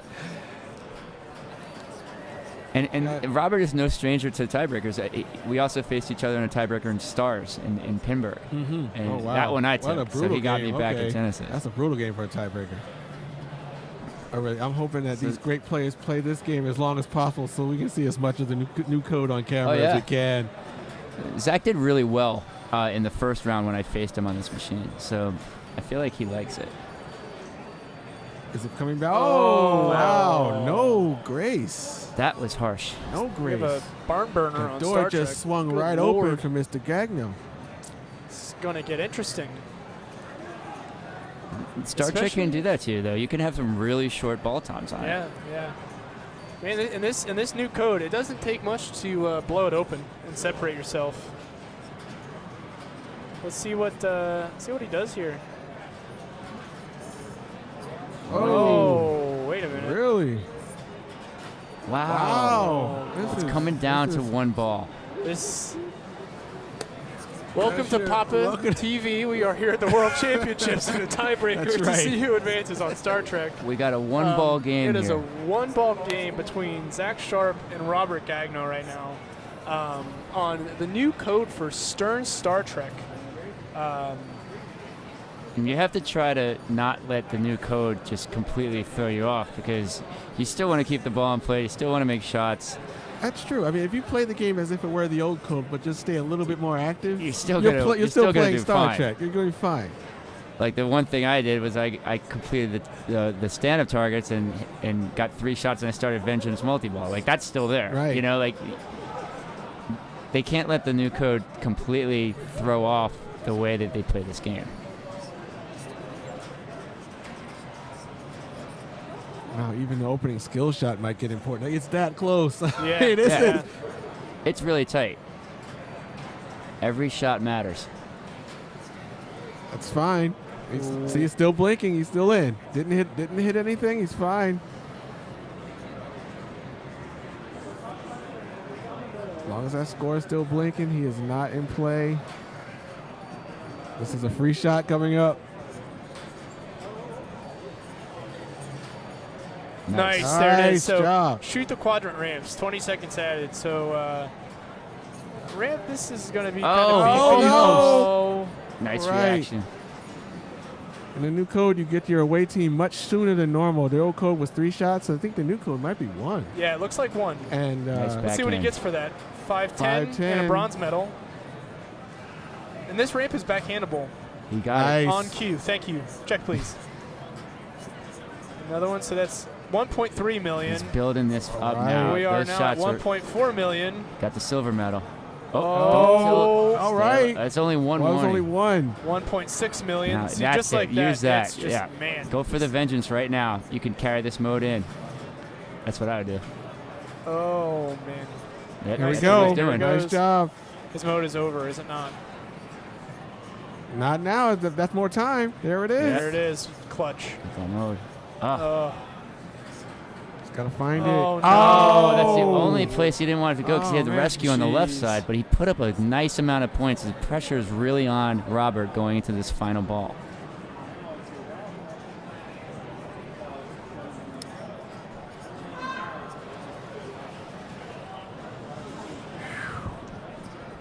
Feel the tension in the air. it's I can't. I don't know what. There's don't nothing know. to say. I don't know what to say. Now that time he did not short plunge, but he's still not willing to use that upper right flipper. He's not raising it his to ball go for the save is away team gone. either. And he's in prime directive, which is not a good repeatable mode. Whereas Oh, Klingon battle, you could just repeat the ramps. yeah. And he can end this mode, and then He's on his final shot for the mode right now. He just ended Okay. the mode. how close is he to vengeance? Oh! Oh! Oh! Breathe. That was a Everyone very breathe. aggressive shake right there. Everything's nice. What a Everything's dandy. move. What a move. Okay. That was a lot more than he needed on that one, but he got the job done, and that's what matters. D bounce. Wow. D bounce. He's gonna take a second. He's gonna take some more time. He's gonna be going for that got- extreme left Ah. scoop to start the next mode. Oh, he's going guess for not. vengeance. He should try to carry Is he mode close? in. Is he but on He's a- vengeance? Yeah, he. I don't think he's close on it. He hasn't. He's oh, ready. No, I'm wrong. Start Right. mode. Oh man. Oh. Vengeance is good if you carry in. No way. Look, he's going for vengeance or bust right now. And that's all he wants. Such a Oh, that's huge what he shot. wants. Got it. Bam. Okay. Now don't shake the machine. He almost shook it Careful. when he made the shot. He's got to start. He's got to get that ball out of there. He's gotta be careful that he doesn't Careful. get so excited when he hits the flippers that he gets that last one. He has no He's warnings to rushing work that. with. All right. Perfect shot. Extended ball save time is on, but there's no mode to help him through this. He's going to need to defeat the vengeance. Maybe even combo the vengeance to get the 10 million.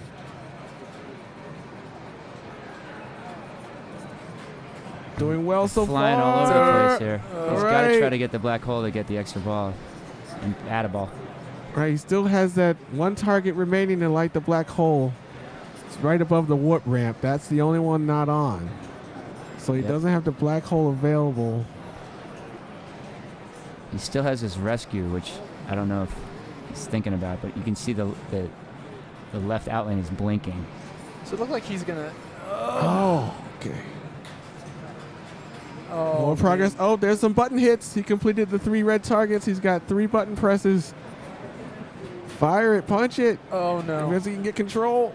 It's hard to do when you're holding one flipper. Right. Use your head. Yeah. Use something.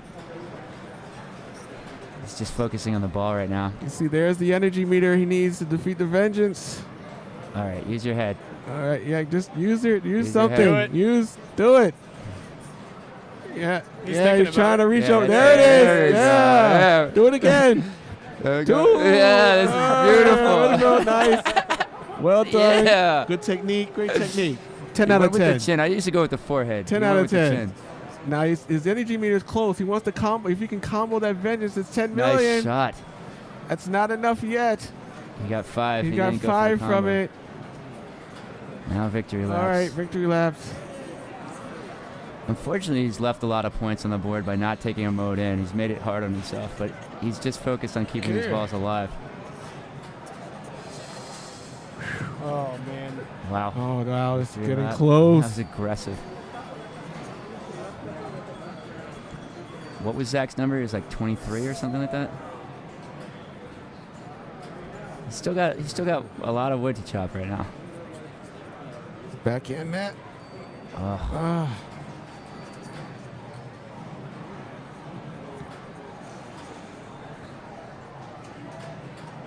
Oh, it's so tense. Nice. Oh, he's It's so tense for calm. Robert. It's No, tense for Zach. It's tense for everyone everybody. watching. This Now is is so incredible. exciting. And you see that spinner's no joke either. That spinner's 22,000 to that's- spin. that's gonna Oh work. no, okay, let's see where we are. Oh my 60. gosh. Now, he should look at Okay, his bonus. and bonus his, is what now? Bonus. oh, Oh, he's not even looking. oh, button presses here. Yes, 1, 2, 3. Oh my gosh. Oh, He's got to be awfully close now. 800,000 to go. That spinner's big. That's Combo's is. big. He's That's it. there. You got it. Woo! Wow. Unbelievable Clutch for job Robert by Gagnon. Robert Gagnon. What a job. Congratulations to him. Gentlemen, it was a pleasure. Oh, it was great having you, Sean. Enjoy the rest of the tournament. I know I will. Oh, I'll that see was you guys great. next time. Absolutely. Awesome. Great job, man. All right, so Robert Gagnon advances here. So a full list of those who are advancing. We have Bowen Cairns and Raymond Davidson, Keith Elwin and Robert Gagnon, Mats Brunson and Adam Lefkoff, and Chris Bassler and Jorian Engelbrechtsen. What a lineup there. What a What field. a battle. Unbelievable field. Now, if you're talking about showcasing the new code, we just got some right there. That was excellent. Oh, yeah. That was awesome. That pressure moment we saw Oh, it's just from Robert, and he came through everything from using the chin to get those hits was great. So we're moving on to the next round. And again, I love that picture. I love that picture with the Papa logo right there for all your advanced Tommy mode practice.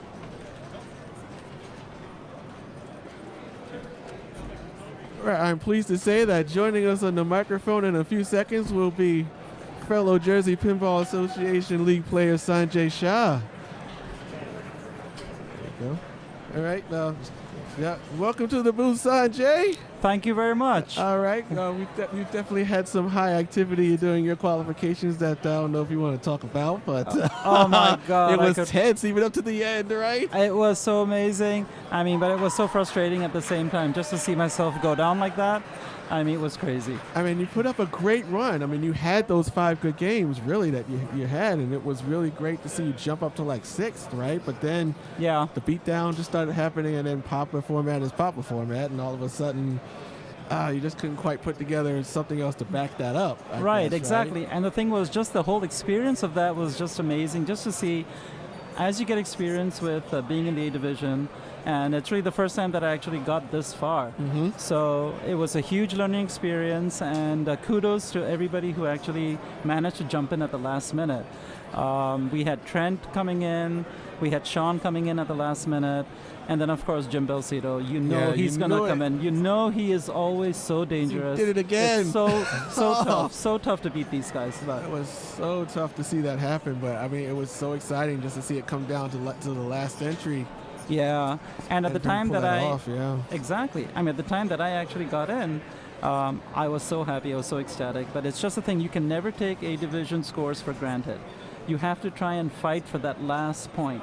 Every little bit helps. Right. And I think towards the end, during the last game of Funhouse, when I got that 15 million, I was actually satisfied. I said, okay, fine. I started the Super Frenzy. I just got a couple of hits, and so I thought I would that would be enough to take me in, and I really thought I would get in, and but no, it didn't. It just didn't work out that way. All right. Well, we have moved on to the Adams family with Mr. Bowen Cairns once again, and joining us on the microphone right now is going to be Mr. Fred Cochran. Hello, Steve. All right. So you've got the little mobile mic going on. All right. Yeah. Styling. I can pick it up with my big mouth. Profiling. All right. Hey, Fred. Sanjay, what's going on, buddy? Nothing much. I'm so happy to be here. It's such a privilege to be on Papa TV. All right. So now Bowen has had some time with Adams family. So, and he's also been able to peep out a couple of other gameplays from other groups. So let's see how he handles the old Clippy Protector. Well, Sanjay and Fred, the Clippy Protector is in full effect on this. I know, right? You've seen it. Did they put the fat rubbers on too? Oh, it seems like. Because anything that approaches that area is definitely not guaranteed. Is there a yellow rubber on the left side? I can't tell. Is that, is that yellow rubber that's right under the light? I don't know. I think it looks normal from here. Right? Okay. Let's see. But still, you still have to make the shot.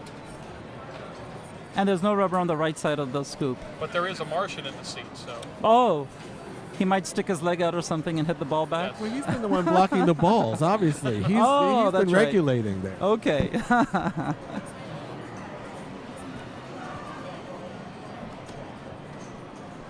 Now, Bowen has played this game once before, I believe. All right, so Bowen concentrating. And again, the power is off, so that effect with the power blinking there is just psychosomatic. It's not on at all. Okay, right. It only seems like it is. Everything is psychology in pinball. Right. Great ramp. See, here's the passover that everyone's doing, right? Right. Look familiar, Sanjay? I think it does. I think that reminds us about our league. Right. Bowen just starts his multi-ball. Bowen's ready. Celebrates as normal. Did we announce who was in the group so far? In case we haven't, Berwin's going to be in the group with Mats Runston, Robert Gagno, and Adam Lefkoff are the other members of this group. All right, I'm pleased to report that joining us on the mic will be Jim Belcito, as I will take a back seat. Let's welcome Jim as he joins Papa TV. Hey, Jim.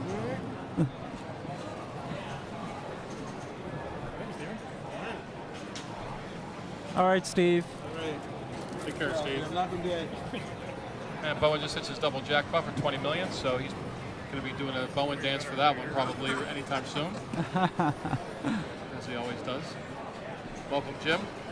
Mr. Belcito.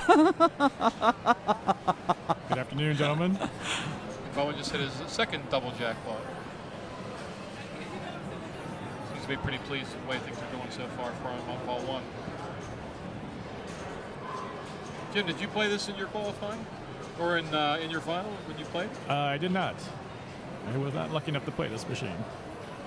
Let's see what side of this fence you were on with that. It's hit or miss with this game. A lot of people are saying that they are tired of playing it, but then there are ones that don't love to play it. It does come up a lot. I'd say in this bank today, though, that it's one of the fairer machines. Yeah. That Fishtails was, oh my goodness. Yeah, Fishtails was in qualifying A last year, and it wasn't an easy machine then either. Yeah, it was even harder today. It looks like Bowen's going for his fourth double jackpot. get the shot again on it. The magnet has been turned back on. I know they've disabled the magnet in the past. So I guess they turned it back on for this one. Oh, interesting. But if you wait for a certain period of time, will it switch off? Even in multi-ball? Absolutely. Okay. Yeah, if you hold the ball for a few seconds.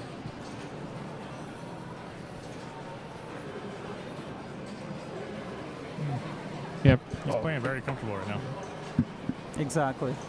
Yeah, I think it's about 10 or 15 seconds if you hold that ball. The magnet will go off until you hit a switch and then it'll reactivate. Okay.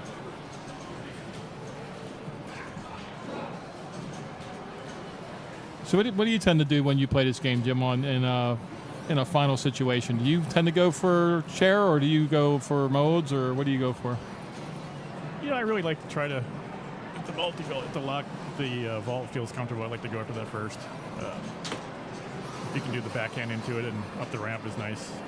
Kind of get I like to get in the multi-vault if I can right away just to get the flow moving. Get a quick feel of a game when you're in these finals like this. You haven't played it all day or for the weekend, and you got to learn something new real fast.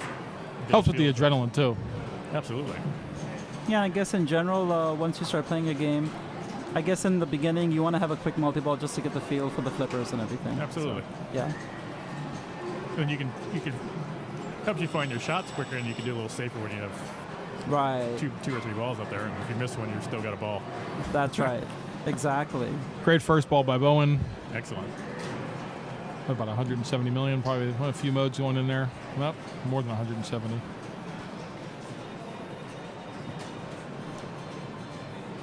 Very nice. Great 177. start. Very good start. That's about all you could ask for in a ball one Adams family in the finals. Puts the pressure on everybody else just to get themselves firmly planted. That's right. Is this the second game of the semis? No, this is the first game. This is the first game, okay. Yeah, first game. And then the other semifinal group in 2 on Mousin around is Keith Elwin, Chris Basler, Raymond Davidson, and Jorian Egdebrigtsen. I guess I'm glad I didn't make it today because that would have been tough anyway. That would be a tough group, yes. I chose the path less traveled and less stress, just not to play. And considering how Chris is feeling, he's playing unbelievable. Exactly, right. I heard that he fell sick earlier. Yeah, I saw him laying on the couch up by the front desk. I thought maybe he was just trying to relax. I didn't know he was ill. He has a stomach flu, actually. Oh, jeez. You can imagine that. Oh, man. Oh, he's sitting down. Okay, he got his hood on and his coat on sitting down there. I see him now. It's kind of like the Michael Jordan game against the Jazz back in the day when he had the flu and he scored 60 points or whatever it was. Hopefully he's feeling well enough that he can play. So here comes Mr. Lefkoff. Playing mighty well today. Yeah, I've seen him pacing around, just concentrating. He's kind of not even making eye contact with anybody. He's just walking around, getting in his comfort zone. Exactly.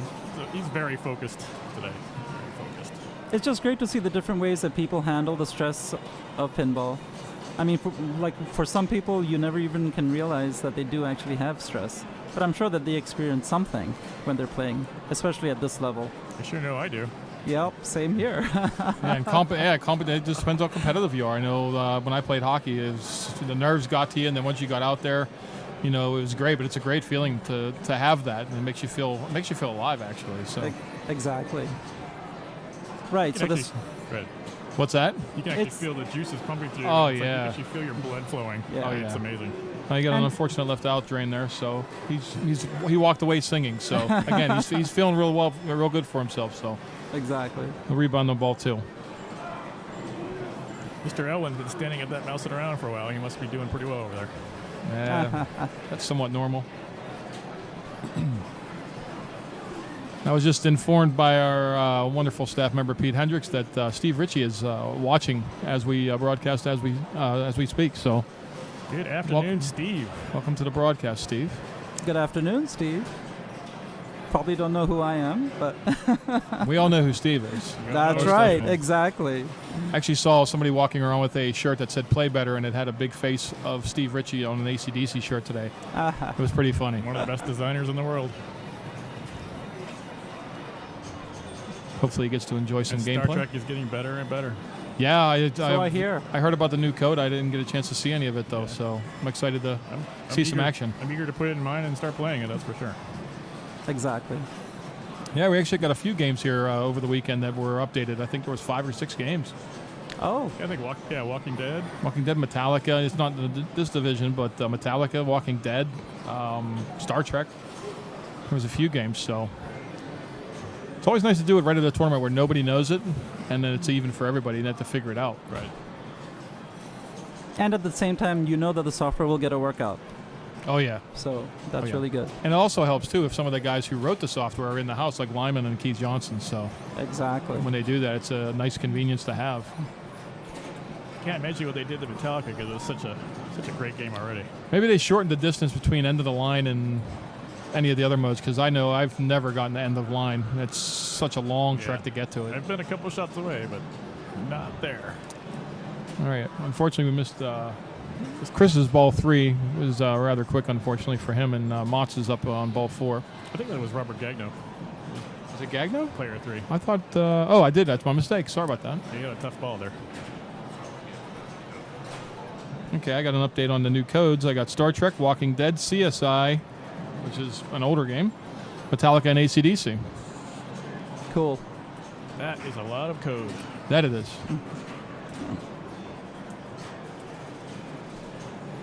And Keith is still standing at Mousin around. He is still standing there. He must have gotten some pointers from Kaylee, I guess, because Kaylee had a huge ball. Tough right out lane drain there for Motz, trying to find the shots, and I've been there numerous times. You get one shot in a final to find your shot, you miss it, and you're gone. Ball 2. I think it would be pretty difficult too if you're in a group and you play against some people that have already played the machine and you haven't played it at all, and you just have no idea how it's playing, and you just got to get in there and make the shots like you said. That's why if you can find if a game has a quick multi-ball you can get to right away, it's a great way to loosen yourself up. Exactly.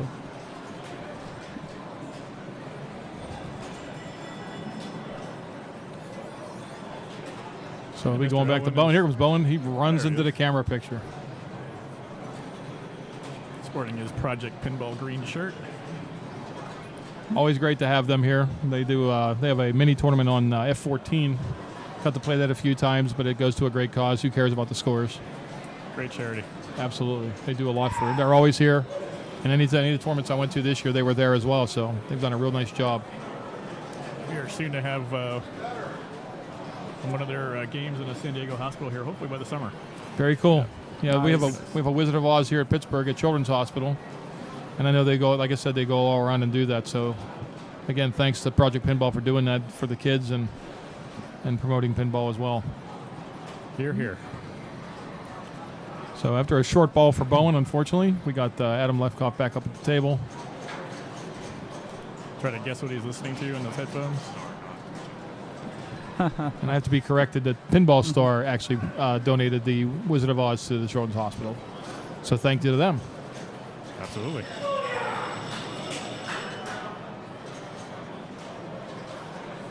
We're one shot away from letting our locks over here. Ooh, no. Those outlanes are killing people. Oh my goodness. I know I was playing this exact machine last year in the Papa Finals. And, took a nice little backhand at that chair a couple times, and both times was instantaneous next ball. It's amazing how much just a little bit of a modification will make that shot much harder, because it's a shot that everybody knows that plays pinball, and it's usually fairly reasonable to make, but when in tournament settings for whatever reason, it's just this one doesn't even have like yellow post guarding it, but it's still for some reason really nasty. Yeah, we had asked about that before, if they put the fat post back on it. So how do you know that this is the same game that you played last year? Papa probably has multiple Yeah, it has machines? that sticker under the plaque on the back. Oh, I'm pretty sure yes. this is the same one. Yeah. Okay, got it.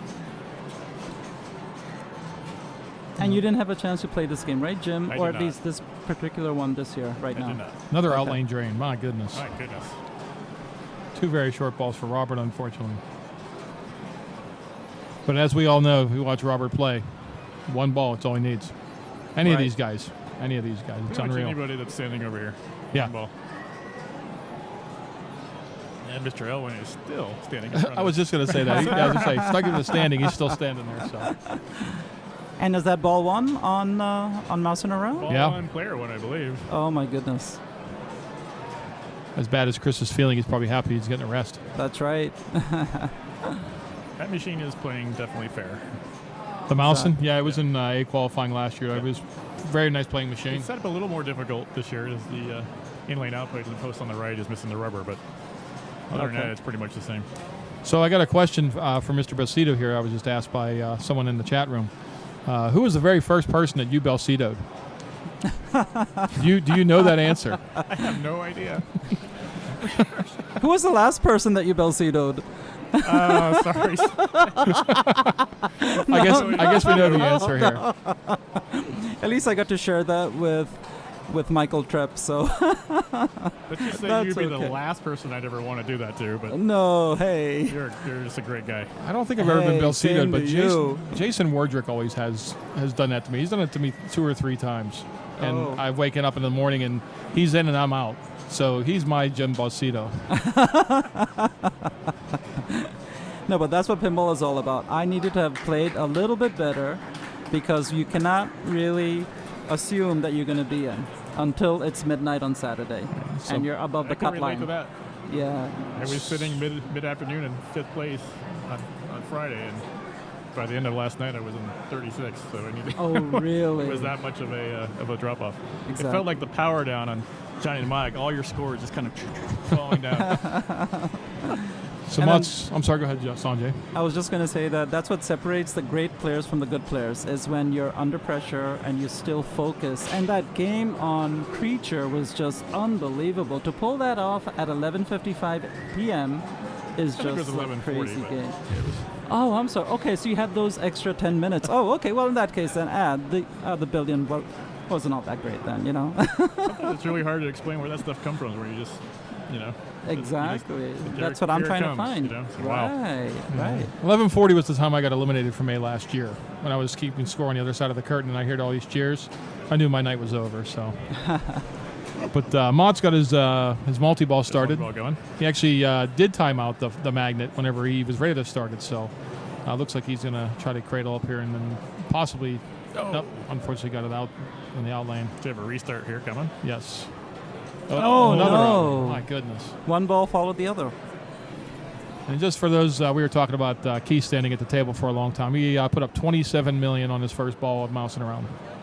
Unbelievable. Yeah, that's a good first ball.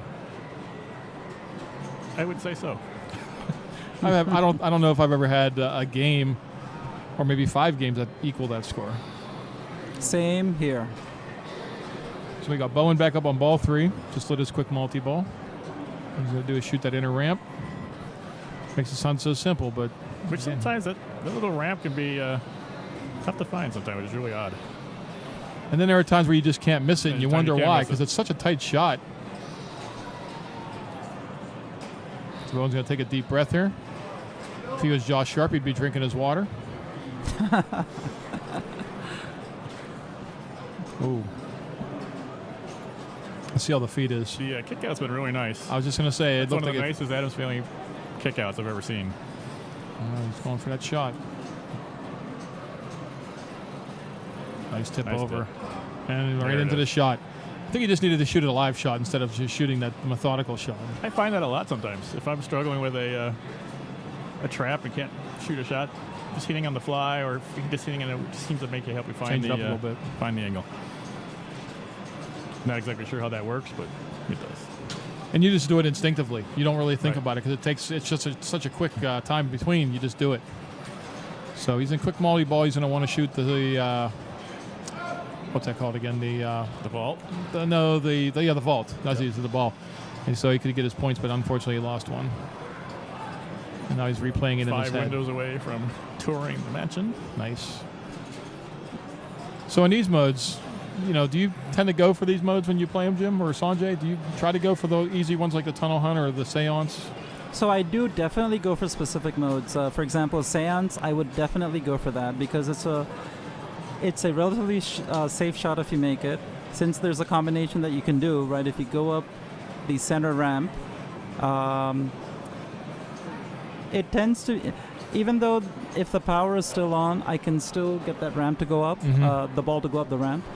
But I definitely go for some of the modes. I don't know about the tunnel mode, though. That's the one I would be kind of leery of, because especially on the chair.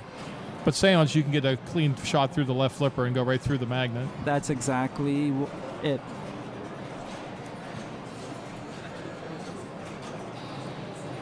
Second locks of it. Oh, nice Beautiful, shot. beautifully set up. Yeah, he backhanded the vault the first time and got the ball locked. That's such a satisfying shot when you shoot that hole back there. Right. That's a great shot. That satisfying clunk when the ball goes into the hole. I'm happy to see it hit that vault on the forehand, and Bowen just backhanded it like it was no big deal.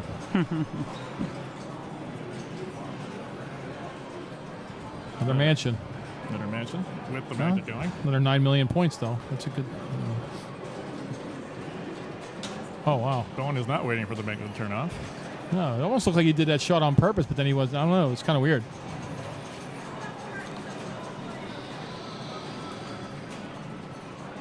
So 2 more mansion rooms left to go, or is... Oh, and that's why the chair is so deadly to shoot at.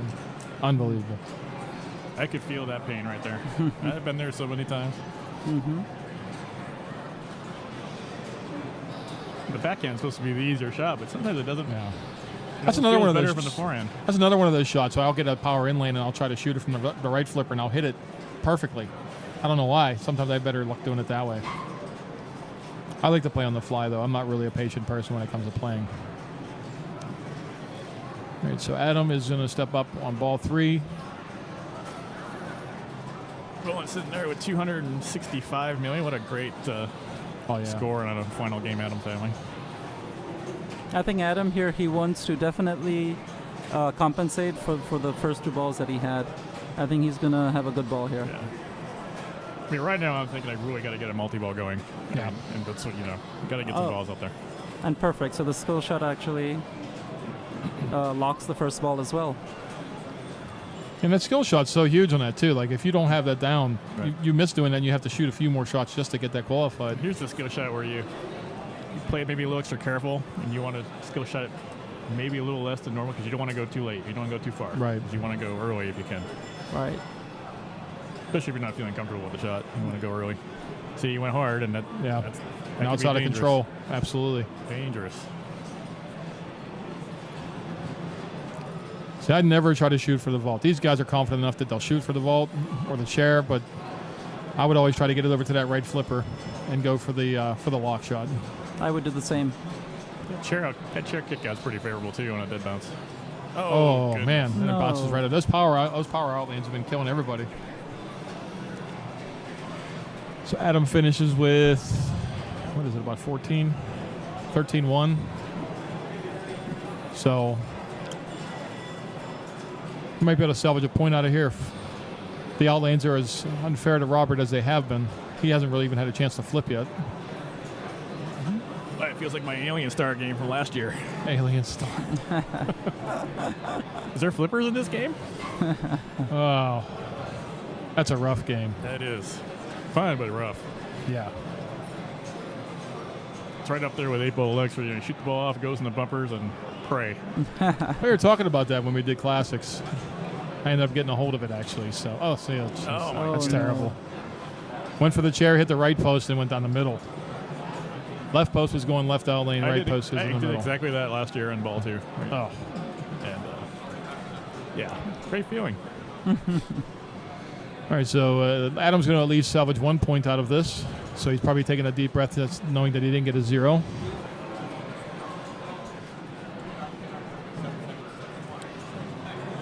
And we'll see what Mott's can do on his final ball. He's on his first mansion room, so, that's going to be a long ways away if that's even a consideration. But like you said, Jim, a multi-ball would be the first thing in his future. Right now, all you're thinking about is 13 million won. Yep. Those 2 points are, super important. So in a situation like this, I guess you just take it a step at a time. Right now, I just see that yellow flashing light up there, and I need to hit that. Okay. Because that's 5 million points, which should be me. Ooh. It's so easy to lose yourself here. It's so easy to get impatient and say, look, I've got such a large score to go to. but just take it a step at a time. Right now, I'm passing it. Oh, I'd be passing it over and Yep. And that's why. I'd be Exactly. passing it over and shooting that yellow light because I know I need it. Right. He didn't get there. Right. He did not get there. So he should have post passed from the left flipper Absolutely. onto the right and then. 5 million was huge. And the post passes Yeah. on this are pretty favorable, so it's not that difficult to do it. Right. That is a very important point. Unfortunately. Great game from Bowen. Looks like Mr. Allen's ball too didn't quite last quite as long as the first one. So we got Replay FX is going to be coming up in July. Pinburg. Gigantic festival. Measly 700 people in a pinball tournament. Measly 700 people in a pinball tournament. A couple different video game tournaments, home consoles. So the video Lots of game fun. tournament is also going to be in the same format as the pinball tournaments? It's going to be a little bit different. I'm bringing the whole family, and so should you. That's Oh, awesome. nice. I can't wait to jump onto the Velcro wall. That's what I'm going to do. And see if it holds me. So we switched over to Mousin around with Yorian. Right now he is in 4th place. This is ball 2. If I have a creature game like I had last night, I will jump on the Velcro wall too. I think there's going to be a lot of people jumping on that Velcro wall. It's going to be awesome. I'm just wondering who's going to peel us off. We got some multi-ball here for Yorian. So what do we want to do in multi-ball, Jim? What to get the jackpot? Well, you want to survive all those kickouts first. It's going to come flying at you. And then you need to get a ball in each one of those traps. And then shoot that cheese ramp on the right to score your jackpot. Is it immediately available right after you shoot the 2 locks? Absolutely. Okay. Those locks do know they do not kick the ball. I mean, they don't hold the ball for you, so you have to be aware that those balls are coming back at you. Where some games they would hold it. Nice shot there. And you got the jackpot at 0 seconds. So once you collect the jackpot, then you need to relight the locks again? Or Absolutely. Okay. And if you want to get really fancy, there is a way to double the jackpot in this game, but it's rather tough. Is that normally something that most people don't do? They go for the what's available, or do they try to do It's that? kind of a setting. It's tough to go after that. Okay. In qualifying, you really need a big score. I would think about it. Yeah. Now I know that in this game, the million shot is available. I just have a question on that. When is it lit, or how is it lit, and is that a timed million? It is not. You need to shoot the middle ramp to light your, which is guarded by those big giant pieces of plastic on this one. But okay, shooting the middle ramp lights the 2 outer ramps for the million letters, and then you can see the million in the back there. And you can each ramp gives you a letter, and once you spell it, then the right cheese ramp is lit for a million. Okay, and it's not timed. Okay. Yeah, it's not timed. So basically, you need to hit the 3 center targets. Do you have to hit all 3 of them? You have to shoot or a it just ramp. has to- So you have to get those targets down. Oh, I see. And then shoot a ramp in the middle. And if anybody hasn't seen the pieces of rubber or plastic that are on that center ramp, it's about the width of the space is about the size of the ball, just so people don't continually hit that ramp over and over and over again. You can still make the shot, but it has to be perfect. And if you don't hit it, it's bad news. Right.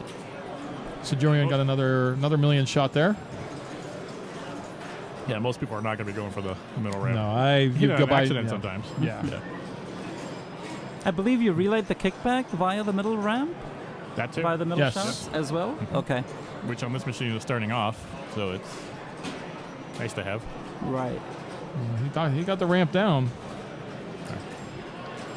I think he's actually shooting for the center ramp there for a second. Because it's down right now. Nope, he's going for that. But he's not actually going for the ramp itself, so I guess he wanted to light the kickback. So I think the kickback did not get lit. He needs to shoot the ramp. Yeah, I guess once you shoot the ramp, Once I it see. comes down, you shoot the ramp, you qualify the kickback rate. Okay. So you think it would be worthwhile to do it from the right flipper if you have the ball trapped on the right flipper? Would it be a pretty dangerous? Okay, still it would be dangerous to do. Yeah, it's Okay. like the space is there's very little latitude when you can room for error is minimal. Okay. So it looks like he's going to go for cheese here. Yeah, cheese gives you points and also raises your jackpot value, which is obviously very huge on this game.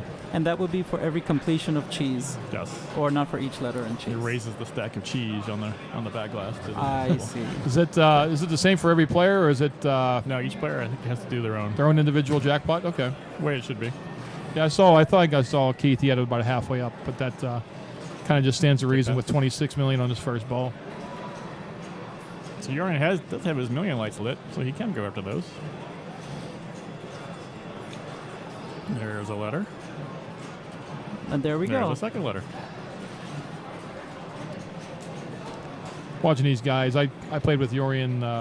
We had our pre-Papa tournament, and I was in a group with him a couple times. It's unbelievable, just the recovery that he has and the flipper control that he has. It's amazing to watch. Just learned so much watching these great players. Absolutely. Ditto.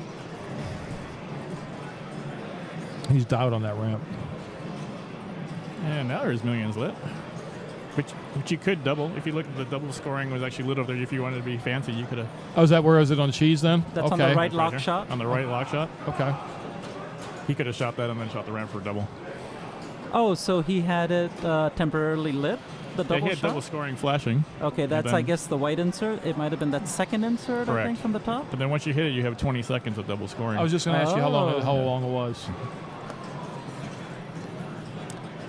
So I More would cheese? assume you would need to hit that right lock shot a certain number of times in order to light the double? Usually what you have to do is, I think it's 2 cheese letters in a row on like the right ramp, and it'll light up. Yeah, Okay. it'll flash at you for about 10 seconds. Okay. Not too dangerous of a shot if you're feeling a little gutsy. Yeah, just a combo. If you can keep hitting these ramps like that, it's just it's not that difficult a shot. It's just a little bit later on the flipper. And the feed coming out of there is actually pretty fair on this one. Yeah, you can catch it. You can hold the flipper up and kind of catch it, or you can just do a live catch or a drop catch. Correct.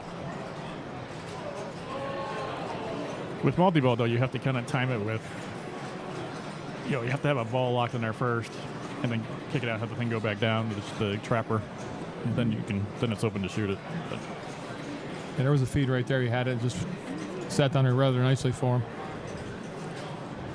So I do understand that before the first multi-ball, shooting the left loop back into the right in lane, that spots letters and mousetrap. So Correct. for the second multi-ball, you would need to actually shoot the letters themselves. Correct. Okay. So at this point, do you go for cheese, or do you try and maybe shoot those letters? I do a little bit of both, because if you got a jackpot in your first multi-ball, then it's then reset to $1 million. So you need to get some cheese to get that back up there. You want to be shooting at least 2.5, 3 million jackpots to make it, make it make worth it your shot. shooting worthwhile. $1 million. It's not, Okay. So I always, plus it's a shot that makes you get good feel, because you can loop it over and over again and get your feel back, and then you want to start pegging those letters, because obviously those are deadly when you get them. But Right, the last it's a letters. necessary evil, unfortunately. Yeah. Yes. That's the great thing about pinball. There's just certain things you have to shoot. You don't have an option. Kind of like Iron Man. Every shot in that game is a necessary evil. Love that game. Game is just so tough, and I love it. I will play it all day long. Ramps are the only safe shot. Unless you're playing down at that tournament we just did, because I had the Iron Man thing would make it hop on the left ramp. Oh, yes. It was sitting up just a little bit, and every time you shot it, it was an air ball. So it looks like Jorian actually tried to go for the trap letters. Yeah, you need to. I mean, you need to go for him sooner or later. And if you look at his jackpot, it's up to, on the back guy, it's up to $4 million. Yeah, I was going to say, it's pretty high. Okay, so then it makes it definitely worthwhile to go for it. So patient with the ball. I would have been flailing away. So when I typically play, if I'm really concentrating on playing, I typically ignore the dot matrix display or just the back glass, and I'm just concentrating on the flipper. So I think that's a failing. I think I need to actually be aware of all aspects of the game so that I know where exactly I am. True. And You don't want to look up there too much and focus on your score too much. Okay. But you definitely need to know, especially your jackpot levels, and you want to know where those are. Right. Absolutely. Right. So he just qualified his locks again. He has a maximum jackpot value of 5 now. So this can become a huge I would multi-ball. say that in this situation where I've got a pretty good score going, the guy ahead of me has got a monster score ahead of me. I would think about a double now. A double jackpot's 10 million. Might be worthy of trying. I would think Jorian would probably know about the double scoring. You would think so. It is kind of obscure. I mean, most, thinking about it in Jack, maybe in multi-ball. But. Look at that. Very nice. Just going ramp, combo. Beautiful. Now let's get control of the balls, right? So both balls will kick out simultaneously. So you got one ball going to be in the jets and two coming out of those traps, and you got to get those things stopped. Okay. Now, obviously the ramps, you said you had to shoot them twice to get the double or lit. Is it on both ramps or is it just on the cheese just ramp? The right ramp. Just the right ramp? Okay. Twice, yeah. One ball's already gone. Bonus X up there. That's nice. Nice. There's one lock. Nice. Beautiful strop there. Nice. Post transfer or ramp. Oh, it comes out. It comes out. That's right. Right. That's right. Right. So now the next step is to lock the other ball, or we're on the right. On the right side. Okay.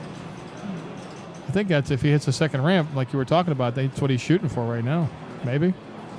No, he needs to get the trap first. Yeah, but he shot for the ramp instead of going for the trap. Yeah, interesting.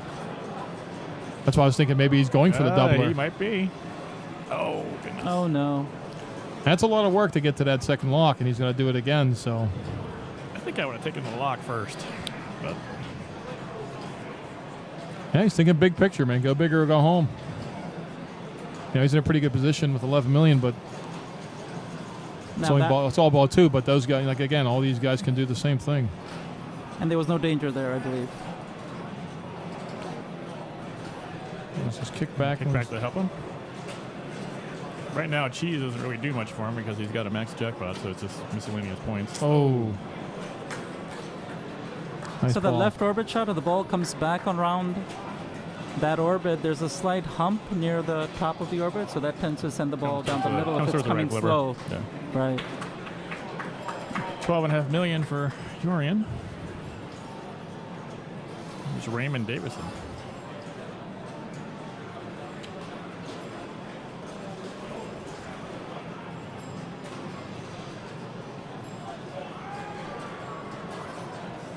Oh, that's a tough right out lane there. And he's close, too. That's tough right out lane. Even with that big rubber band over there, it's like usually you get a lot of bouncing going on. Nothing happened. It just went straight down. That's unusual when I'm bouncing around. So Chris will be our fourth player, I believe.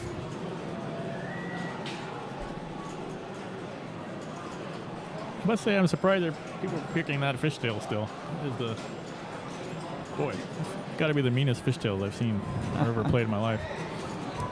So what's a different from last year when it wouldn't come around the orbit for Caster's Club, and then it was just evil last year. But what's even worse about it now? That kick out's actually not as bad this time if you can actually get it in the Caster's Club. But there's completely no rubber on the out lanes at all. So Oh, nice. Yeah, nothing. In-lane, out-lane post, nothing. It's already hard enough with the rubber. I will say it might be a little tough for a finals thing, but it's certainly mean. So any miss and you're pretty much done.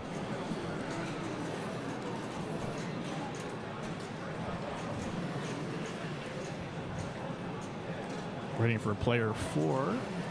Mousin around. So we're gonna go to Fishtails and watch for a few. One of our competitors is under the weather, so he is currently indisposed.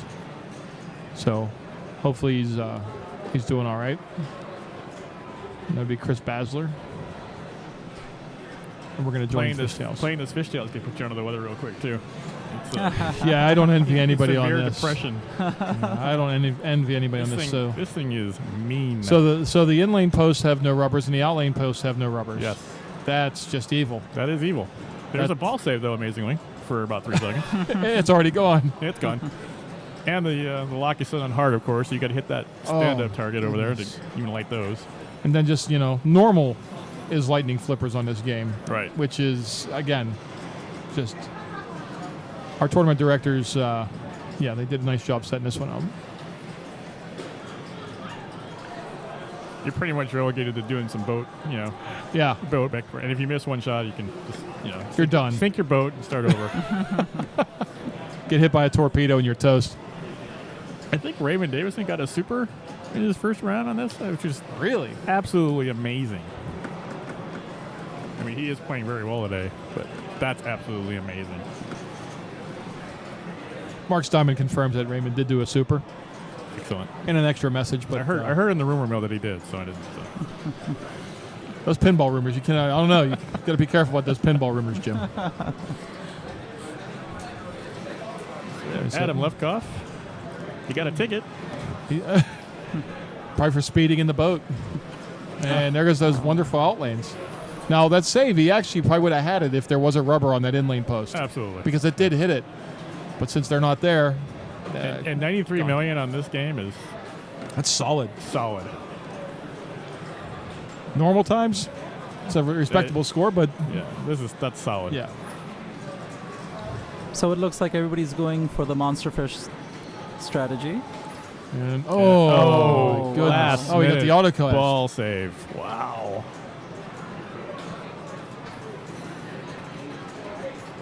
Nice. That was confidence. That was nice.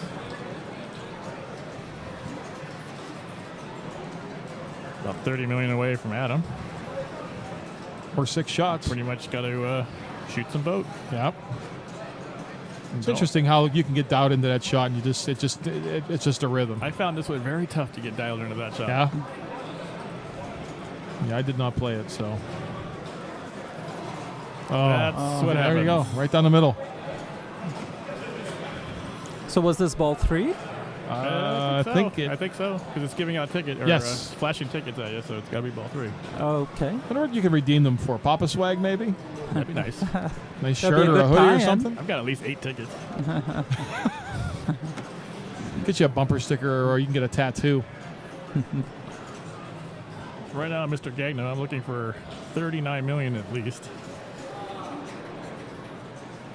I wonder what Robert listens to. I'm Nice, always nice interested. Shot, nice shot. Always interested to know what these guys what they listen to. I am interested too. I haven't done the head vote thing yet. I do it when I'm pretty much just angry from not playing well, and then I just figure I'm going to change it up a little bit and put music on. It could be anything. Robert's at 60. Needs 9 million. 4 or 5 boat shots, maybe 6. Yeah, see, but boats, and he's got 1 lock already, and then he has to hit the target every time he wants to get the lock, right? I don't think so. Once you knock it down, the 3 locks. Okay, I wasn't sure if the hard settings reset the target each time or not. That would be the extra hard settings. That would be just like the no rubbers. Yeah, you have to do both. I don't really have a choice. Yeah. Ah, treacherous. Oh my. Nice. Couple shots away. Oh, there's that center post again. Oh goodness. So it's the rebound off of the posts that are really deadly. There's 4 posts there, and they're all death 1, death 2, death 3, and death 4. And it seems like the right. ball seems to go faster than when you hit it, when it bounces off a post. And they're not even yellow. They're actually black, and they're still... The machine is very steep, very fast. Must have used some super carnauba wax on that thing. Yeah. There's just no slack for any error.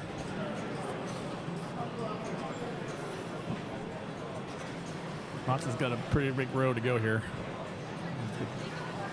These 2 monster fish to get there. Right.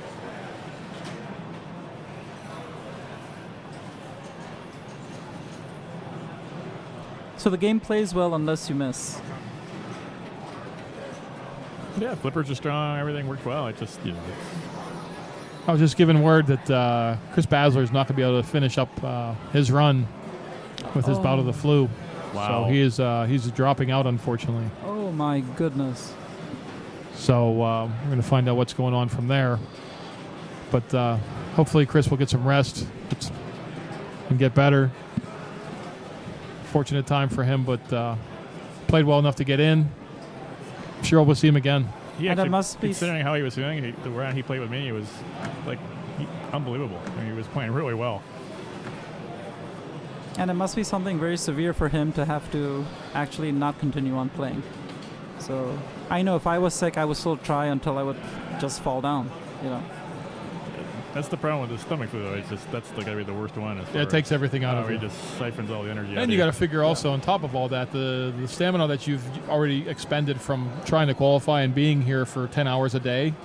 I'm tired from just being here as much as I have been, and I don't have the flu, and I'm absolutely exhausted. Yeah, when you get to Sunday, it's you're looking for an extra adrenaline to get through this day. Yeah, it's tough.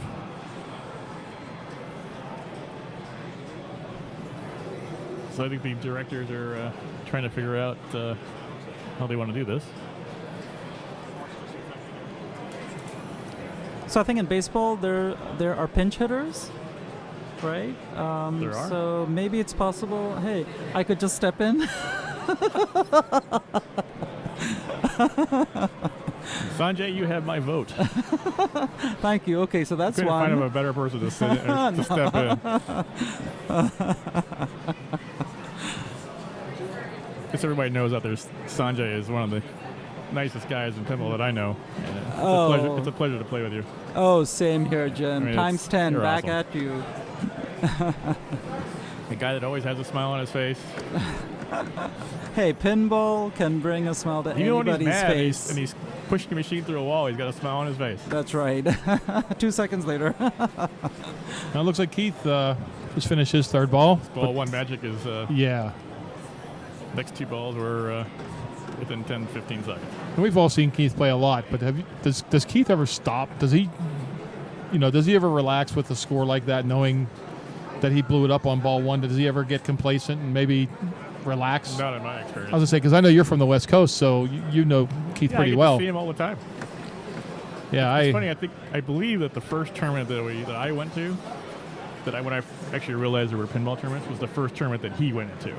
Oh, no kidding. So we started exactly the same time. Wow. So he's been there the whole time. How long's that, Jim? 1993. Nice. Was that Papa?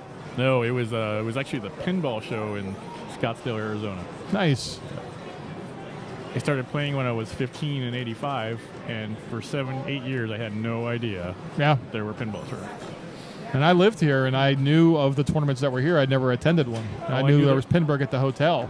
All I knew there was dollar games in the bowling alley. That's all I knew about. Well, now we got dollar games on the etched glass screens. If people didn't see those, the etched glass that we had on what was it, Batman, Lord of the Rings, and an Attack from Mars. Yeah. Phenomenal. If you haven't seen them, maybe we can get a shot of them. I need to get me one of those. It'd be great for our league, our fun games after the league Talk is over. to Mr. Polka. He's the one that set it all up. Yeah, they're pretty awesome. It makes it fun to play. It's pretty crazy. Can you actually? I'm sorry. Oh, no problem. Can you actually see anything in the playfield? Because I took a quick look at that and I could hardly see anything. It's definitely frosted. Oh, what a save by Yorian. Oh, my goodness. He had it halfway down the lane and just gave it a nudge, and it came right back out. The right out lane? Yes. Yeah. Oh, that was just unbelievable. Wow. Yeah, frosted glass. And you can see side of the shadow, but it was interesting because the Batman had flashers down on the slings. So when you got in the multi-ball or did something significant, then you were blind. You couldn't see anything. I actually didn't get to try it, but I got to look at it for a while, and it was interesting. Definitely pretty interesting to look at. Another one. Nice. Oh, my word. Okay, there's that recovery we're talking about. He's going to take a deep breath for a second. It's one of the interesting things with this game, where it's just like probably the only out lane I know of that actually has a whole rubber band sitting on there, where you have a little more, ability to bump those out. Yeah, he pretty rare for an out lane to have that. Yeah, that's like the one I know of. Yeah, he used it twice. He did. Yeah, very beautiful, well. beautiful. Still sitting with maximum jackpots. Nice. So he's got the skill. Good. He's got One all 3 lock. balls. Very nice. Got to do a little separation here. There it is. Yeah. How much easier this game would be if it actually kept those balls in the lock. Oh, yeah. But it's pinball. Why would we want to make it easy? I like it just the way it is. Very nice. That's in. There's 5 million. Let's do one more of those, and he's right there. So during multi-ball, can you raise the jackpot value after you've collected one? No, it just retains it. Right? It just retains it. Oh, it retains it at 5 million? Until you lose once you're out of the multi-ball, it will reset to 1. Okay, so once you have requalified jackpot, Yes. it will be at 5 million. Yes. Interesting. Which is very nice. Okay, I see. And this would be why you won't relax when you have a 10 million point lead, because basically in a couple shots, he could be back in the game. He's already at, what? That was a tough one to lose. 19 million. I did not realize that. Jackpot's lit for 15 seconds. And Oh, he's got a chance at it, though. he's going to get it right here. Oh, my goodness. Oh, my goodness. That's pretty much anything you could do to keep the ball in play without tilting. Unbelievable. That was incredible. Wow. So Raymond will come up as player 3. He's got definitely got some work to do. He's got a smile on his face, though, after watching that. My God. His jackpot level is down at, what is it started? 1.5, Yeah, I guess? It 1.5. looks Starts like at $1 million. But he's got some cheese lit there, so we can bump that up a little bit. Every time you get cheese, it goes up by 500,000? The I don't jackpot? think it's exactly 500,000. It's I know the last stack is from 4 to 5. I think it goes. Okay. You get one stack of cheese. We'll just say it that way. Okay. For Okay. sure. Stack of cheese. You get a stack of cheese. And I love cheese. I love cheese So too. I should be really good at this game. Don't make me hungry, man. This is a very fun game. It's a fun tournament game to play too. Definitely. I'm in the middle of restoring mine, so I'm eager to get it going. But it's a great game. Just to give an update on the Group 1 that has finished their second game. After 2 games, Bowen has 6 points. Adam has 6 points. Robert has 1, and Motz has 1 as well. And the bracket is available at papa.org if anybody wants to watch it live. We do update it after each game, and you can check those results on papa.org.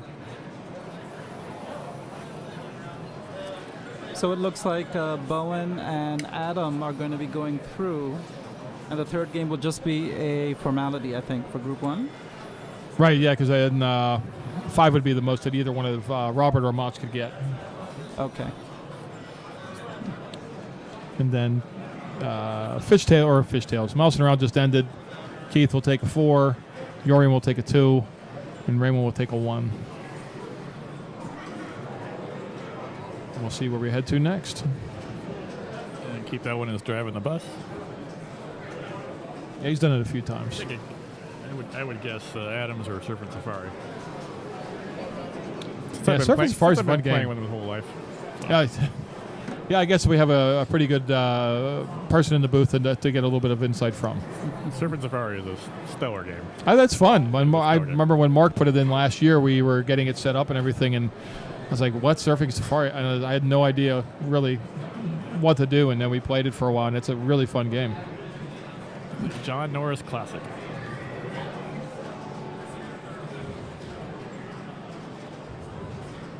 I think he, it looks like we have a shot of Adams. the etched frosted glass. Ah, there it is. Yeah, there's one right there, and then there's a second one that has the other Papa logo that has kind of like the arched top. And that black rose was already deadly as it was. Try playing it like that. Yeah, I'm telling you, it's so much fun to play on those tables with the etched glass, and we had so many people asking about it and wanting to play it. It was really interesting. I think the first thing we need to design a logo for my league, and then we'll do that. Now, what they were talking about too is if you have a league and you want to do a trophy, get one of those and use that as a trophy. Those would be just a sheet of glass and get a design of something, maybe the logo of the league or whatever. That's and a great idea. Give it away as a trophy. So that is a great idea. Unique piece, that's for sure. So Keith selected Adams Family, so you were right on the money. Actually, you said Surfin Safari would be second. So we're gonna watch another game of Adams Family. Adams Family seems to find its way in the couple finals a lot. It's a popular game. It was here last year too for finals.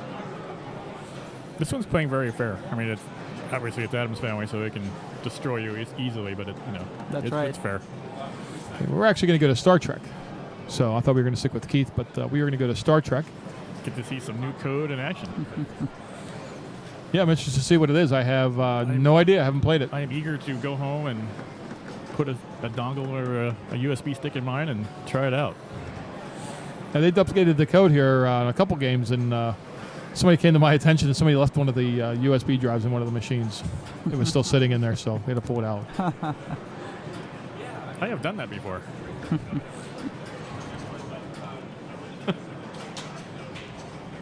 So I heard that there are some badges now that you can get in the new Star Trek code. I believe There's a bronze Steve medal. Bowden was talking something about He just that. one came up on the DMD with a bronze medal. I'm not really sure what that's all about, but we're going to find out. Okay. And I don't know. Galactic Team Away, shoot top planes, 20 seconds added. That's something I've never seen before. So in a way to keep the players from timing out all these first modes, There's a silver medal. They've come up with these medals to make playing the mode It makes it more worthwhile. so much more to play valuable the that you have to modes. play them, which makes for better TV. Yes. So one thing I noticed is, has Bowen started a mode yet? I don't think he started a mode, right? Yeah, he's in in it right mode, now. You start a mode right when you start the game. Yeah. He's That's in right. Prime Directive, I believe. Okay, so I guess one thing I noticed is, so those purple shots, they used to be blue, right? Now they're purple. They are, right, I mean, it looks purple to me on the screen. I believe he shot the away team mode, so it probably changed something. Okay, so And we're all kind of learning the code here. So. yeah, we're absolutely. Yeah, we'll have to apologize and plead ignorance at the beginning We here are at a loss, just like you are. We don't know, but Mark mentioned maybe possibly the first shot is a bronze medal, the second shot would be a silver medal, And then a and the gold. third shot would be a gold medal, and then what happens Oh. after that, we'll find out. You fall And off a mountain. I Okay. guess you fall off a cliff. So he finished that mode already. So he's going to go to Klingon.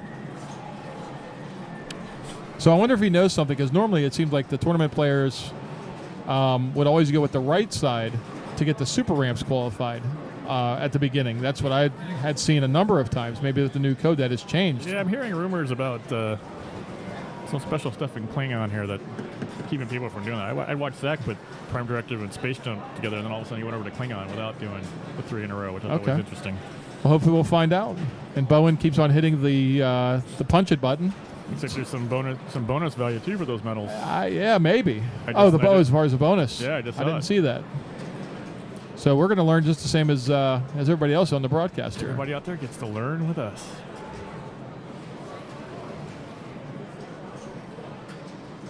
So Mott steps up. He went with what's that on the bottom there? I forget. On the bottom left. Oh, destroy the drill, I think? Oh, that's right. They won't let him back on the ship until he destroys that drill. Just so everybody knows, this game is not set up factory. There are some posts that are missing. The inline outline posts are actually completely missing. That's phenomenal. So just so you know, when you see all these balls flying out the outline, there's kind of a reason for that. We got the rescue that is over there, which is nice. On the first incarnation of the code, they did not have the rescue. It was pretty much it went out and it was gone, and that was it. Correct. Unless you're playing an LE or a premium. Yes. Right. And it had the vertical up kicker. That was kind of fun that it rotated to put it up on a track on the LEs. So let's see what he gets This here. game is 3.7. fun game. Yeah, that was big.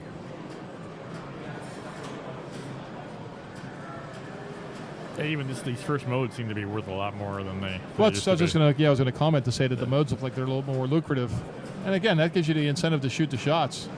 You know, I know with Kobayashi, it was before you get to it, and you know, it was a multi-ball and it had a long, ball saver, but I think it depended on what shots you made during those modes. Correct, Jim?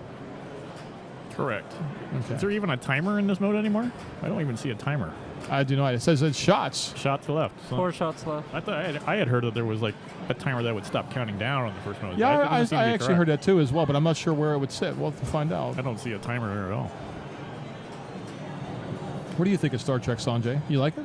I really like the game. I think it's a good game. It has very nice shots, and they seem relatively easy to. Oh, really? That was I didn't even realize he had 2 dangers. I don't know if he did. I think I saw one. I wasn't watching. Maybe? I only saw one warning. Unless he had one earlier. But Yeah, I think I definitely like the game. I think it has a lot of potential, and if these code updates are are good, then Certainly, if you like flow games, this is boy. Right. Steve Ritchie, master of flow. Exactly. But this one does not disappoint. Okay. Right. Mark tells me that there are modes that are timed that do stop if you don't shoot. So we'll have to find out what those modes are so as some we are go timed along. and some are. I like it. Yeah. Nice. Nice little blend. Thank you. Nice to see that they're trying really hard to listen to the thoughts up there and make a good tournament game. I wonder if Chicago had anything to do with that. I wonder. Possible. That was a long broadcast. That was a very long Oh, broadcast. yeah, Expo is what you're talking about. Yeah, Yes. Expo. Yes. Yeah. I believe I had read a Facebook message where Steve Ritchie was asking Keith Elwin for help on testing some of the Star Trek That is code. correct. Okay. Yep. Keith does own he owns a machine just like I do. So and of course, obviously he's a top player, so what a perfect person to ask. Right. Keith Elwin's a top player. Is that what you're saying? Right. Okay. And he also right. knows, That's he knows right. rules, of course. That's right. we talk all the time about the players always talk together how to make things better, and we're operators too. So there's a mix between some things that are good for us as players are not always the best thing for the making money on the route. I can imagine that. Like Right. as a player, Indiana Jones Stern is not. We don't want to play that really, but on the route it's very good because now as players can enjoy it. So That's right. There's always a mix there you have to try to find. Right.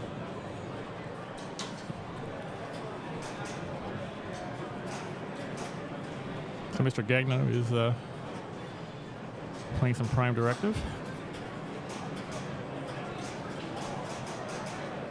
Oh, 12 million just for Prime Directive. I mean, that's big, He made some shots. big. He had 1.2 for one of the gold medal shots. Yeah, So that's a big changes. I mean, before if you had a good Prime Directive, it was like 4 or 5 million. I mean, with this group, it's been determined who's going to be making it through. So we're actually going to switch over back to Adam's family because that group has not been determined yet. Okay. So Bowen has 6 and Adam have 6 in this current group, or coming up here. And this is game number 2? Yes. Okay. Like Keith is player 1 with 61 million. Yes, and then it would be Raymond with he's player 3, and Yorian had 37 million. So again, we're playing a 3-player group. One of the competitors, Chris Basler, is under the weather, so he had to unfortunately bow out. So we're playing it as a 3-player group. That's just truly unfortunate timing. Yes. For Chris. Yes. It's, And as you said before, Sanjay, it had to be something pretty serious if you can't continue because, these guys, this is once a year. This is you travel. I'm not sure where Chris is from, but it's not from Pittsburgh, and he traveled, made plans. I believe he's from Florida. Okay, so he made a long trip. Spent lots of money to get here and stay here and Right. play here, and you would hope that it would onset itself maybe 6 hours later from now. Yeah. But hopefully safe travels for Chris. Absolutely. We'll see him again at Pinburg. Chris, great playing anyway if you hear us out there. Most definitely.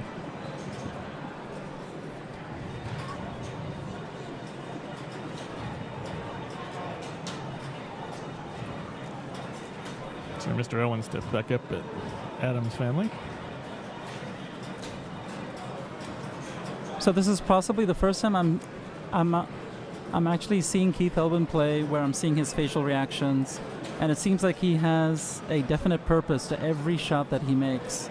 So it's not like he's making, wondering about what shot he's going to do. But when he makes a shot, it's very direct, it's very hard, it's very forceful, which is how you play good pinball. Absolutely. Sometimes I have doubts about which shot I'm going to do, and in trying to decide between 2 shots, I might actually hit the post in between those 2 shots. Exactly the same. And it's just so frustrating when that happens. So when you have 2 good choices, pick one and then stick to it and essentially commit to it. Keith just made a save. It seems like a lot of the top-tier players now are doing it. Instead of doing a big slap save, they're actually just saving it with one flipper and kind of like shatzing the inlay, which is something I've tried to do. It's incredibly difficult and risky. But the end result is usually much safer than... And it's much more in control than when you do a regular slap save. Right. So then when would you use the double flip to save a ball as opposed to just hitting it with one flipper? Probably a slide. I would think maybe a slide save. Because it'd be hard to really kind of gauge it when you're moving the machine and trying to just tip it over. Okay. Maybe. Usually when my brain tells me that looks dead middle, it's usually 2 flippers. Okay. I think you have to. But You're moving the machine. Yeah.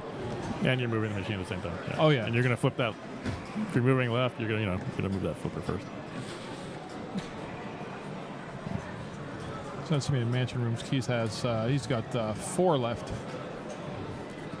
He has 5. Maximum bumpers. Yeah. You ever shoot for the graveyard, Jim?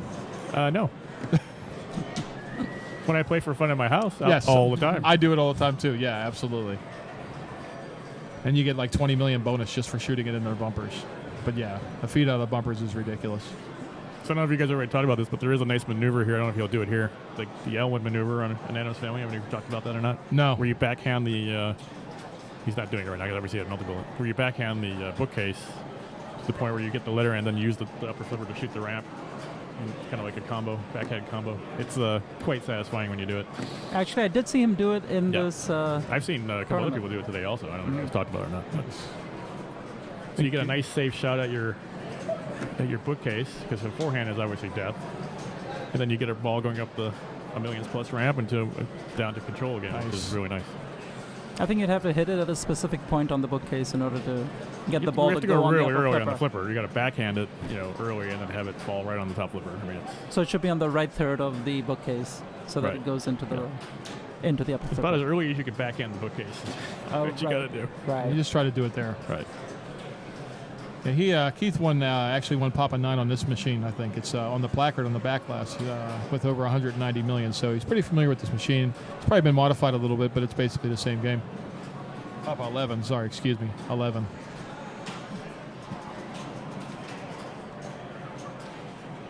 So in quick multi-ball here, you got a ball that won't settle itself down on a flipper. So what do you try to do? You try to nudge that to go back down into the cradle, or do you give it a little tap, like almost like a tip pass Or type I guess thing? wait for that moment. But I try to get to go back down. Yeah. Here, obviously, you're going to try to do some separation.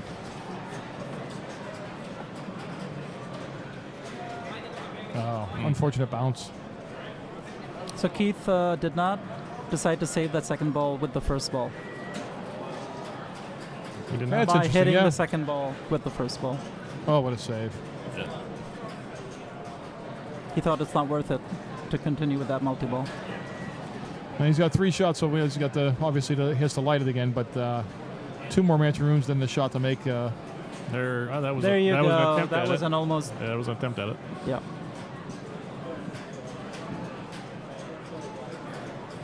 He uses every inch of those flippers too on that bounces. It's unbelievable. Anything I would think of on a slab save, he just bounces it over. It's unbelievable. So he's going to qualify his chair again. Oh, live post Rolling, pass. live A post low pass. Yeah, nothing I've ever thought about trying ever. Right up there in the level of a rolling tap pass. Those I've tried, not successfully. Paragon, yes. Yeah, Paragon. There's a great on, but that yeah. Paragon in Classic was tapped really nice. Those flippers were perfect yeah. for that. Yeah. I missed that day of qualifying for Classics. I was working. I did not play that bank. That was by far my favorite bank of the whole weekend. All 3 days had really great. Oh yeah, I enjoyed them. There was a nice mix. First day was some games that you don't normally that I haven't seen in Classics before, or very rarely seen in Classics before. But the last 2 days were fantastic. One game I was missing though was Nitro Ground Shaker. That's usually in, but we didn't use it at all. I was happy it wasn't. Shoot the hole. That one usually doesn't treat me very nicely. Okay, so he's got the mansion lid. He's going to try to post it over. And live shot it right in. Right through the Piece of power. Right through the power. And it was on the Okay. fly. That was a live power shot. Oh, he's doing live post transfers, live tap passes. Why not just do a Live everything. tour of the mansion shot? Why not? It just kind of goes with the flow. I'd have to say, Mike, this is one of Ellen's strongest games. I mean, he's strong on everything, of course, but when he sees this sitting in a bank, he's got a smile on his face. I mean, if he knows he can pick it. I very rarely see Mr. Ellen play this game badly, so he's real strong.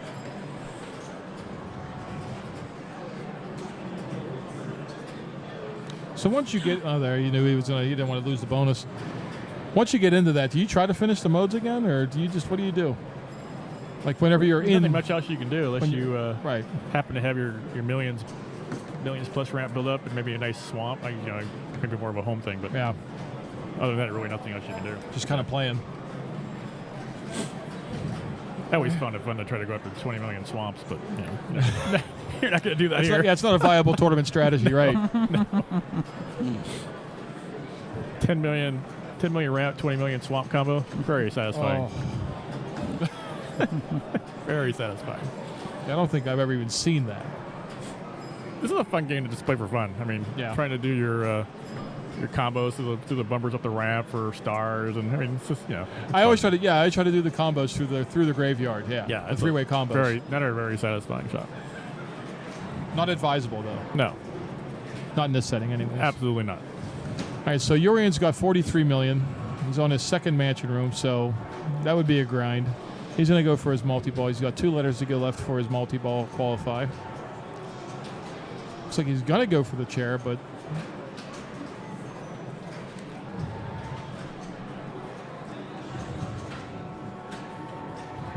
so would you go chair all the way, just try to keep on going for chair, or would you try to get a multi-ball before that?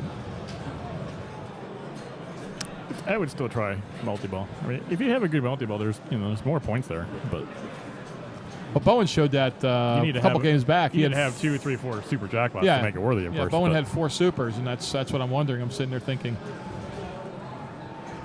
But another magic of this game, it's kind of even. So it really is what plays to your skill set better. I mean, there are some people that's all they do is to sit there and mansion, and never even think about multi-ball. So you feel more comfortable that way, or you feel? Yeah, I guess it depends on what you're feeling. Yeah, you're right. Yeah, I think what I would do is I would go for mansion rooms until I would happen to get lock led. Once I get lock led, then I will definitely go for multi-ball. But I wouldn't specifically go for multi-ball until it just becomes lit. And if you are going to go for lock, you should always backhand that. Never forehand that. The bookcase. That's a really nice feed out of there. That's about as nice as it get. And that left swing is not overly sensitive, considering most of the other games in this bank, so you can actually get away with holding the flipper up. I remember that from last year because Bowen was doing a lot. I remember watching him play this, and it was a nice feed back then too. So going for multi-ball, there it is. So let's see if he gets some double jackpots going here.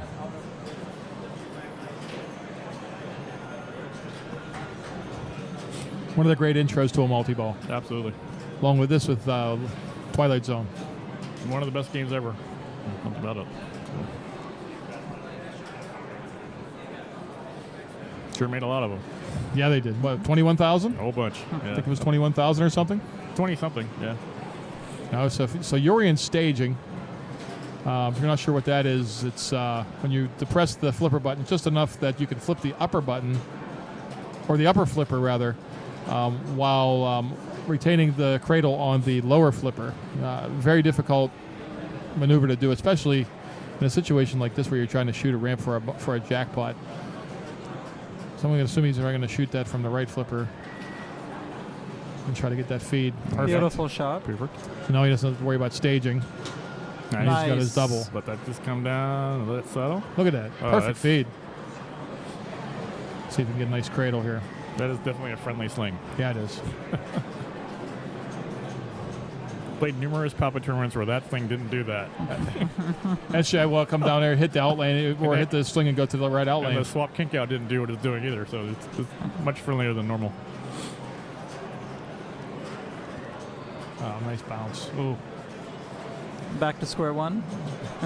Try to relight Not quite his square one, but you got to shoot that vault, which is not the easiest shot in pinball, but a satisfying shot. A little up and over on that one. Try back in. Trying everything. Nice catch. So he'll wait for the power to die again. Yep. Before trying a shot. That would be my guess. Yeah. There it is. Oh, almost rattled off. Hit the post. He's able to save it without turning his power back on. Yeah, he didn't hit a switch. He did hit the slingshot, I think. It didn't fire though. Yeah. Okay. Yeah.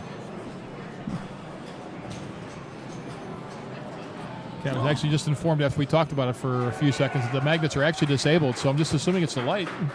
Magnets aren't on. Oh, they are disabled. Yeah, they are disabled. Oh, interesting. And Urian went for the chair and unfortunately went right down the middle, hit that right post. And I just reminded me of what I did half a year ago. Exactly like that. We've seen that a couple times already. Yeah. So Urian finishes with 88. Raymond's got a little work to do. That's one thing about this game. It's a DMD, and you think the scoring on them is a little bit higher, but getting 88 million in this game is not the easiest thing to do. You've got work to do. Nothing easy on this game. No.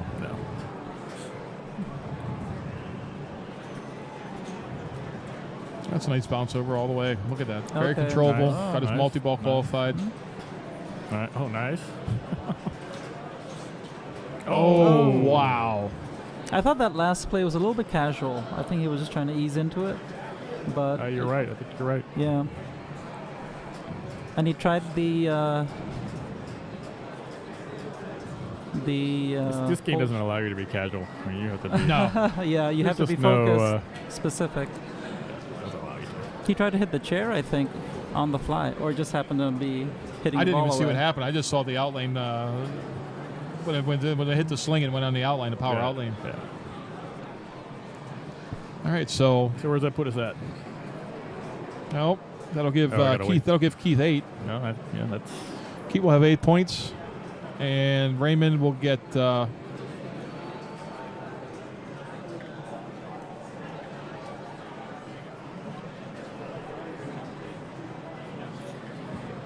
Just wanted to get clarification. Raymond will get 1 for that, even though it was a 3-player group, and in normal settings, I believe, you would get a 0 for that if you played. But under the circumstances, he will get a 1 for that. Right. And Urian will get a 2. So Urian will have 4, Keith will have 8, and Raymond will have 2. So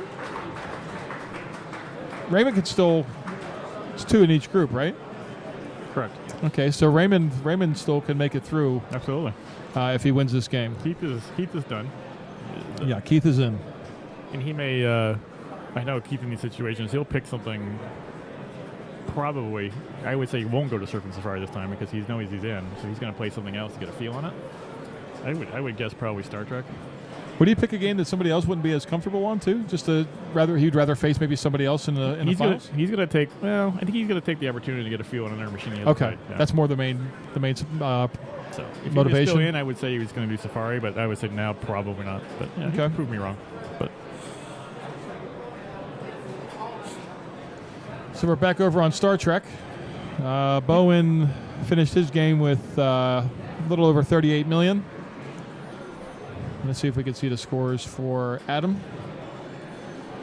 Bowen going into this game had 6 points. Adam had 6. And again, Mats and Robert both had 1. So they were through.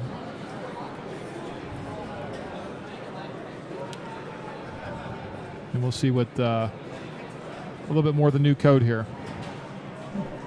Definitely the scoring looks a lot different. The scores, it doesn't seem like they've been playing very long, but they're all over 20 million, so the scoring is definitely a little bit different now. There is the those are certainly new models. Yeah. Mm-hmm.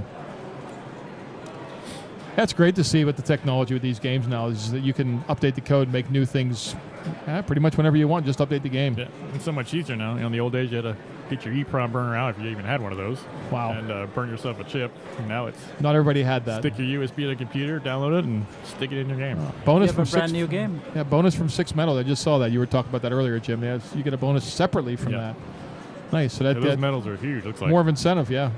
And what I hear, I mean, it's I haven't seen it, but there's Kobayashi. There's big bonuses for having a lot of medals or so many medals when you get there. And of course, Keith proved me wrong. He picked fishtails, but I guess I was half right. I think it's supposed to be Adam's score.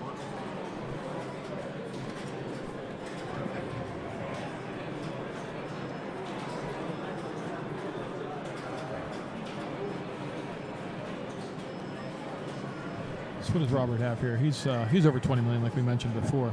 Yeah, I think Robert has about 35 million right now. Oh, he's a 30. Okay, there you go. So he's player 4. Okay. So Bowen and Adam are definitely going through. So I think, I know we're on a different machine, but I think you're right. I think Keith picked a game that was anti-Yorian. Okay. And pro Raymond. Okay. Because Raymond has played this game actually pretty well. And Yorian was up there last game with me and had 2 million. Okay, So yeah, I wonder think you were right on the nose. Yeah, the motivation. I know that there are games where I'll pick on purpose just because I know I'm going to play somebody that hates that game. And he probably, he's obviously Yorian is, probably a nemesis of his. He's lost to him a couple times. Just find a way to get, have him leave. That's probably what he's trying to do. That's a good call. Yeah, I just try to get into the mind of the way these guys think. If you have nothing to play for, then what do you play for? And if he did go to Star Trek, Yorian obviously is very strong. Yes. So, yeah. I bow to you. You are correct, sir. I appreciate that. Thank you. I was right for once, so far. Doesn't mean it'll work out the way he wants it to, but I mean. That's happened to me a number of times where I thought, I'm going to be smart here and I'll play something that I really play well in. This game is, obviously really, really tough. So this is a tough game. Yeah. And maybe you're partially right as well. He's playing a game where he wants to get a good feel where the shots are, and he's playing this so he can find the loops. Right. And see, Raymond is playing it well. I think he just 6 consecutive shots in the boat, and there he is. Yep, absolutely. So, wow, yeah, strong. Choosing in these tournaments is almost just as important as playing. I mean, you need to play, of course, but and it seems there's like a lot of wrong decisions you can make, and a lot of right decisions. Oh yeah. Exactly. What games you play, who you're playing, how you're playing, what games you're playing. Yeah, I've learned, even if you're good at a game and you're good at, you have one at home, whatever, you have it set up to the hardest. You play somebody, they get a hold of it. It doesn't matter. You've played that game 1,000 times. If they get a hold of it, they get a hold. And these guys are world class. They're gonna, they know how to play all these games. It seems like regardless of what you might think, every time I have a choice of a game, and I choose a game, I always do bad on it. I don't know why that is, but it was a nice save, but maybe because I play first. I don't know. But I hate to choose games. Hate to choose games. I really hate to choose games. Right, I'd rather go last. I used to be the same exact game. way. I would always want to go fourth, but now I've overcome that and just I play whatever. I play my strongest. I've talked to a number of players, and they always say play to your strong suit. Play with what you're comfortable with. Even in this lineup here, Sanjay, you would do that, or you would want someone to maybe take you to that fishtails, which is. Whew. Yeah, I actually wouldn't mind playing Fishtails. Now, the thing is, I haven't played it, so I don't know about it. But the moment I play one game, I might say something different. But right now, at least, I think I would go for it. Yeah. All right, so Keith, ball 2, 11 million. Let's just see if he's playing for shots. For fun? Yeah, let's just see if he's playing for shots. So I think he let that ball just drop, wondering how the ball would actually act on the flipper when it came down from the left orbit, if you notice that. I guess this is kind of a 2 for 2 because he's probably expecting to play Bowen in the finals, and Bowen has been playing this game. So this is like an all-around win for him to play this machine. Yeah. It helps him with the match now, and it could help him in the match later. Yeah, he's just getting a feel. He just he drained. It didn't even phase him. Doesn't matter. Now, I'll bet you if you talk to Keith after this and ask him that were those 2 reasons the reason why he picked this game, he'll say, nah, it was some third reason. No, he won't tell you. Okay. He won't tell you. Oh, it's part of the mind game. Oh, absolutely. Right. No. When you start thinking he doesn't like divulge them, information like that. Yeah, when you start thinking about like that, then that's, you give your hand away, you're predictable. And that's right. At this level, you can't be predictable. He might tell me on Monday. Oh, yeah, that's what it was. But certainly not saying anything today. Then Jim will put it on pin side and let everybody know. That I will not. No. That's a secret code. Code among players. This is definitely a perfect choice, though. I mean, I'm sitting here in amazement now as I think this out. It's nothing better. Perfect choice. So he's at the monster. Yorian has found the boat. Let's see if he rocks it. Missed the monster. There. Oh, I thought he had it. He was very close. That's a deceptively tough shot. And he's clearly not comfortable with it, like you said, Jim. He's hitting it early. See? Oh, wow. Yeah, he's hitting it early. I find that I personally try to go for it on the backhand. That's an easier shot for me. Just personally. Yeah, I believe Bowen It is, also does the same thing, too.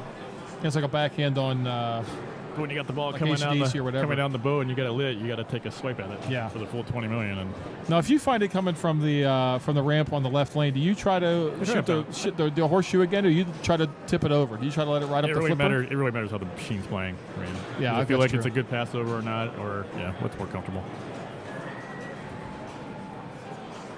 I mean, that's just the way it is. I mean, you could have 10 fishtails lined up next to each other, and they're all going to play different. You're going to do something different on maybe all 10 of them. That's just the way that most of them will have inlane and outlane rubbers. Yeah. Oh, wow! Very lucky. How that bounced out without rubber in there is I have pretty no crazy. idea.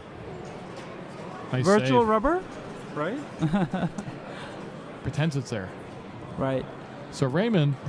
Oh, good save. This is ball 3, oh, right? No. This is ball 3. This is ball 2. This is ball 2. No, it's ball 2. So ball 3, Raymond and Yorian. If Raymond gets second, what happens? If Raymond gets second, it's a tie. If Between Yorian, if Yorian, no, wait a minute. Yeah, if Yorian finishes last. Oh no, actually, because he gets a point. No, Yorian will get a point. He'll have 5. If Raymond wins, he'll have 6. And if Raymond gets a 2, then he'll have 6. And then Yorian would have 5, so he'd be through. So if we do say the key strategy of having Raymond win, if that is correct, then I assume he is not going to play up to his full Right. potential right here. Exactly. Okay. So he's going to drain, or he's going to probably pass Yorian and then drain.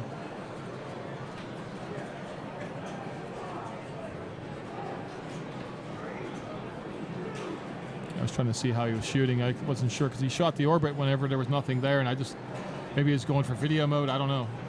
No, he's not for video mode because it's only on the first one still, so it doesn't really matter. He's going to find that boat. Take some practice ramp shots. Oh, okay. Switched it up. Practice the lock shot. Okay, Mhm. good. And that's all you need to do is just hit that once to find where it is. Very nice. Okay, he's going to miss. Oh, okay. Lock shot. Some more ramp look at that. practice. Now he's just backhanding Now he's on the stuff. fly backhanding. Okay. Backhand the. Oh, he went. All right, Okay, got it. once it lured enough. Okay, 10 million. That was interesting. I'm gonna stop predicting what he's gonna do. I'm just gonna sit and watch and enjoy it. Right. You can always learn a lot watching him play. So. Yeah, that's I watch these guys all the time and just try to learn as much as I possibly can. Yeah, if I think back at my skills back in '93 and my first tournament, what all the things I do now. Yeah. It's a world of difference. And that's just by watching other people, watching other people play. Yeah, that's why when we do local leagues and things like that, I think it's important if you're just starting, if you want to learn to get better, is watch what the big guys do. Autocast. He's going to run back to the table. And he's telling the guy, hey, you didn't need to tell me. He thanks he saved it. That was interesting. He thanked somebody on the way back to the table. Unique. No, he wanted to tell him, why did you tell me? Now I have to run back. People say pinball's not physical. You had to run. It's like a triathlon. That's right. So now what's going to happen? He's going to play the ball for another half hour. Oh, he's going to drain Beautiful. now. Oh, yeah. That was nice. Okay, 42. So Raymond's going to have to do a little bit of work. And Jorgen's going to have to do more work.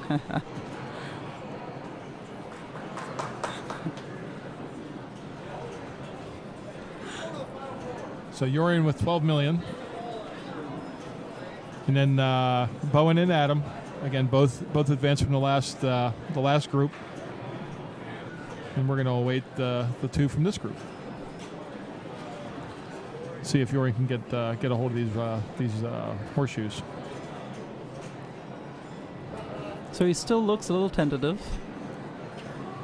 Anything to the outline is almost death. Yeah, there's not much there to help you. Yep. So see if the only thing worse they could have done was just taken the outline post altogether. And that was about as bad as you could go, I suppose. So that's perfect. So I guess when you... Oh, no. Okay. I don't know if he shook it out or not. It kind of looked like it was going to go down the end lane. I don't think he could have done it. I don't think he I don't know. Yeah, I don't know. All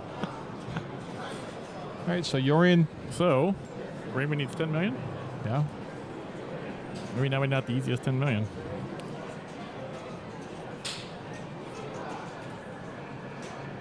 Oh. Let's see if we get that. Oh, the slingshots are good.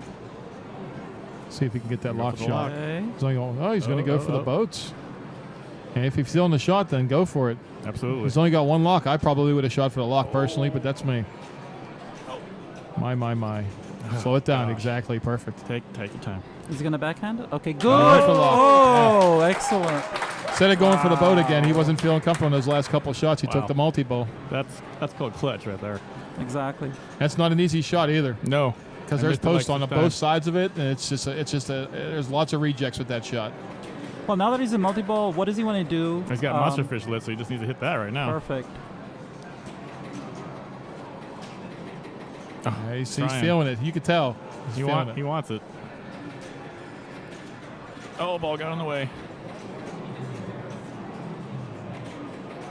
Oh, man. It's just rattling around there.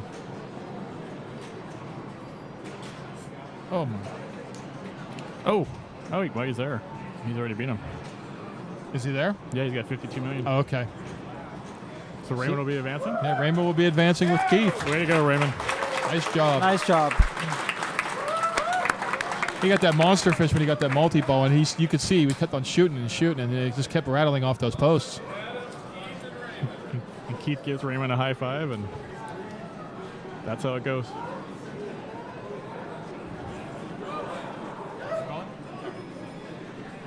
Well, this has been fun.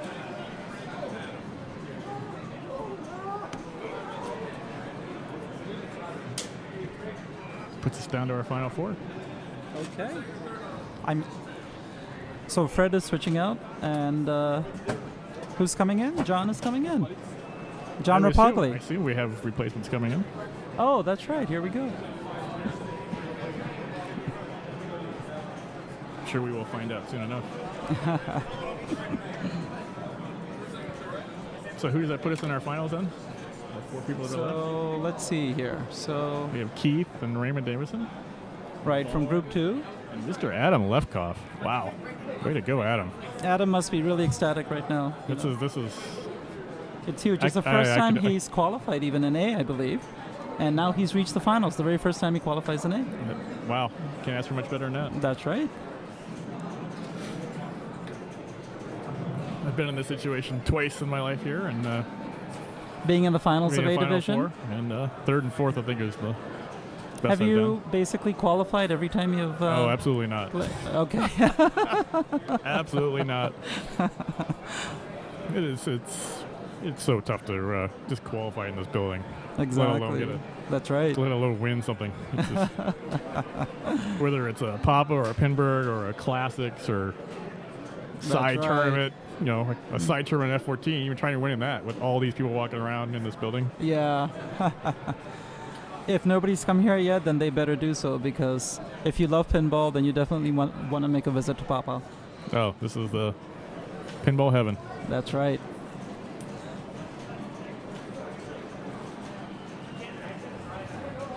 Well, amazingly enough, someone's picked fishtails. Okay. Which is it's probably somebody who didn't play the game yet. Mind-boggling, but what do I know? So it'd be the highest seed, right? That would have picked it. I guess it'd have to be Bowen. And So right, putting it Bowen right is in. the high seed. Okay. And Adam has done well in this game. Obviously, Keith picked it last game to get a feel out. Well, like I said, what a smart move that was. Yep. That all worked for perfection for him, by the way. Exactly. He got the double perfection on that move. Yeah.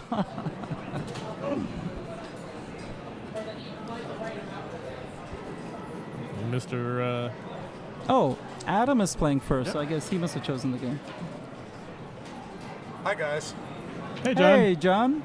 Good to be on the microphone. Going to call some finals action. This looks like a great finals. Excellent. It's going to be a great final. Even the semifinals were great. So, well, I'd like to thank you guys for joining us. Sanjay, you played amazing this weekend. I'm so sorry about being the bubble guy. It's Hey, this is the best Papa that I've played in, or it's the best performance that I've done. And I'm really happy, regardless of the outcome. Being 25th is being 25th in the world. So that's just an amazing thing. Congratulations. You played really well. Thank you very much, guys. So Thank you. Sanjay, I think Kaylee's going to step into your position here, and Sure. let's watch some pinball. It was a pleasure. Thank you for having me. I'll talk to you guys later. Take care. Take care, Sanjay. So Adam's he's going right for Monster Fish, putting up that foundation score. I I must guess. say it's an interesting pick for the way this the way this game is playing, but they must feel comfortable with it. So. How do you feel the game is playing? It's playing really tough. I mean, there's nothing anywhere around those out lanes that are going to help you, other than some pieces of metal. Yeah. So Metal usually doesn't help. Metal very doesn't help much. too much. It's a painful experience. So painful. Well, Bowen's up now, and Adam is going to be unhappy that he didn't get his Monster Fish on ball 1. But it looks like Bowen's going to try the same exact strategy, and hopefully he's going to collect. Here's a shot, and he nails it. I mean, this game is requiring perfection, and that was perfection. And also at this time, I'd like to take a second to welcome Kaylee George. Hey, how's it going? Last year's Papa World Champion. Hey, I'm champion for maybe the next hour, and then I'm sorry. Let me. Absolutely. I may no longer be in the tournament, but somehow I'm still champ for a few more minutes. And we apologize in advance that it was one of the shortest Papa championships. It was only 6 months. That's all right. I was lucky enough to get the actual 6 months extra. I get the year and a half of Pinball champion. All right, so Bowen is going for Monster Fish, and I think that's kind of interesting because we've seen at least Raymond crack off some supers so far today, so that we know that multi-ball and supers is a possibility and it's on the table. But it is really difficult. Yes, really difficult. This is Papa Finals, and you kind of have to pull out all the stops to win.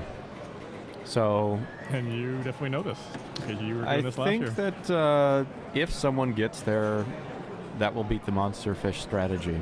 Well, yeah, I would agree with that. I mean, but it's interesting to see multiple-time world champion Bowen Cairns going for the Monster Fish strategy. I mean, maybe he's saying that's what it's going to be. Yeah, it's obviously where his comfort zone is. I think that's would perhaps be my downfall, is that I would go for some ridiculous strategy like going all in on supers, and then I would take last place.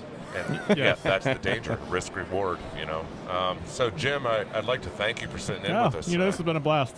It was actually more fun than I thought it would be. This is awesome. You guys do a great job up here. You thought it wouldn't be very fun? Well, I was a little worried, but this has been great. Well, I can see myself doing it again sometime. Sounds good, man. All right, thank you, gentlemen. All right, and we got Raymond up right now, opening his lock like a champ. And so Raymond is going the different strategy, but that was a evil outlane. Raymond likes to combine both. He doesn't feel comfortable shooting the lock from anything but a trap on the left, so if he's got a running shot, he's going to throw it up and do some Monster Fish. Okay. And then pick off his locks from a trap, and his accuracy is pretty good on that. I think that's a pretty good strategy, actually. I'd like to also welcome to the microphone Andrei Masenkoff, a former world champion at the Papa World Championship. That was really smooth, wasn't it? Yeah. Hi there, guys. Former Papa champion, Yes. Andrei Masenkoff. That was much smoother. I like that. Yes, perhaps a little bit. Either way, I'm happy as long as you put the word world champion in there. I'm pleased. My name is John. I'm from Pittsburgh. Champion of pinball, John. All right, Keith Elwin steps up. Let's see what strategy he decides to go with. The out lane strategy. Well, we noticed last game, people were commenting on why is Elwin doing all these weird different things, and he knew that Bowen was going to pick this game, and so he was feeling out all the different feeds, trying to dead bounce off the plunge, which obviously didn't work, and feeling out all these different shots, and it looks like he's going to go for some Monster Fish as well. And now that Bowen has bricked after one Monster Fish or so, that kind of set the bar for right now for ball 1. Yeah, the wonderful. Wow. Yeah, that backhand was nice. The wonderful thing about fishtails is the risk-reward balance, whether you're choosing the monster fish with a lot more safety and a lot less points because you don't get a shot at those supers, or the multi-ball, which is way high risk. And so, you know, it's fun to see what players go for, if they're going to go for it all with the multi-ball or just keep grinding away at those monster fish by hitting the ramps and then the spinner. What do you think, Andre? Are you a monster fish guy in Papa Finals, Final Four, or are you multi-ball? Do you know what? I've played this fishtails before in qualifying last year, and on this fishtails, I am a monster fish kind of guy. It's pretty brutal and dangerous. You know, one straight shot, and you're getting in big trouble. The outlanes are huge on this one. Yeah. Yeah, I don't know. I'm still a multi-ball guy. Maybe it's just the allure of the super jackpot. It's way too exciting, especially when you get one in grace period and it tricks you and tells you you're getting double the points that you actually are awarded. In match play, I would definitely be a monster fish type of guy. I think with the Papa scoring strategy, the 4 points that you get from taking a first place is extremely important. Yeah, it's insane. Especially when you're opening up on game 1. Wow, Right. and here Adam trying the dead flip on the plunge, and it actually worked out. We have seen that fail for a couple players with their ball save, and there Adam doing it with his ball save turned off. That was a pretty ballsy maneuver.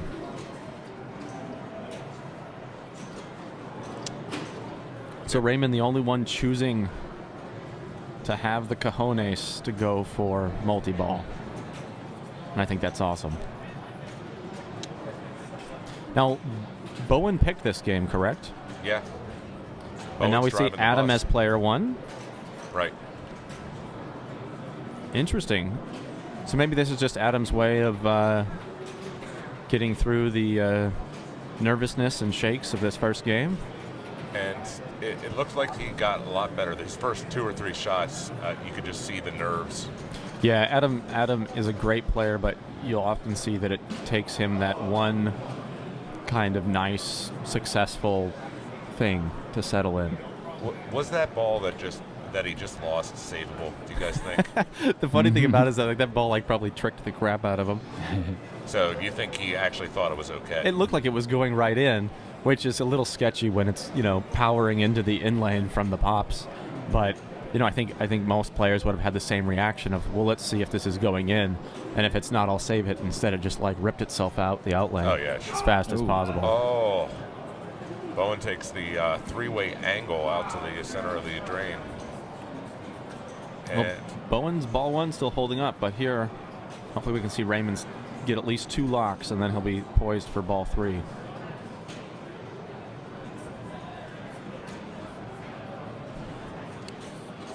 Raymond going for monster fish on the fly. See another boat ramp shot, another one. I think he's going to keep doing this until he gets controlled by bricking.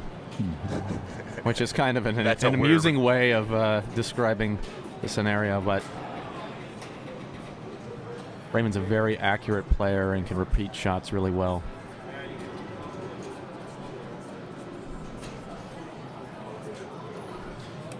Biggest thing here for Raymond is a confidence boost. If he can perform well on this game, he'll be set to play his best game for the remaining 2 machines chosen.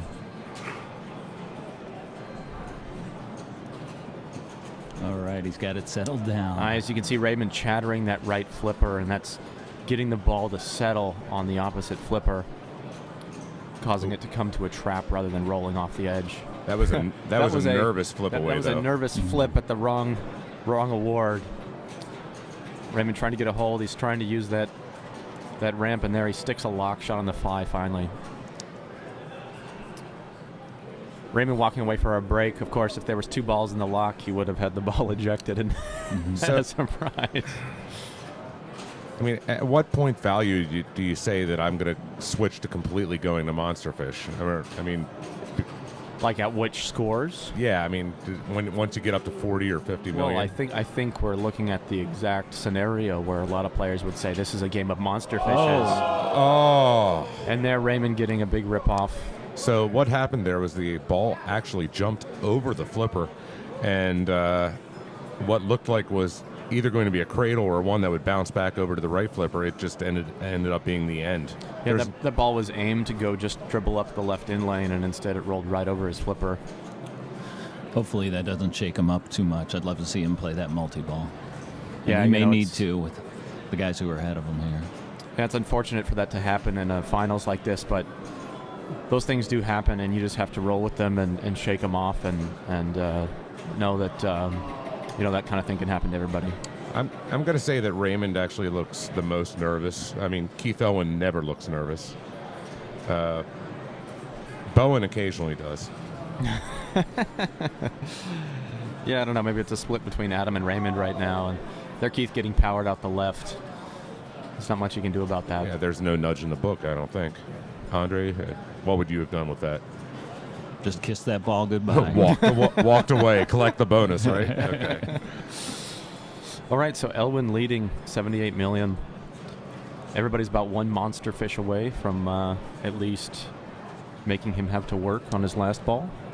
And interestingly enough, with the split strategy Raymond has chosen to go with here, he can actually sort of change things up based on what happens.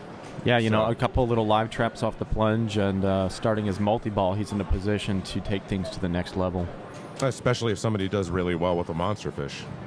The thing I love about multi-ball in fishtails, it's so different than what we see out of a lot of games today, in that once you get to multi-ball, which is no easy task, you actually have to execute to get any points, or else you probably come out with a couple 100,000 more than you went in with. Yeah, it's not one of those multi-balls you celebrate by just getting to. Everything isn't lit for a jackpot. You're not getting points everywhere. It's really, there's one thing you have to execute. You got to do it now. And I think that's what makes this a great game. Yeah, and the supers, I mean, they're so lucrative, but it's so hard getting those 3 jackpots first, and then taking that dangerous shot right at the center of the boat. Oh, yeah. Now, Andre, would you ever save your supers for the next multi-ball if you don't have control? Is there a situation where you do that? Well, on this fishtails, I would go for it. Sometimes on location play, maybe you'd want to go into a second multi-ball and have 3 balls to shoot at it at the super if you only have 2. But here, a lot of times, you just got to grab what's on the table. Yeah, absolutely. I think if that presents itself to any of these players, they're going to be whaling at it as fast as possible. I'm sort of curious why nobody has actually gone for a long cast when, that instant multi-ball for the 4th one. I mean, it's so beautiful. Yeah, I guess I'm cracking up because that also entails surviving 5 shots straight up the center. Sure. Okay. So this is why I'm in the booth, right? and in case our viewers are wondering exactly what John was suggesting, he was saying we should take 5 right orbit shots on the fly and then shoot 5 shots up the center with an unpredictable outcome. Now, if Daniele was in the tournament, he might just do exactly that, though. So I've learned that he is the man of no fear when it comes to shots. That's why Daniele is the champ. Yeah, and he'd be successful with it, more than likely. No, but that's what I really love about this game. You mentioned it before, Andre, that there's so many different approaches to fishtails, and it's such a simple game. There's very few shots, but it's very punishing for missing. And it really, ouch in there, Bowen flubbing a little catch right down the middle. So yeah, you see the player 1 and 2 scores are done. So you see the power position on a game like this. Raymond knows what he needs. Of course, he's got Keith behind him, who's capable of anything. But still, he can guarantee himself 2 points with the right strategy and a little bit of execution. This is an amazing scenario here. Raymond has only 15 million to take a guaranteed second. The ability to overanalyze 15 million points on fishtails, or even 7 million to 3rd place, or 3 million on fishtails. I mean, it sometimes when you're looking for those points, it's just and really you just got to play your game. And here I think Raymond's taking excellent strategy of just getting these million shots off the boat ramp. And this is going to be big because he's going to have to survive the kick out from the pops. And he's done. He does not. Ouch. And that tilt was justified because he was not going to catch. Oh, well. No, there's no way his bonus was high enough to get 3.5 million there. Did he have the held bonus from the previous ball, from the captive ball? No, it's possible. Never know. So, Keith, just that quickly, it's amazing when there's a tough setup game. That was a very quick game. But Keith manages to take 4 points out of it, and he's going to be... I think we've seen this type of scenario before when one of the top players jumps out and takes up an early lead. They're going to be tough to beat. Yep, and here Bowen taking 2 points. Bowen's got to be actually... That's pretty much the best scenario you could have hoped for. So, other than taking first? Well, I'm saying once you get to where you're at, 60 million points, you're not exactly expecting a first out of that, and you're definitely not expecting a second either. So no, given the starting points for each player going into ball 3, Bowen kind of came away unscathed in that one. That flipper jump that Raymond took, that's going to be one he's going to be looking back at for a little while, I imagine. So the balls that will haunt his dreams. Seriously. So I see Keith and Bowen having a huge advantage, not just because of the points, but just the experience that they have in Papa Finals. Yeah, the ability to kind of have experience with the cadence of the way these matches go and the types of scores you want to achieve and the strategies you want to implement. That's certainly a skill that takes some learning and some practice. So Bowen does the sideshow, and he only gets Popcorn Mania, which that's a bit unfortunate. Well, that should be the guaranteed award in any tournament mode on Circus Voltaire. Oh, is that right? Okay. Now, the big risk of shooting that shot at any time is the kick out, which Bowen just paid the price for. And that's really unfortunate. It's one of the toughest things to manage on Circus. Yeah, but once you get that shot done once, then you're in a situation where you have more controlled feeds from the juggler. Yeah, it's something you have to do. You're going to have to take it. You might as well take it up front. Right, yeah. But it's unfortunate when it results in a drain. And Kaylee, what was your experience on this Circus? You just played it not too long ago. I think this is a really interesting choice for Bowen.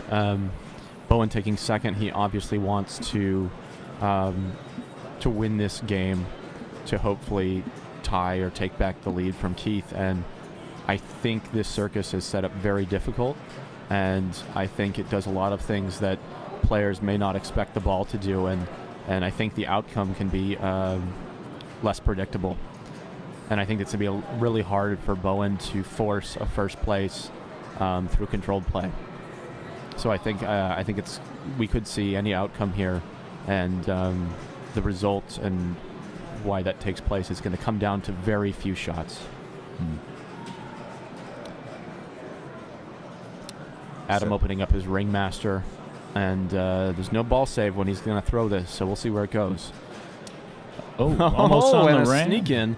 So now here Adam's going to get a kick out from that same scoop that Bowen got housed on. So we are watching game number 2 of the finals for the Papa World Pinball Championship. My name's John Replogle. I'm here with Kaylee George and Andre Masenkoff. We're looking at some great play here, and if we see same exact thing happen to Adam, the kick out from that scoop on the right resulted in a drain. He was never able to regain control or even get the ball in the flipper. I guess that thing is mean today. Yeah, it is. It's great play, but these machines are tough. No getting away from that. So now if I was Raymond, I would treat that left orbit like the plague. I think the play here on this Circus is going for strike and arc. Generally, you can hold up the flipper when it comes down that ramp, and it'll come into a trap. Sometimes it comes out a little squirrely, and it's going to pop itself over to the other flipper, but generally, you're not looking at a drain just from shooting that ramp. Nice thing about missing that shot, too, is you're lighting locks, albeit dangerously. Yeah, your misses are going to light regular locks.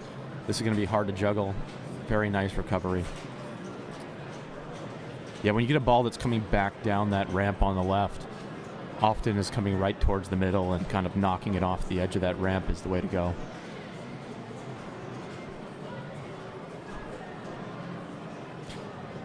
Now, what do you think, Andre? Do you prefer having the locks kick out like they do in tournament mode here, or do you like them when they keep themselves up top? Yeah, it's just so dangerous, but it is fair that everyone gets that kick out to the slingshot that Raymond just lost his ball to. Yeah. Yeah, it's nice that it makes the game fair, but man, that's so tough. It goes right into that slingshot, and we saw there Raymond just could not shimmy that ball out of the outlane. So here everybody's about at the same score. And they're all low scores. They're all low scores. I wonder if that's going to affect what Keith's strategy is when he walks up here. Yeah, I mean, here you're looking at trying to target 10 million points in your game. I'm gonna go out on a limb and say Keith is going to do exactly what you thought he might do, Kaylee, and that's going to be go for strike and arc multi-ball. He's going to hit those ramps. That's what I would think. Now here we saw Keith plunge short, and Circus is one of those games where he can plunge it down to the flipper, and if he hits nothing, he can drain and come back. It's a great way to get the ball on the flipper and make a controlled shot. Here trying to survive that menagerie ball. And he does. And nice little nudge. Sophie does go for strike and arc. He's got the ringmaster up. And why would you want to do that, Andre? Well, you can't raise the ringmaster during strike and arc. You always have to raise it if you want to stack something on top of it before you start another multi-ball. Yeah, and you can't raise him during any multi-ball, can you? No, I don't think. Not that I know of. Now, what's the award for the first ringmaster, Andre? Yeah, I believe it's $1 million. And then after that, you're getting multi-balls for each ringmaster you defeat. Yeah, 2-ball multi-ball. And those really are most lucrative if you stack them with something else. I mean, oh, look at that little nudge was great, but just not enough. And the tricky thing that he did there, he didn't nudge hard enough to tilt because the Cannon Award is actually fairly significant on this. Yeah, we're talking about player 3's ball 1 score is about what he was just awarded for his drain. Right, so skillfully draining is not a bad thing. Absolutely not. In this, with the tournament settings, it's $500,000 every time. Yep. So player 2, pretty much the only one that scored much different. Bowen with a missed juggle on the right flipper. It's a bit out of character for him. And it might be I'm sure there's nerves entering into all the players after they all had pretty much unavoidable drains. I mean, and so you're like, how can I save the unsavable? Yeah, I don't know. I mean, I'm not sure that Elwin and Bowen probably not so nervy right now, having been in Papa Finals before. I would imagine that their feeling is more annoyed, pissed off, grumpy, rage, aggro. I think those are the things that you feel when you're going into ball 3 on Circus wanting $5 million to feel good about yourself. Oh, how about it? Look at this. Adam, 1 shot to light Juggler, and Juggler's lit. Okay, so now what Adam needs to do in order to get the multi-ball from Juggler is shoot the Juggler shot 3 more times to lock the 3 balls. It's like Adam's decided this Circus is not evil, and he should just play it per normal. So what do you think here? Post pass juggle? Sounds great. Yeah, the one danger with the juggler multi-ball, too, the balls won't be locked per se. They will kick out just like the ramp kicks out on the lock. So that will be a potentially dangerous feed again, possibly into a slingshot. Oh, look at that. He went for it, though. Good strategy. I would think that the kick out from the juggler locks is going to be a little more forgiving than the kick out from the ramp. Because that ramp looks like it's angled right for a slingshot. Yeah, and the juggler ramps feed somewhere down towards the center. Yeah, it's about where the skill shot is. So player 3, Raymond Davidson. Raymond basically no ball time yet. The world of Circus Voltaire is his oyster. Ringmasters abound. Look at that, like self-post pass. Oh my gosh. Look at this. Awesome. A nice live catch. Games like this are really funny because you start testing your rules knowledge of pity points in a game. You know, you're thinking, oh, what is that little in-lane worth? Is it worth 400,000? Well, I do believe in a previous World Championship, I know that Bowen made a final shot to a grave target in order to beat a player, which is like unheard of. I mean, who shoots grave targets? But, you know. it happens. Yeah. If you know exactly what you need to win, and you know exactly where the points are, that can be the appropriate course of action. So Keith Elwin stepping up for his second ball. Let's see if Keith switches stuff up even further. I guess it doesn't really matter till you get the ball in your flipper. Maybe he goes for a skill shot here. I think we're going to see another short plunge. If you dribble it off the end of that ramp, it's going right to a flipper or the center, which is no problem. Okay. And, oh, wow. Look at this. Here he goes. No switches. And just a few shots away from beating the ringmaster here. Yeah, and that 1,000,000 points in this in this game could be huge. And I'm just going to say that's hilarious. When was the last time you felt like that ringmaster #1 was anything but an annoyance? So Keith Elwin, multiple-time world champion, on ball 2, kills a ringmaster. It's amazing. Wow, this circus is brutally hard. I know they've got the sign on the machine saying, too, if you make it to ringmaster battle, the point values are 110. Yes. I'd be very, very, very, very impressed if someone made it to ringmaster battle. Somebody has assumed that this circus has battle capabilities. It's that easy. Oh, that's a nice little inlane there. If we ever find the person who assumed that, we should probably take them out back and flog them. I don't think he's on the microphone right now. No, okay, he's not. So Keith is putting some pressure on his opponents, not just with that ringmaster he got. Oh, this right is here. great. Elwin has even if one he more loses shot. the ball here, his opponents know he'll be super close. But it looks like he's got it opened up. Let's see where it goes. And what's lit at the ringmaster here? Which multi-ball is this? Keith fist pumping. He's excited. Is this Frenzy, Andre? Frenzy, yeah. It looks like he'll be knowing Keith, probably timing the jackpots, getting them into the ringmaster near simultaneously. So then you get double value on these jackpots. And what's the value of each jack here? 250,000, I believe, but 500. Is that right? Yeah. Well, if you have multiple balls in play, for each ball you stuff in the ringmaster, the jackpot increases by 250,000 until they're shot out of that scoop. And there, Keith gets about 2 or 3 shots in there. Still, look, his score 7 million, and that looks unassailable at this point. Right now, that looks like a mountain for the other players. I can't believe that that's an amazing score right now. I can't either, but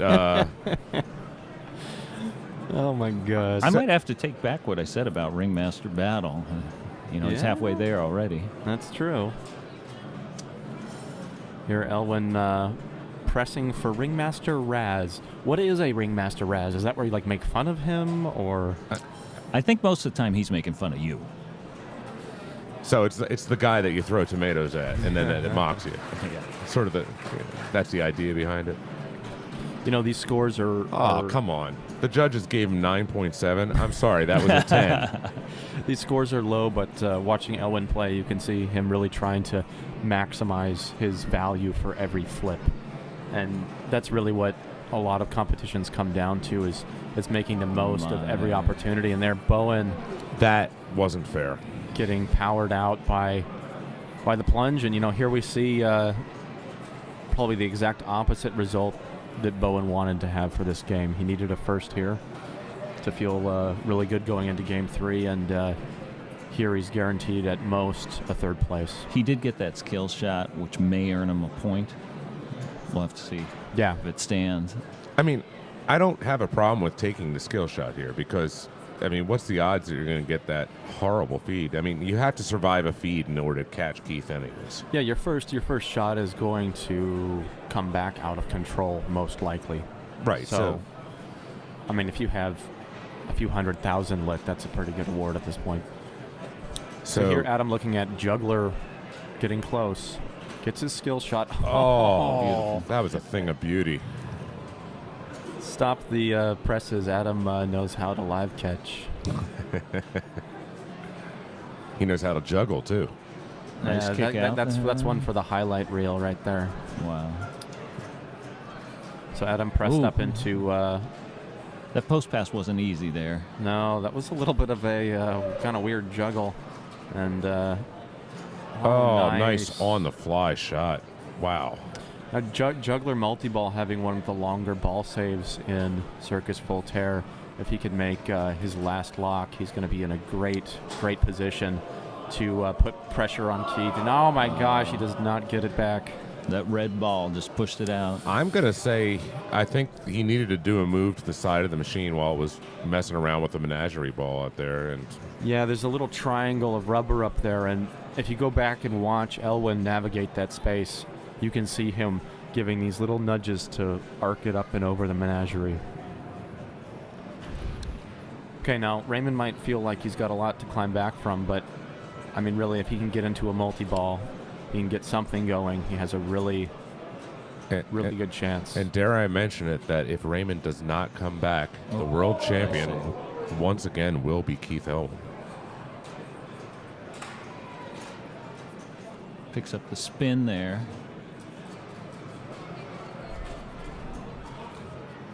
Nice. All right, now he's going to survive the kick out. This is popcorn time. This mode sucks, by the way.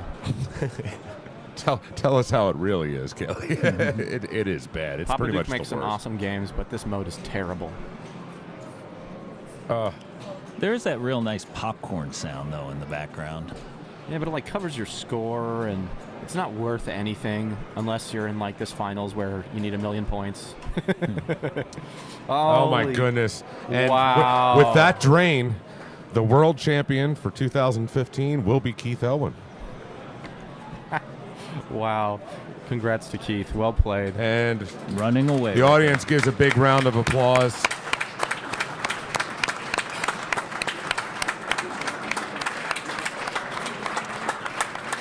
So Keith is going to go up for his victory lap, which might be very short. We'll see. And Keith and Bowen give each other a big hug. Keith with 5 banners hanging in the rafters, all world championships, has now added his 6th to the lineup. Amazing. That's a lot of printing supplies just for Keith Elwin. Well, plus the Pinburg Championship, and also the Papa Circuit as well. There's a lot of reasons why we're seeing Elwin walking away with the crown today. He definitely earned it. Those games played so difficult. And so it was quick, but he survived well, and he executed those few shots that he needed to hit. Yeah, I mean, this was probably one of the quickest paths to victory ever for a Final Four. But, you know, we go back and look at Elwin playing Fishtails and then Circus, and the choices he's making there are absolutely phenomenal. But let's not forget, you know, the show's not over. There's still Game 3 to play for, and they're playing for a significant prize package for second place, even though they might not get the banner. Sure, I'm not sure, too. And there might be a Game 4, too, if there's some tie-break quite possibilities as well. So here, Elwin taking player number 1, and of course he's already won the tournament, so him kind of taking a bow and taking himself out of the equation for the other players, showing them what they're going to need to beat to take their own destiny in their own hands. And that's really actually a gentleman's move at that point. You know, saying, I don't want to get in the way of your competition. I'm just going to show you what the stakes are. Knowing Elwin, he's still going to try and get a 12 and win this Adams. Well, I mean, I think with it, I'm sitting in the booth with 2 world champions. I think any world champion of anything in life probably has a little bit of arrogance built in. Well, there's nothing better than a victory lap. Right. Absolutely. Exactly. I would just drain out because I'm a nice guy. Well, Keith can definitely impact things still. If he takes those 4 points, you know, it takes away the opportunity for one of the players behind him to get ahead with that substantial jump. With 2, 1, and 0 going to the guys behind him if he takes this game deep. Absolutely. Bowen's excellent on Adams. I really haven't seen any big games by Bowen on Adams today, and that surprises me because I'm used to... I want to say I think there was a nudge there to save that ball. I mean, it's easy for me to say up here looking at the top down, but I think that was actually a savable ball, and he just flubbed the correct move. Yeah, there was a little juggle there that resulted in that drain. It's a bit unfortunate. And yeah, Adams certainly isn't as tilty as that Fishtails is. He probably could have inlaned it to thing flips there.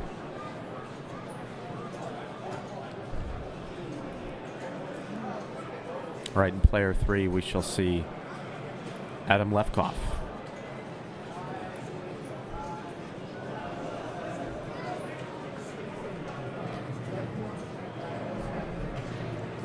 So Bowen with 2 points, Raymond with 1, and Adam with 3.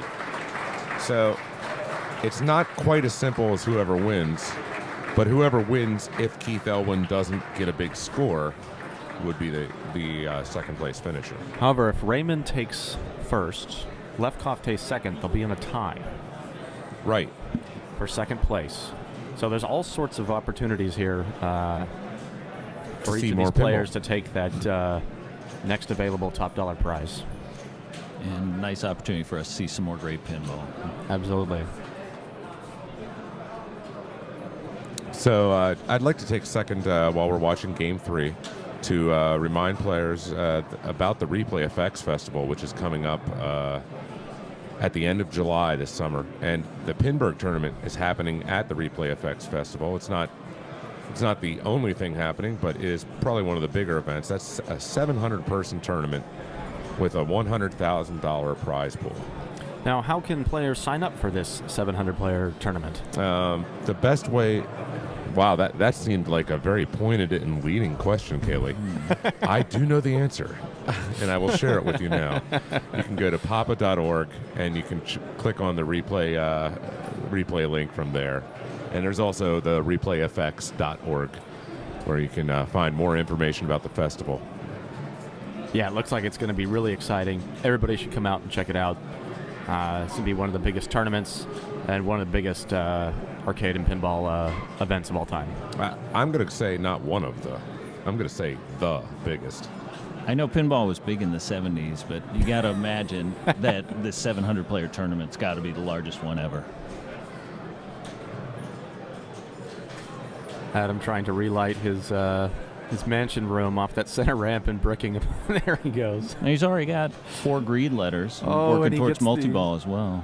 Yeah, he gets the elusive hold up your flipper and trap off the bear kick ramp. Did he do anything to the machine there? I didn't see anything. No, this ramp is really funny. Like every once in a while, you can tell when it comes out of the wire form that it's picked up some weird spin and it's just going to screech to a stop on the flipper. And when you get those, they're nice. It's pretty rare. Somebody had asked if the Pinburg tournament is sold out, and the answer is yes, it is currently sold out. But there is a waiting list, and there is probably a very good possibility if you get on the waiting list, you might make it into the tournament. Here, Raymond knowing that with no points, he can drain his ball and attempt another skill shot. However, after a second try, he missed it again. It's unfortunate. And he decides not to go for a third one. Oh, he hit a switch, so I guess that would be a good reason not to go for a third one. Yeah, when you put it in the swamp, that does count as something. Details. Here, Raymond trying to light from the bear kick. I think it's, I'm not sure if it's nerves or what, but backhanding the bear kick when you have such a clean post pass is perhaps a bit more risky. What would you say, Andre? Yeah, I was playing this yesterday in the split flipper doubles, and the right flipper doesn't seem to have enough strength to really confidently backhand that bear kick ramp. Normally, if it's a stronger flipper and you don't have a post pass, that would be the time to do it, but I'd recommend. The post pass, a lot of people also shooting the small ramp that goes up, the little metallic ramp that goes up to thing, and then the side ramp, and then gently passing it from the thing flipper, the upper flipper on the left, to the left lower flipper by holding it up. I saw a lot of players doing that during the doubles tournament yesterday. Yeah, and then Elwin there having a great little nudge to save that ball from the outlane. Textbook save. And there we see Elwin saving the ball in the same way that Bowen failed to earlier on. I think that's exactly what you were describing there, John. Yeah. I don't think there was a much of a save available for that. that one there. I won't disagree. I've actually been very critical of Keith sometimes when he walks away from machines. Because I sometimes feel that he gives up on a ball too early, or maybe he is that good at predicting trajectories that he knows there's no save. So there, Bowen going for that thing ramp, just as you described, Andre. Trying to use that as a way to transfer the ball. Wow. Again, out that left. A lot of heartbreaking balls, quick balls today. I mean, this may be the fastest final ever. This probably might go down as the fastest World Championship final ever. And I got to say that normally Bowen, from a backhand position, I would think he's about 99% accurate to make that share. I think there we see Adam setting his sights on quick multi-ball. That chair is so tight, though, with that protector on it. You know, that can get in the way. I've seen some shots, again, yesterday, that were hit so well into the chair that they just bounced out. So, oh, wow. Maybe Bowen hit it too perfectly. I'm not sure. It might be. Here, Adam getting his first lock. This, of course, should give him the opportunity for another skill shot, which on a low-scoring game like this, these points add up, and you want to be making these shots. That's why we saw Raymond with such disappointment after missing 2 attempts. Interesting thing here, too, is if he doesn't happen to start the multi-ball, he's taking away those additional skill shots from his opponents because he's already put 2 balls into the swamp. Ooh, why will that take away his their ability? Is it because the balls kick out? Versus... if they light lock, the balls will kick out of the swamp because they're in there now, so they won't get the plunge to get the few million. And again, that few million they might get from those plunges, if they light lock, that they've been denied by Adam, could be significant in this game. Yeah, and here we see that that exact scenario taking place. Here, Raymond starting Mamushka. I see a dead pass to a trap. Raymond really likes to hit that thing ramp, and there he was going for it with a big miss. And wow. I'd just like to mention that earlier there were some really amazing games put up on this. Zach Sharp put up 380 million points, I think it was. Yeah, there's been some huge games that. in this finals. And here is Raymond walking away from that ball. He says, "Oh man, I must have been nudging it in a really weird way." And I guess I'd agree because his nudge off the thing bank resulted in an outlane drain. So Keith will get that lock if he hits a skill shot here. And here he's intentionally draining to get another attempt. And this is a good choice by him. Especially considering the scores. That's getting really... 3 million points is a big deal when you're close to the lead for... I mean, once and again, here we're going to see that kick out. Yes. Oof. Nice, and this will come to a trap. Of course, Elwin, having already won the tournament, he's just asserting dominance nice bounce by saving a ball. Amazing. Without even a danger. It was insanity. Wow. Usually when I see the ball going up like that, I know my end is near. I think that's the best save we've seen in these last 3 games. Absolutely. I thought the save on the left that he did on the last ball was pretty amazing, too. But, yeah, I think you might be right, though. That one was truly... That's true. That might have been a little more technically proficient, but this one definitely had more show. How about it? I agree with you there. The ball hovered over the outline a little bit.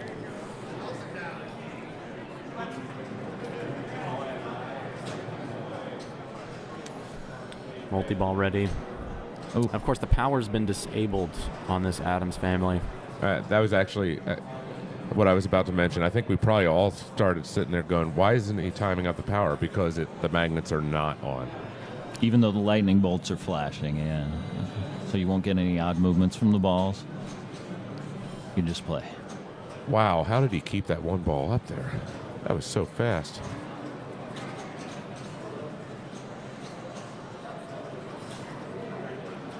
A nice little flick from Elwin, keeping one ball and one flipper, saving that second ball.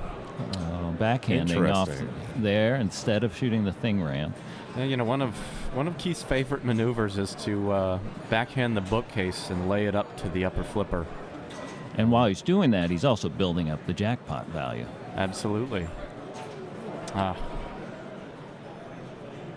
that is another one of those things. I'm sure he saw the trajectory of that ball coming, and you could see he was already walking away from the machine before it made it into the out lane. That's one of those things I was saying I get critical on Keith, but I don't know if there was a move. But Did he get a warning on that nice out lane save? No, he had both dangers available. Yeah, he was fully loaded for that. Now, in this particular situation, I'd say it might be respect not to put a huge move on the machine because he doesn't want to affect the outcome for the other players. Yeah, getting that tilt bob swinging, could be unfortunate if another player were to tilt unintentionally. All right, here's Bowen. His tournament life, the fight for second place, is in his hands. He's going to have multi-ball lit here. Plunges short again, misses out on some valuable points. Oh. That's evil. That's a really nice recovery. Yeah. And right into the chair this time. Oh, we see some lightning. Bowen's throwing lightning at Adam's family. Bowen, a little shout out to Coy Morris, the king of Adam's family multi-ball starts. It's so much fun to watch Bowen's energy.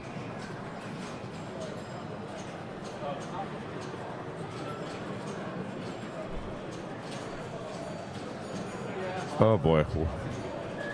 Balls are flying everywhere. Bowen making a lap to the upper flipper. Jackpot One more is value coming up. It's up to 17 million. That's 7 million higher, 18 million. That's almost the value of a double jackpot, even though it was just a single, because he built up that value by hitting the bookcase and the ramp. Oh, look at him juggle those balls there. You'd think we're still playing Circus Voltaire with the juggler multi-ball, because that was some masterful juggling. All right, Bowen trying to hit the bookcase. Couple close shots. It was interesting. This Adams bookcase is actually reasonably makeable. It's often an extremely difficult shot on Adams. And I'd expect to see him relight it here.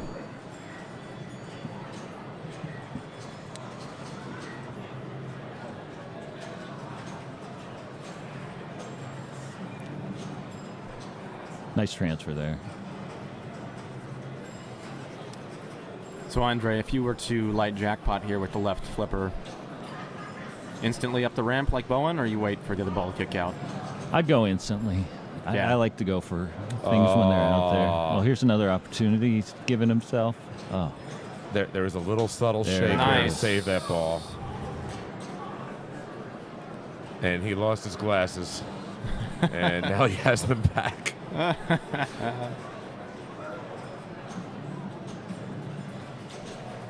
All right, and an instant relight. Might have a little grace period here. Yeah, he has one opportunity, and he blew it. Uh-oh. Uh-oh. Oh, wow. Great final ball, Bowen Cairns. You got to see some of Bowen's signature little tip moves and ball juggling skills. Signature arm waving and head shaking. We got to talk about signature pinball moves, especially with the new WrestleMania machine that's out, So My signature move is removing the ball from your flippers and using slingshots for 90% of your game time. What's your signature move, Andre? I don't know if I have one. I do. What's yours? I tilt. Oh, okay. Mine is disqualification. Back in the day, it was the slam tilt. Yeah, Oh, a while really? back. Yeah, they even called me Andre Slamenkov for a while. But I've learned not to do that anymore. In Russia, pinball slam you. So Adam now needs to catch 78 million points. Oh, wow. Looking up to see if that touch the slingshot triggered it, and the score was still flashing. There, Adam looking up at his flashing score. I was sure that slingshot had fired. Definitely grazed it, but didn't fire. Wow. All right, now Adam will be in position here to eclipse Bowen's score with a double jack if he can start this multi-ball. He's also got $5 million for Thing up there as well on the plunge if he goes all the way for the skill shot. That's 10 million total. Short. Ooh. Now that's an important skill shot because now with the double jackpot, if he achieves it, he will not have the score to pass Bowen. Well, one way or the other, he has to start that multi-ball. Hold it up. Nice choice. A lot of players might have tried to go for the swamp across the playfield, but that would have been a mistake because that would have only been 5 million points. And he sticks it. Fires a gun. He's not firing lightning bolts, but let's see. First It's kickouts from the showtime. swamp on the right, seconds from the chair on the left, thirds from the swamp on the right. And he gets, and he little smile from Adam there because he knows he just sort of lucked into the Elwin pose. Great transfer there. Adam approving of his own work. He's like, yeah, I did well. That was nice. Looks back. Did everybody see that? Okay, great. I'm going to continue. It's going to transfer nicely. There's a shot. Oh, one more. Now, I think Adam's getting a little cute here. He needs to slow back down. I think that ball was flickable to the right. I completely agree. And I think the cuteness is about to wear off because he just... So I'm keeping score here at the announcing table, and Adam just gets -1 point. For showboating? For showboating and no flick. There's a note. Gosh, Kayla, you're mean. All right, maybe he gets a point back because he just retrapped nicely. Okay. Oh, again, a little excited. He's gonna make it. Oh my gosh. And now he goes for the ramp and right in the thing to start. Oh. Okay, he's got an opportunity to restart multi-ball. That little yellow arrow there. He's playing very calm right now. Gets the restart. That's it. And this is a great spot because he can plunge right into that lane above the upper flipper and get a free shot at that jackpot. I know, I love that. Like when you're struggling to get the ball to the upper flipper, then you get the restart and you get that free plunge. Oh, and he plunges short. That's... Wow. So two anything balls come but out of the right. short plunge. Oh, look at this. Self-passing. I dare say that Adams has given him a chance, you know.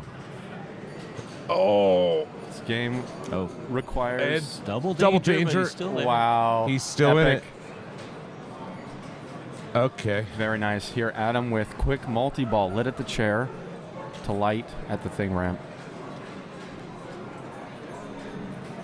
Little dead pass to a trap. Nice shot. Okay, so he still needs 25 million points to eclipse Bowen's score. Skill shot can get him 5. Adam needs 4 shots into the bookcase. I'm trying to think if there's any situation here where you would go for... No, I guess there isn't. But I was going to say go for a long plunge. I would say here, personally, my accuracy on that bookcase is so little that going for million-plus ramps. Not a bad strategy. Especially when you're back down to 1 ball. So now what?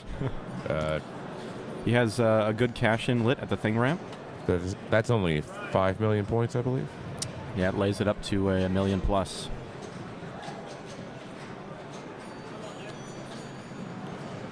Adam wanting to relight his chair here now. That thing shot will give him a layup to the upper flipper to relight as well. And once again, just for a station identification, we are here watching the final game of the Papa World Pinball Championship Finals. Due to his scores, Keith Elwin has already secured the title, but the others are playing off for second place. Keith, of course, taking home $10,000. Remaining players playing off for more than $7,000 in cash. So it looks like we're going to have a little treat. Andre, I would actually ask you for a favor of standing up so we can do a little interview time with the new World Pinball Championship. champion Keith Elwin. Yeah, absolutely. Thanks so much for joining us, Andre. It's been great to have you on the microphone. Oh, thanks for having me. Thanks, Andre. It's been fun.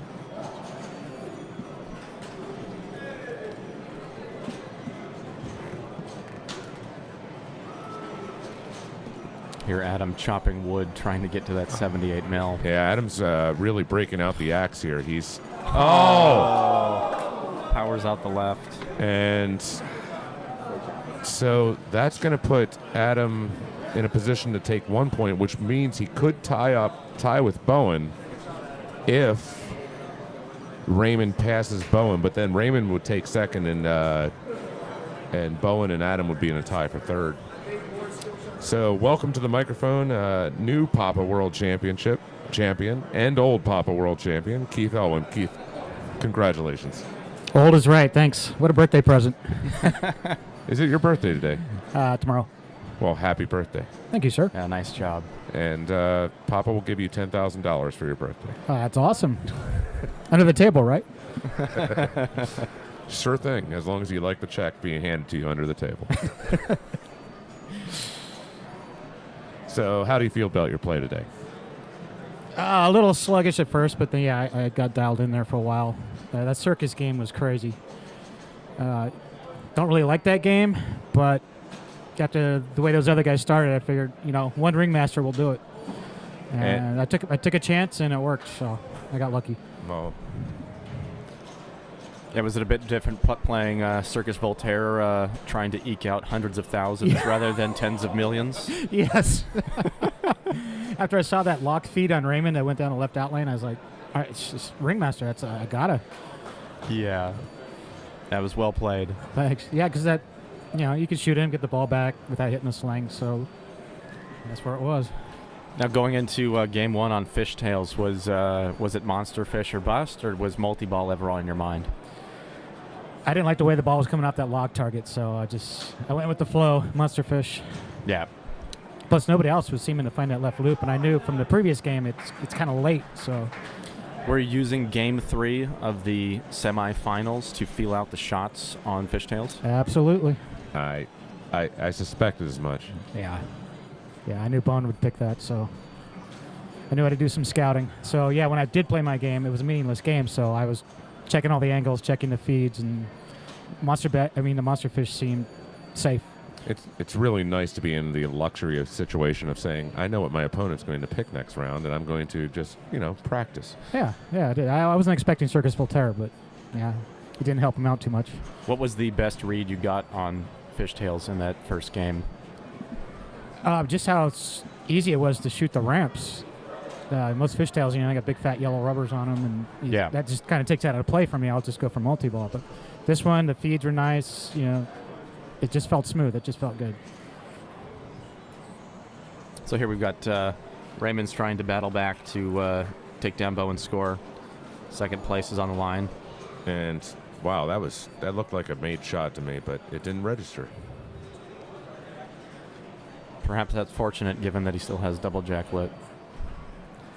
Yeah, in my game here, I was actually trying to backhand the bookcase up the ramp because the thing ramp on this is really hard to hit for some reason. Well, yeah, it seems like that's a shot you often like to make, is to backhand the bookcase to the upper flipper. Yeah. But this one, it just sets it up perfect. So, Keith, what number championship is this for you?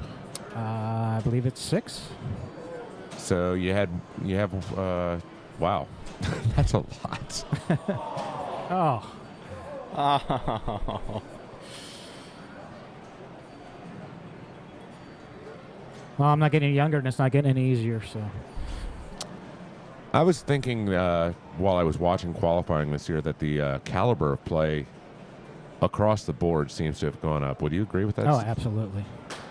I mean, before you'd make Papa Finals, and you'd immediately eliminate half the field. Okay, they'll be at the end. They won't. You can't do that anymore. There's no safe group. Right. We used to call it the group of death when some of the top ranked players would end up in the same group, but now every group was like that. Now here, Raymond's 2 million off Bowen's score. Checking his bonus. It's almost there. He wants those pops at max. Bear kick. Raymond does have it in bonus. He has 2.4 million. Then He doesn't trust it. Don't do John's signature move at this point, Raymond. What would that be? Tilting for fun? Yeah. This is when Indy 500 would be great, and you're trying to figure out what your bonus actually is.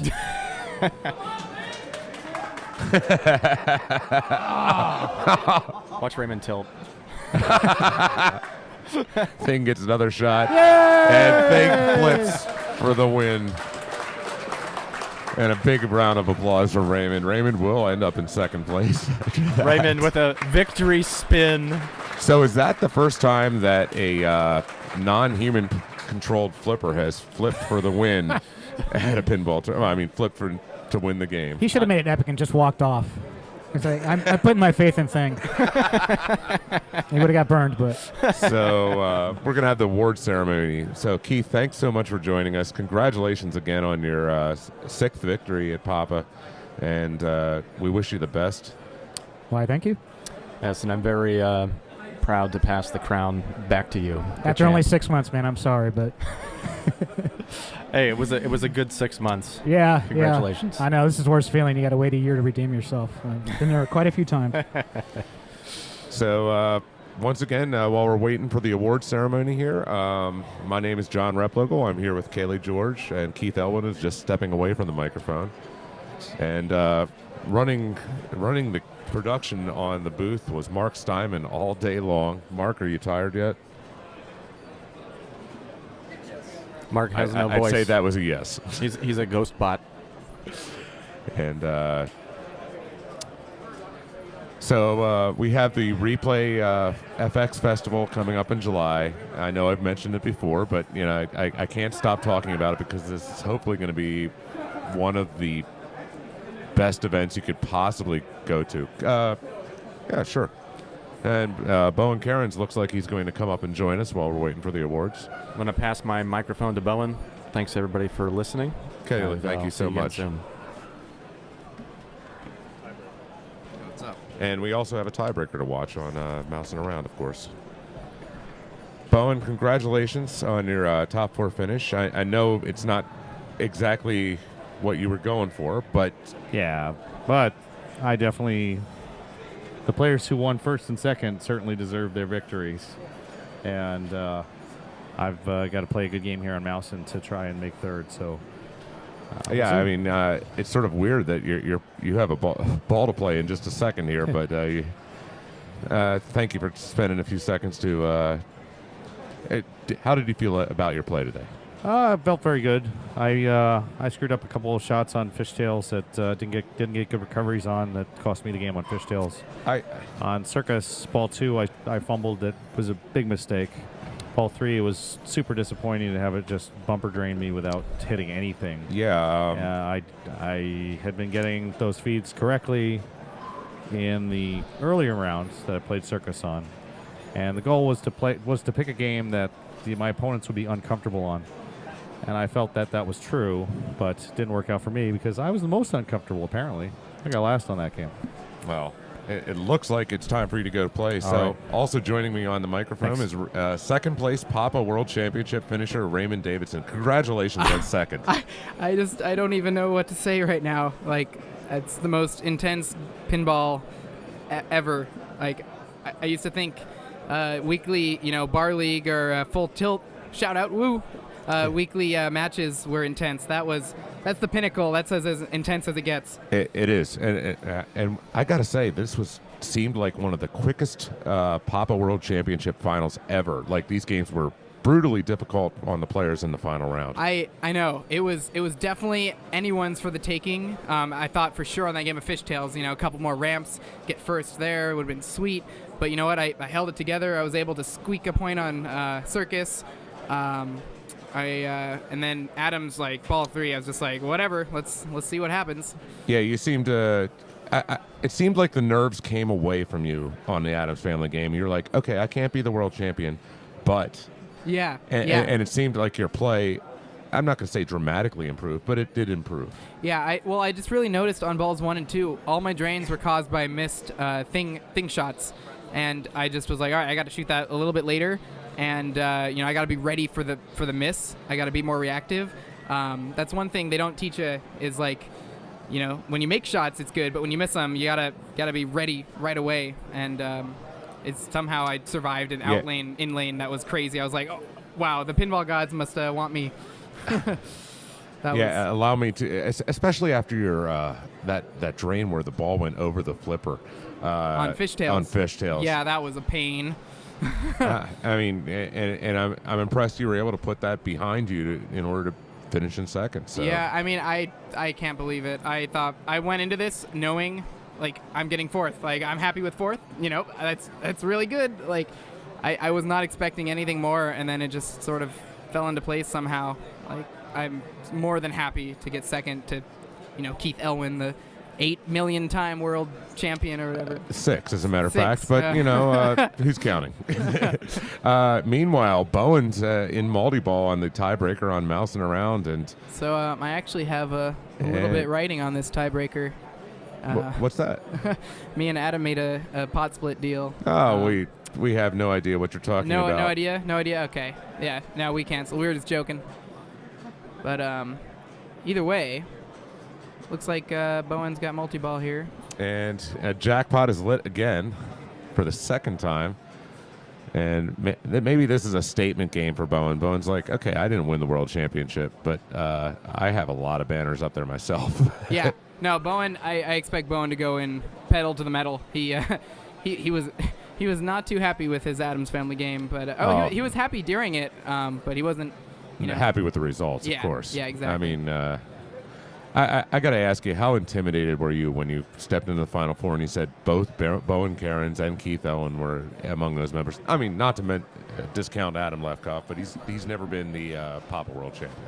Oh, I was frozen. Like, I was just like, I don't know. I guess I'll just play and do my thing. Like, I just try to beat them. At the end of the day, it's just your points have to be higher than their points, and that's. So usually the person with the most points wins. Yeah, usually. That's one of my jokes about just some of the ridiculousness of pinball and sports commentary. Oh my gosh! Yeah, I'm all shook up. I could tell now the nerves are getting to you. How'd that last ball feel? On Adams, it felt so fun. It was like the most fun I've ever had. Like, it's just like every time I missed, I was just like, oh God, oh, okay, we're good. It was just high and lows, like roller coaster, and then the things flip was great. I was just like, come on, you got this. So I'd like to also mention that Joe Lemire won B division. So big congrats to Joe. Wonderful player, wonderful person. Congrats. Yeah, he's with us from New England Pinball League, and he's definitely a player who's evolved in ability and just picked it up the last year or two. He's got a metallic LE in his house. He's got just a dedication to the game, and he's been sleeping on an air mattress the last 3 nights. Maybe he'll get a real bed tonight instead. Joe, you deserve a real bed. That was a good little shake there by Lefkoff. Yeah, we know from earlier games on Mousin that players can get away with very large shakes on this machine. Yeah. As we saw from Yorian did some crazy stuff. There was a leg kick there at one point with the 2 warnings. That was not a leg kick. That was actually a ballet acrobatic leap. Oh my gosh. So see Adam having a little trouble with the lock shots, but he'll get there. That was good. For me, this is my first game on Mousin today, so I need to get used to these shots, the 3 games that I have been playing. So why did you pick Mousin as the tiebreaker? I feel like it's a control game, and I have a good chance of playing well against Adam. Well, you already played the other 3, so. I could have picked Star Trek against him. That was the other option. I felt like. Yeah, that would have been a interesting game to watch. Played reasonably well on Star Trek. Oh, he's cheesing. With the new code is pretty difficult to get a hold of in your very first try on it, so I essentially was going to try copying what I saw the Sharps doing. Right. But that Mousehole is a finicky mistress. He made a big flip on the right flipper there. Oh, that was a good little nudge there. Very well out. Nice, the power. I've noticed it's a lot easier to hit that when the ball has some momentum. When it's from a cradle, you have to nail it perfectly, but if it's got a little roll to it, you can just kind of slap it up there. Yeah, he's got the feel now for the important shots So Oh, that ball is woo. And when the ball is in danger, like that was more danger than it seemed like. There you go. All right. So multi-ball at a base value of $2.5 million. So did you talk about the jackpot value? How you get that? No. So the jackpot value is determined. It starts at $1 million, and then it goes up anytime you collect cheese. And Adam's been pretty hungry this game. He's got, I think, like 3 or 4 cheeses. So his jackpot's at like $3.5 million. I want to say $3 million. I think it goes $3 million, then 4 or 5 at the very top. He just picked up another $500,000 onto the jackpot by. Oh, and then double drain.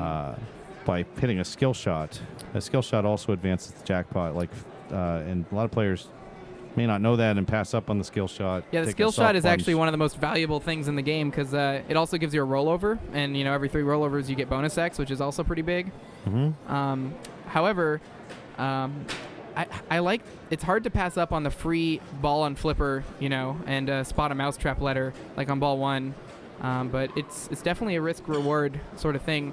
If you're going into it knowing you're going to need high jackpot value, you full plunge, get your skill shot, get your play for the long game. Whereas if you just want to make sure you play multi-ball, you can short plunge and spot a mousetrap letter and start looping the left orbit. Yeah, this game is truly one of the great System 11 games with the risk reward that's involved. I love the rules for this when I'm playing it in tournaments. It's just my! Oh. Well, he was aiming for the center ramp there. That was a big not tilt though. Look at that bonus. All right, I'll take. Yeah. I'll take my turn. All right, man. All right, Bowen. I can't believe he's playing and commentating. Actually, he does it all, folks. I think it actually calms him. Bowen likes to be distracted from the pressure of tournament situations, just like everybody else. And he has, by actually doing commentary, he actually makes it better. I've actually seen him in high-pressure tournament situations where he does sort of like he does for the Papa tutorials that he shoots, where he will actually be calling out the game. Oh, wow. Yeah, I mean, I notice, whenever I'm playing for fun with my friends, I'll be like, oh, so this game, you shoot this and this and this, and it lights this, and then you do this, and then to get the super duper thing, you do this thing, and sometimes it just comes together, and it's a lot more natural. So Bowen likes the idea of eating cheese. And, wow, nice on-the-fly shot. And he activates the doubler on the playfield. Interesting decision. I think that's 100K. That's another 100K. And that was a purposeful move. So he's decided to switch gears. Just get some points. I mean, if the points are on the table, why not take them? Nice. Mousetrap letter. Some cheese. So it looks like he's probably just going to cheese out here. That's a cheesy move. There Here we go. It's time to go for the hole. Oh, squeaks barely. in there. Squeaks in there. Nice. I see what you did there, Raymond. Let's get out of here. So at what point would you start going for mousetrap letters again? My rule is always like 2. If I have 2 left, I'll hit them just because multi-ball is so valuable, and a missed shot is just as dangerous as a made mousetrap letter. So it's nice. A wonderful save by Bowen after a really nice tip save. Yeah. So I'd go for it now. Yeah. Those are always the last 2 I have as well, the A and P. Like, you don't hit those ones naturally for some reason. I hit those naturally, but that means you're not quite as accurate if you're hitting those. So So one thing no one's mentioned is the center bank is actually in full function. Oh, that's cool. Wow. The center ramp, you can hit the bank, you can drop it, you can shoot the ramp and light kickback in light millions. However, the gap for the ball is like about as wide as the ball. They have these giant rubbers, like donut rubbers, blocking the entrance of that middle ramp. And a lot of people might say, normally on Mousin around, you'd actually just see players continually shoot the center ramp over and over and over. This one, I mean, you have to have a clean, perfect shot, and if you miss, the risk is so high, most people just don't even go for it. Yeah, that's what makes this really into a nice example of a slightly modded game that becomes really tournament viable.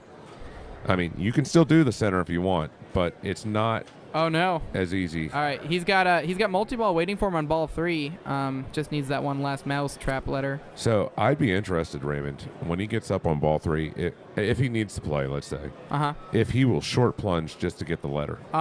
I would if the letter is lit, but usually Mousin likes to be a little mean and change the lanes on you to the most inconvenient spot. So if you shoot the orbit, it hops over to the left side. Yeah. So the interesting thing, Raymond, we have to do here is actually not discuss that with Bowen. Yeah, sure. Well, I mean, it's actually a strategy decision, so I don't want I'll tell you what I'm planning to do on my next ball. Maybe you'll say the same thing. Okay, go ahead. I'm planning to hit the P target to open the traps, put the 2 balls in the traps, start multi-ball at 3 million. Well. Or just celebrate third place. Congratulations on third place, Bowen. Hey, he's looking to shake your hand, man. Get down there. All right. So Thanks a lot, Adam. You played a great tournament. With that, we have our final 4 now. Keith Elwin wins. Raymond Davidson takes second. Bowen Cairns takes third place, and Adam Lefkoff takes fourth. They're giving each other a big hug now. I guess I better get down there and Yeah, join the festivities. it looks like there's going to be an award ceremony here. All right. Nice talking with you guys. Yeah, thanks and congratulations. Thanks. Okay, so we're gonna stay online here to watch the award ceremony. Kevin Martin will be handing out the trophies. I'd like to mention that pinball at the Papa World Championship is not only for the top players. We have 4 divisions of skill play, and ranging from the super amateur, which are IFPA ranked below 7,500, up through, and that's the D division, and then we have the C division, the B division, and of course the World Champion division, the A division. So if you consider coming out and playing in the World Championships, it'll be held around this time next year. And we would love to have you out here. We also have a split flipper division we added this year and a juniors and seniors division. And every day we also have a tournament on the classics machines. And I know a lot of people have asked us if we could broadcast those, but we don't have that many cameras. And Brian Tessier, thanks for joining me on the mic to help close John, it off. they left you all alone up here, I see. Well, that's okay. Sometimes, and Kevin's thanking everybody right now. Mm-hmm.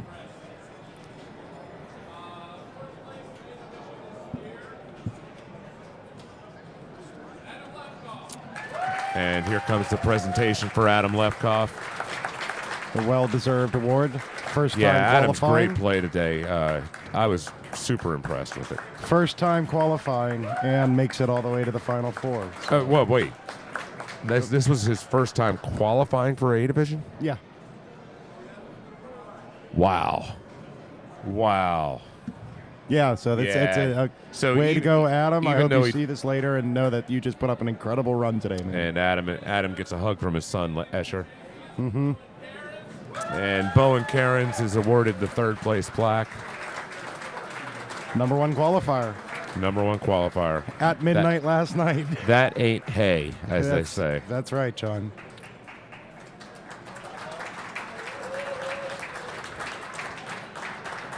Bowen Cairns is also gets the Nice Guy Award and ambassador for. He wins that every year, right? Yeah, how about? I mean, and Raymond Davidson and what a performance! What a performance! And he is really he's a younger player, and he is really advancing. And he looked so comfortable playing pinball today. Under this pressure. But yeah. I agree. In the earlier rounds, he was just Mr. Cool up there at the machine. And now there's an award ceremony for the tech at Papa, Steve Eckert, who's been working here for a long time, many years. Dedicated service. He keeps all these machines running at the Papa facility. And just a small appreciation for Steve. That's right. What a guy, too, you know. Yeah, nice guy. Never has a complaint. And I guess we're done here. We don't need to give out any more awards. Oh, I think we have one more, John. One more? Yes. I think this one's important. So, the World Championship trophy is actually a Martian with 4 arms that's holding the Papa logo in a bronze statue on the top of a wood frame with a plaque on it. That's right. This trophy weighs in at about 33 pounds, and I bet you it's going to feel light as heck right now to Keith. Yeah. It's like the Stanley Cup. It doesn't weigh anything when you're actually holding it. It's a 6-time champion now. Keith, also an ambassador for pinball. You can search for videos by Keith Elwin. Pinball 101. Yeah, and he also did the Pinball 101 videos. So we'd like to thank you guys for joining us for an excellent weekend of pinball. We all had a great time. We look forward to seeing you at the next Papa Circuit event, or also seeing you at the Replay Effects Festival this summer.